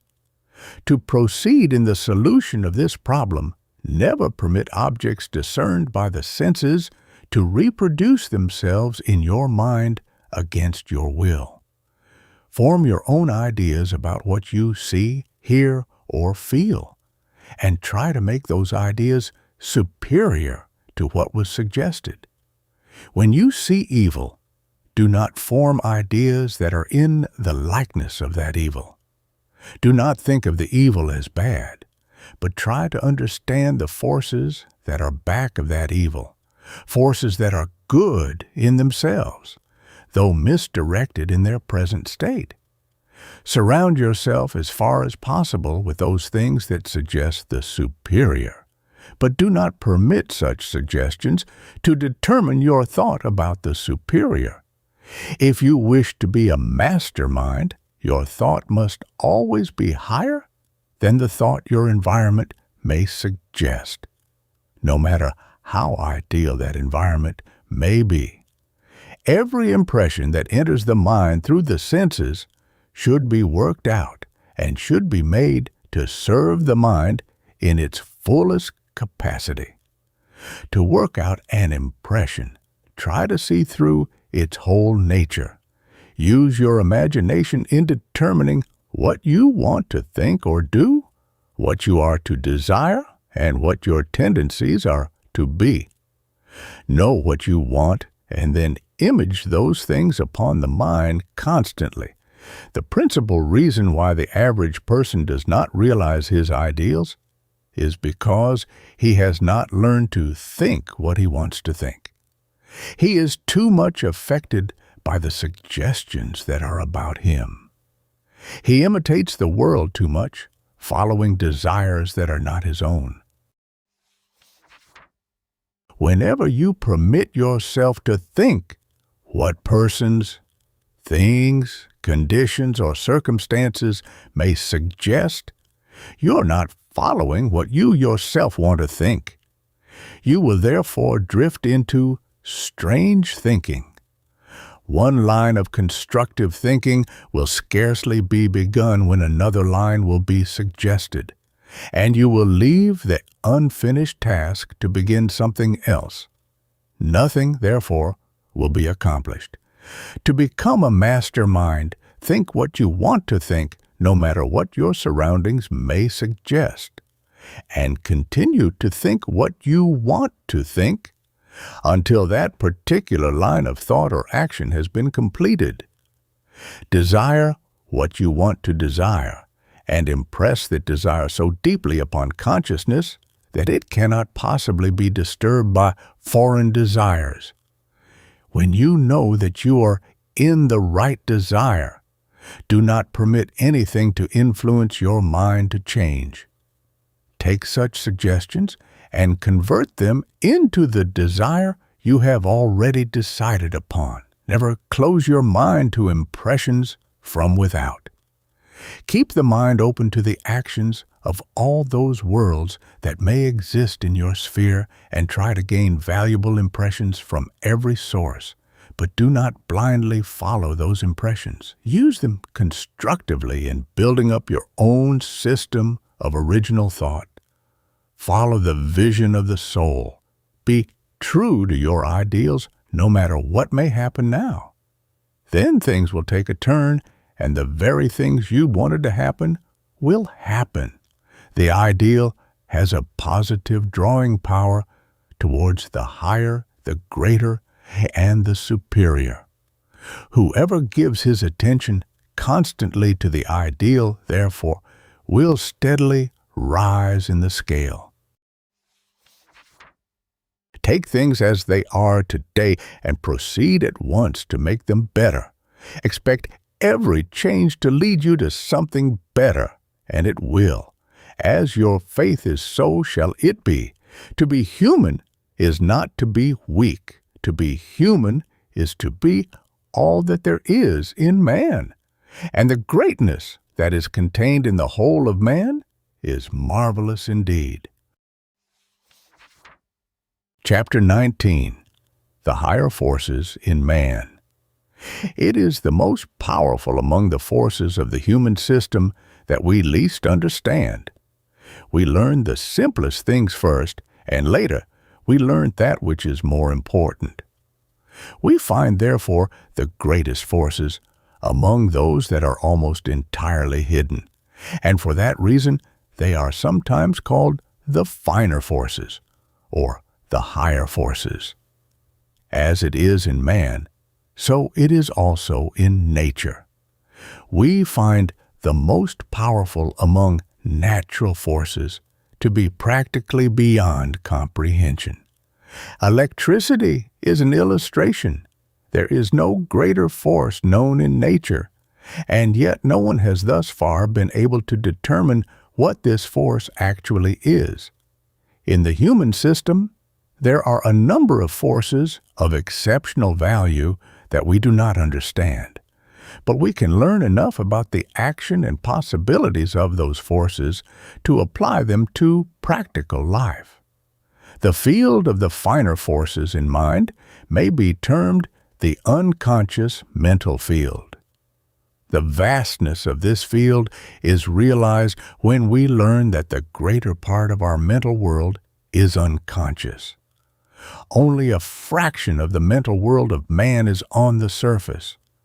The larger part is submerged in the depths of what might be called a mental sea of subconsciousness. In the conscious field of the human mind, we find those actions of which we are aware during our wide-awake state. They are seemingly insignificant in comparison with the actions of the vast unconscious world.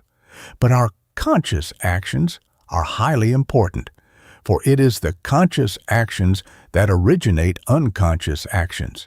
It is our unconscious actions that determine our own natures, our capabilities, and our destiny.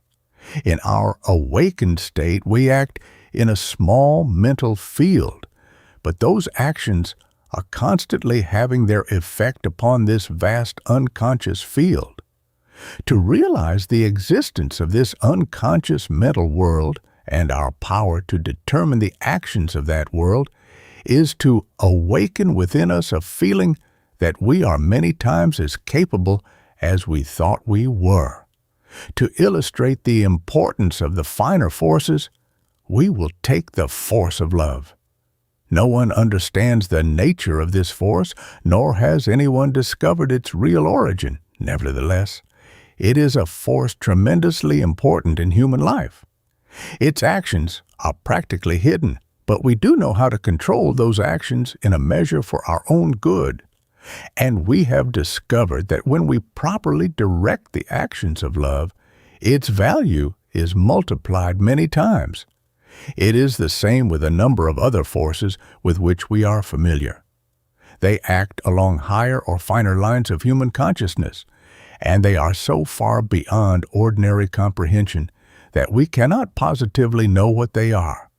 But we do know enough about them to control them and direct them for our greatest good. In like manner, the unconscious mental field is sufficiently understood as to its modes of action, so that we can control and direct those actions as we may choose. When we analyze what comes forth from the unconscious field, we find that it is invariably the result of something that we cause to be placed in that field during some past time. Ideas, desires, feelings, or aspirations often come to the surface of thought that we are not aware of having created. We conclude they were produced by some unconscious process, but when we examine them carefully, we find they are simply effects corresponding exactly with certain causes we previously placed in action in our conscious world. We find we can produce a conscious process at any time, and through deep feeling cause it to enter the unconscious mental world. In that deeper world, it goes to work and produces according to its nature, the results coming back to the surface of our conscious mentality days, weeks, or months later. It goes out into the vastness of the unconscious mental field and finally comes back to the point where it began, bringing with it the result of every unconscious experience through which it passed. Every mental action that takes place in our wide-awake consciousness will, if it has depth of feeling, enter the unconscious field, and after it has developed itself according to its original nature, will return to the conscious side of the mind. Here we find the secret of character building and the secret of building faculties and talents. Everything done in the conscious field to improve the mind or character will, if it has sincerity and depth of feeling, enter the unconscious field, and later will come back with fully developed qualities. Many a man, after trying to improve himself and seeing no results, becomes discouraged, forgetting that time always intervenes between the period of sowing and the period of reaping. What he does in the conscious field constitutes the sowing, and when those actions come back weeks or months later, the reaping time has arrived. The fact that this process never fails indicates the value of giving the mind something to work out for future need. If we have something that we want to do months ahead, we should give the mind definite instruction now and make those instructions so deep that they will become unconscious processes. Those unconscious processes will work out the ideas and plans that we want for that future work, and in the course of time, will bring results to the surface. If we make it a practice to place in action our best thoughts, ideas, and desires now, we will be giving the unconscious mental field something good to work for at all times. Some of the best books that have been written have been worked out during months of unconscious mental processes.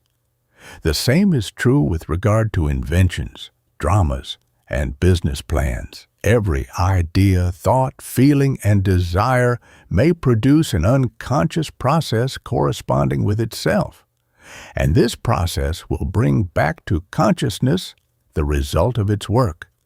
When we realize the vast possibilities of the unconscious field, we will see the advantage of placing in action as many good unconscious processes as possible.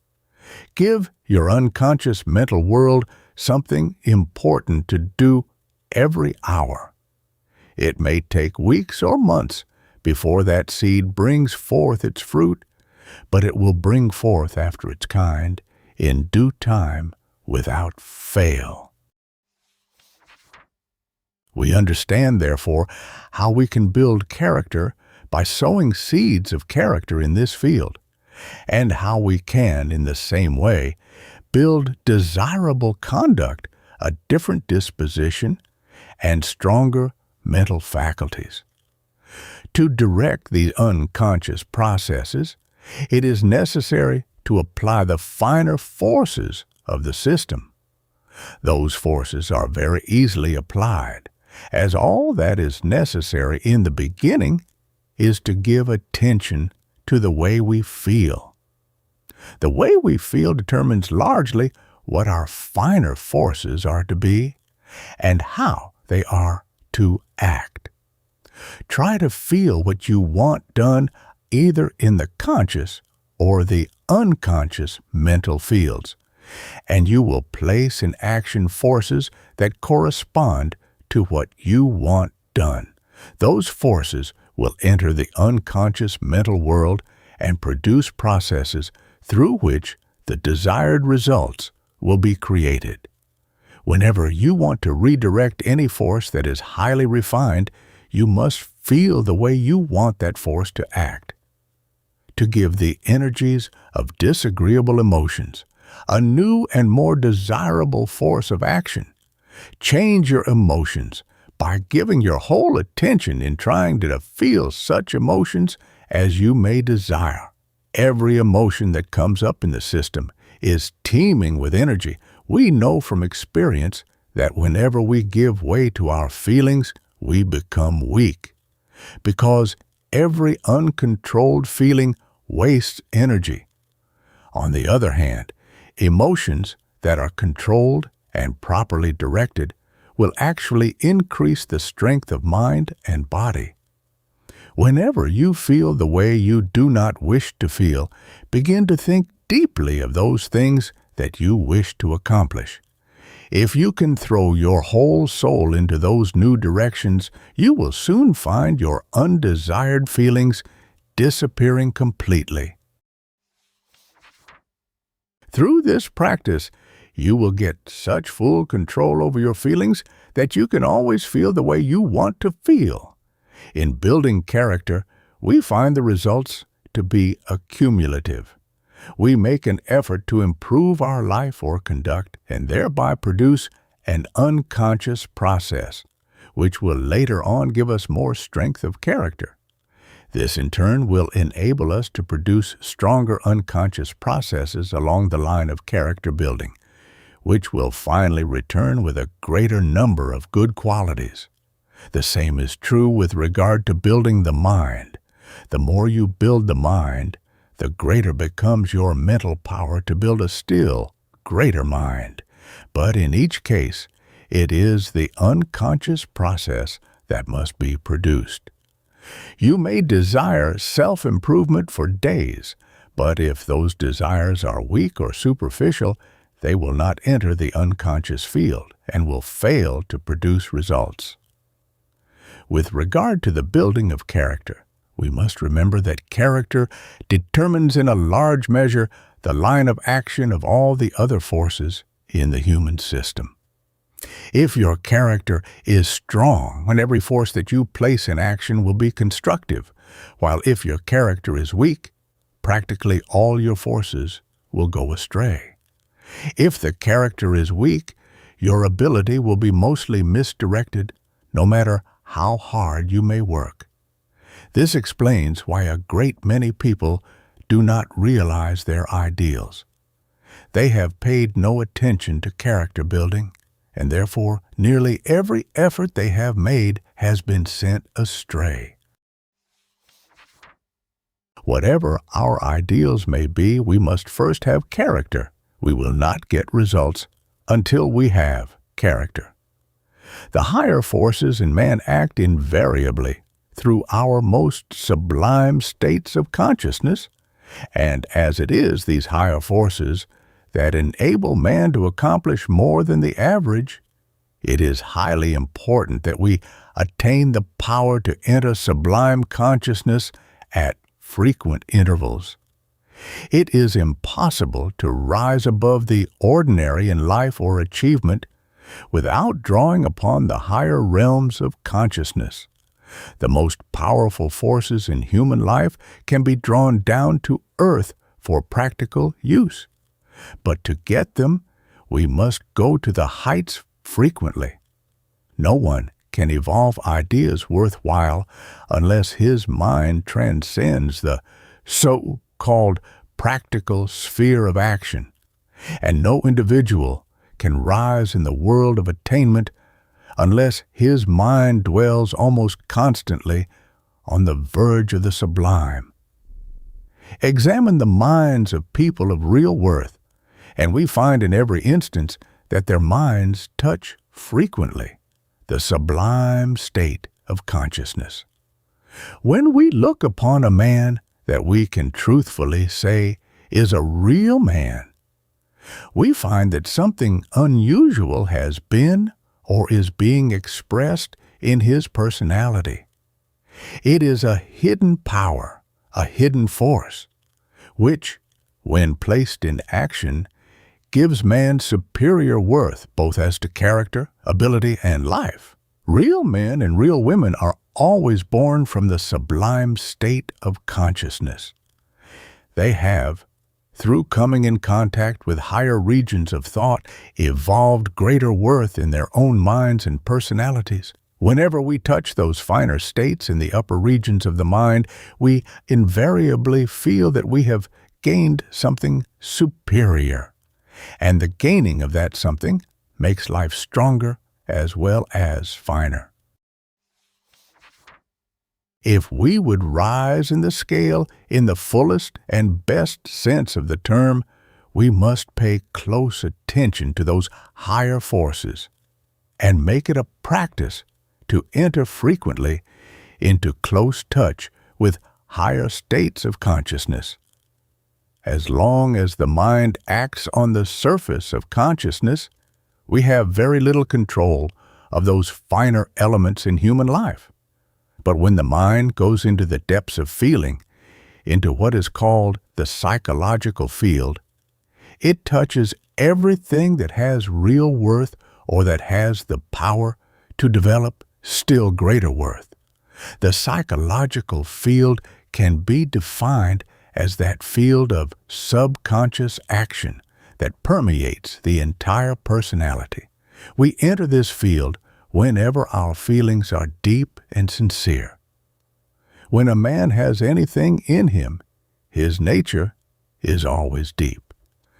The man of character invariably lives in that greater world of life and power that is beneath the surface of consciousness.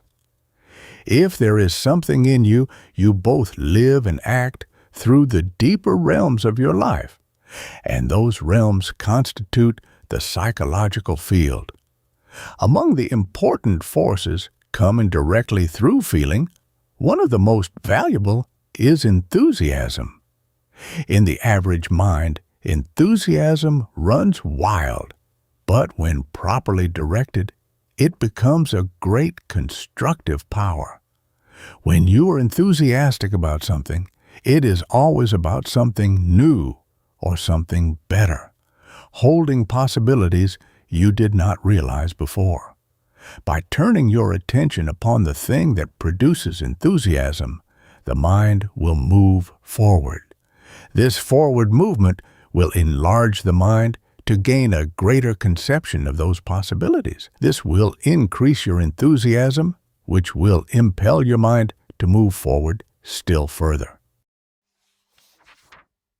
We can grow and advance only as we pass into the new, and as enthusiasm tends to inspire the mind to move towards the new, we see how important it is to direct that spirit upon the goal in view. It is the enthusiastic mind that moves forward and secures results. Two other forces of great value are appreciation and gratitude. Whenever you appreciate a certain thing, you become conscious of its real quality, and you begin to develop that quality in yourself.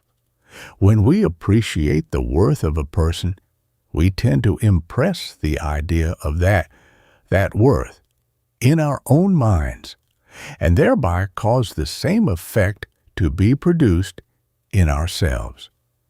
The same is true if we appreciate our own worth in a sensible and constructive manner. If we appreciate what we already are and are ambitious to become still more, we focus our minds upon the greater and employ what we already possess as stepping stones towards the greater attainment. But when we do not appreciate ourselves, there are no stepping stones that we can use in attaining greater things. We thus realize why people that do not appreciate themselves never accomplish much. Whenever you feel grateful for anything, you always feel nearer to the real quality of that particular thing. A person who is ungrateful always feels that there is a wall between himself and the good things in life. But the man who is grateful for everything places himself in that attitude where he may come in closer contact with the best things everywhere. We all may meet disappointment at some time, but we shall find that the more grateful we are, the less numerous will those disappointments become. The more grateful you are for everything good that comes into your life, the more closely you place your mind in contact with that power into life that can produce greater good. Another among the finer forces is that of aspiration. No person should fail to aspire constantly, and aspire to the very highest that he can possibly awaken in his life. Aspiration always tends to elevate the mind and lift the mind into larger and greater fields of action. When the mind finds itself in this larger field of action, it will naturally gain power to do greater things. So long as we live down in the lower story, we cannot accomplish very much. It is when we lift our minds to the higher stories of the human structure that we begin to gain possession of ideas and powers through which greater things may be achieved. The same is true of ambition. Ambition not only tends to draw the mind up here into higher and larger fields, but also tends to build up those faculties through which we are to work. If you're tremendously ambitious to do a certain thing, The force of that ambition will tend to increase the power and ability of that faculty through which your ambition may be realized. You cannot be too ambitious, provided you are ambitious for something definite and continue to give your whole life and soul to that which you desire to accomplish. No matter what his position may be, he can, through the power of ambition, begin to gain ground indefinitely. The average mind has very little ambition. But when this force is fully aroused in any mind, a change for the better must positively come before long. The force of an ideal is another among the finer forces that should receive constant attention. When you have an ideal and live for it every second of your existence, you place yourself in the hands of a drawing power that is immense, and that power will tend to draw out into action every force and faculty that you may possess. Have an ideal, and the highest that you can picture, then worship it every hour with your whole soul. Give your whole life to some lofty ideal, and you will tend to draw into action all the finer and higher forces of your system, those forces that can create greater ability and give you superior power. When we can get all that is in us to work towards our ideals, then we shall positively reach whatever goal we have in view. Closely connected with our ideals, we find our visions and dreams. It is our visions and dreams that lift our minds to lofty realms, that make us feel that there is something greater and better to work for. And when we become inspired with a desire to work for greater and better things, we will finally secure sufficient power to fulfill those desires. If a man has visions, the highest and most perfect visions he can possibly imagine, and lives constantly for their realization, he will positively ascend in the scale. Those things that were at one time simply dreams will become actual realities. The power of love is another force in this higher group that is extremely valuable, for it is the tendency of love to turn attention upon the ideal, the beautiful, and the more perfect. When you love somebody, you do not look for their faults. Your whole attention is turned upon their good qualities, and whatever we continue to see in others, we develop in ourselves. The power of real love always tends to draw out into expression the finer elements of mind, character, and life.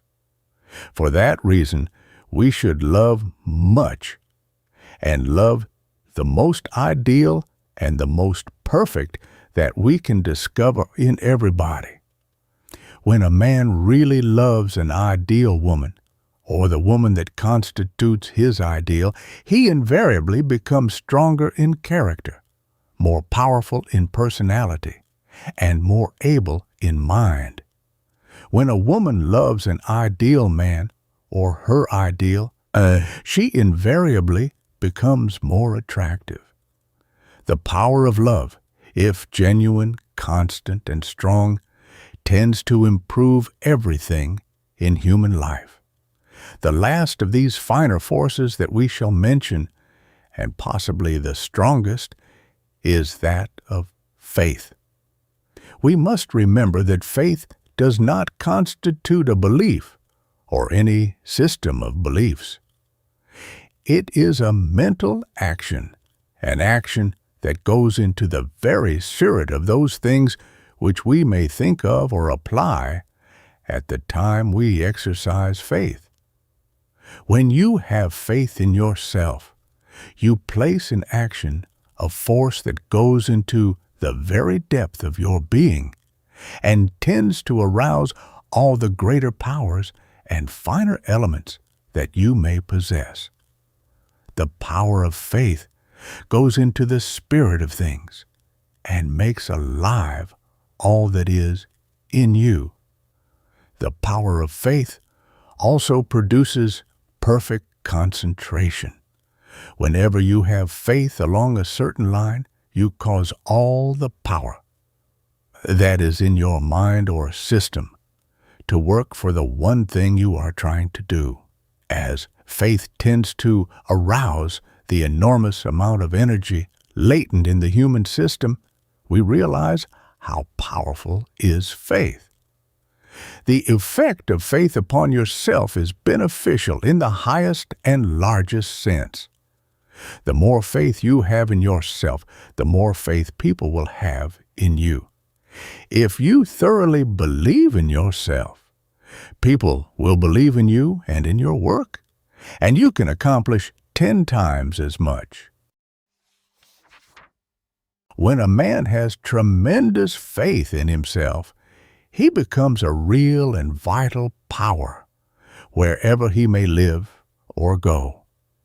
It is such a man who leads the race on and on. They invariably inspire others to attempt greater things in life, and for this reason, their presence is of exceptional value to the progress of the race. We therefore realize how important it becomes to train ourselves to have unbounded faith in everything and in everybody at all times and under all circumstances. With all thy faults, I love thee, still thus sings the poet, and we call him sentimental. But upon second thought, we find that faults and defects are always in the minority, and the larger part of human nature is so beautiful that it needs must inspire admiration. For every shortcoming in man, there are 1,000 admirable qualities. The poet can see this. Therefore, what can he do but love? His soul declares, "What a piece of work is man!"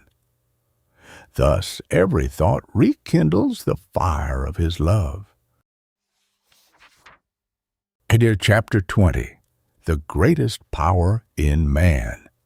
It is the conclusion of modern psychology that the powers inherent in man are practically unbounded. This is based upon two facts. No limit has been found to anything in human nature, and human nature contains a latent capacity for perpetual development. The discovery of these two facts gives man a new conception of himself, which will naturally revolutionize the entire field of human activity. To be able to discern the real significance of this new conception becomes the greatest power in man. The purpose of each individual should be not simply to cultivate those possibilities that are now in evidence, but to develop the power to discern what really exists within him. This power prepares the way for the expression of all other powers. It unlocks the door to all power and must be understood and applied before anything of greater value can be accomplished.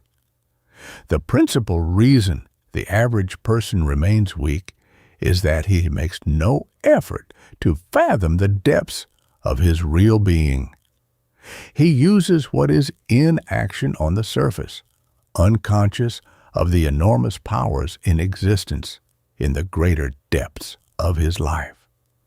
These powers will continue to lie dormant until man develops the power to discern what really exists within him. The fundamental cause of failure is the belief that what exists on the surface is all there is of man. When the mind discovers that its powers are inexhaustible, the fear of failure will entirely disappear. In its stead will come the conviction that man may achieve anything. That mind that can discern what exists in the depths of real life actually begins to draw upon those inexhaustible powers within. Whatever we become conscious of, we tend to bring forth into tangible expressions. Since the deeper life contains innumerable possibilities, practically anything may be achieved when this deeper life is completely taken possession of in the consciousness. To live, think, and act in the realization that there is more of me should be the constant aim of every individual, and this more will constantly develop, giving added power and capacity. When the average individual fails, he blames circumstances or concludes he was not equal to the occasion and tries to be content with the lesser. But if he knew there was more in him than what he had applied in his undertaking, he would not give up. He would know that by applying this more, he positively would succeed where he had previously failed. When man gives attention to his greater power to discern the more that is in him, he will never give up until he does succeed. That individual who knows his power never permits himself to believe that this or that cannot be done. He works in the conviction that he must, can, and will succeed because he has the power. To live and work in the conviction that there is more of you within the real depths of your being, and to know that this more is immense, will cause the mind to come into closer touch with this greater power within, and you will consequently get possession of more and more of it. It is the law that we steadily develop and bring forth whatever we think of the most. It is therefore profitable to think constantly of our deeper nature and to fathom the limitlessness of these marvelous depths. In practical life, this mode of thinking will have the same effect as a wire that is not charged when it touches a wire that is charged. The great within is a live wire. When the mind touches it, it becomes charged with those same immense powers.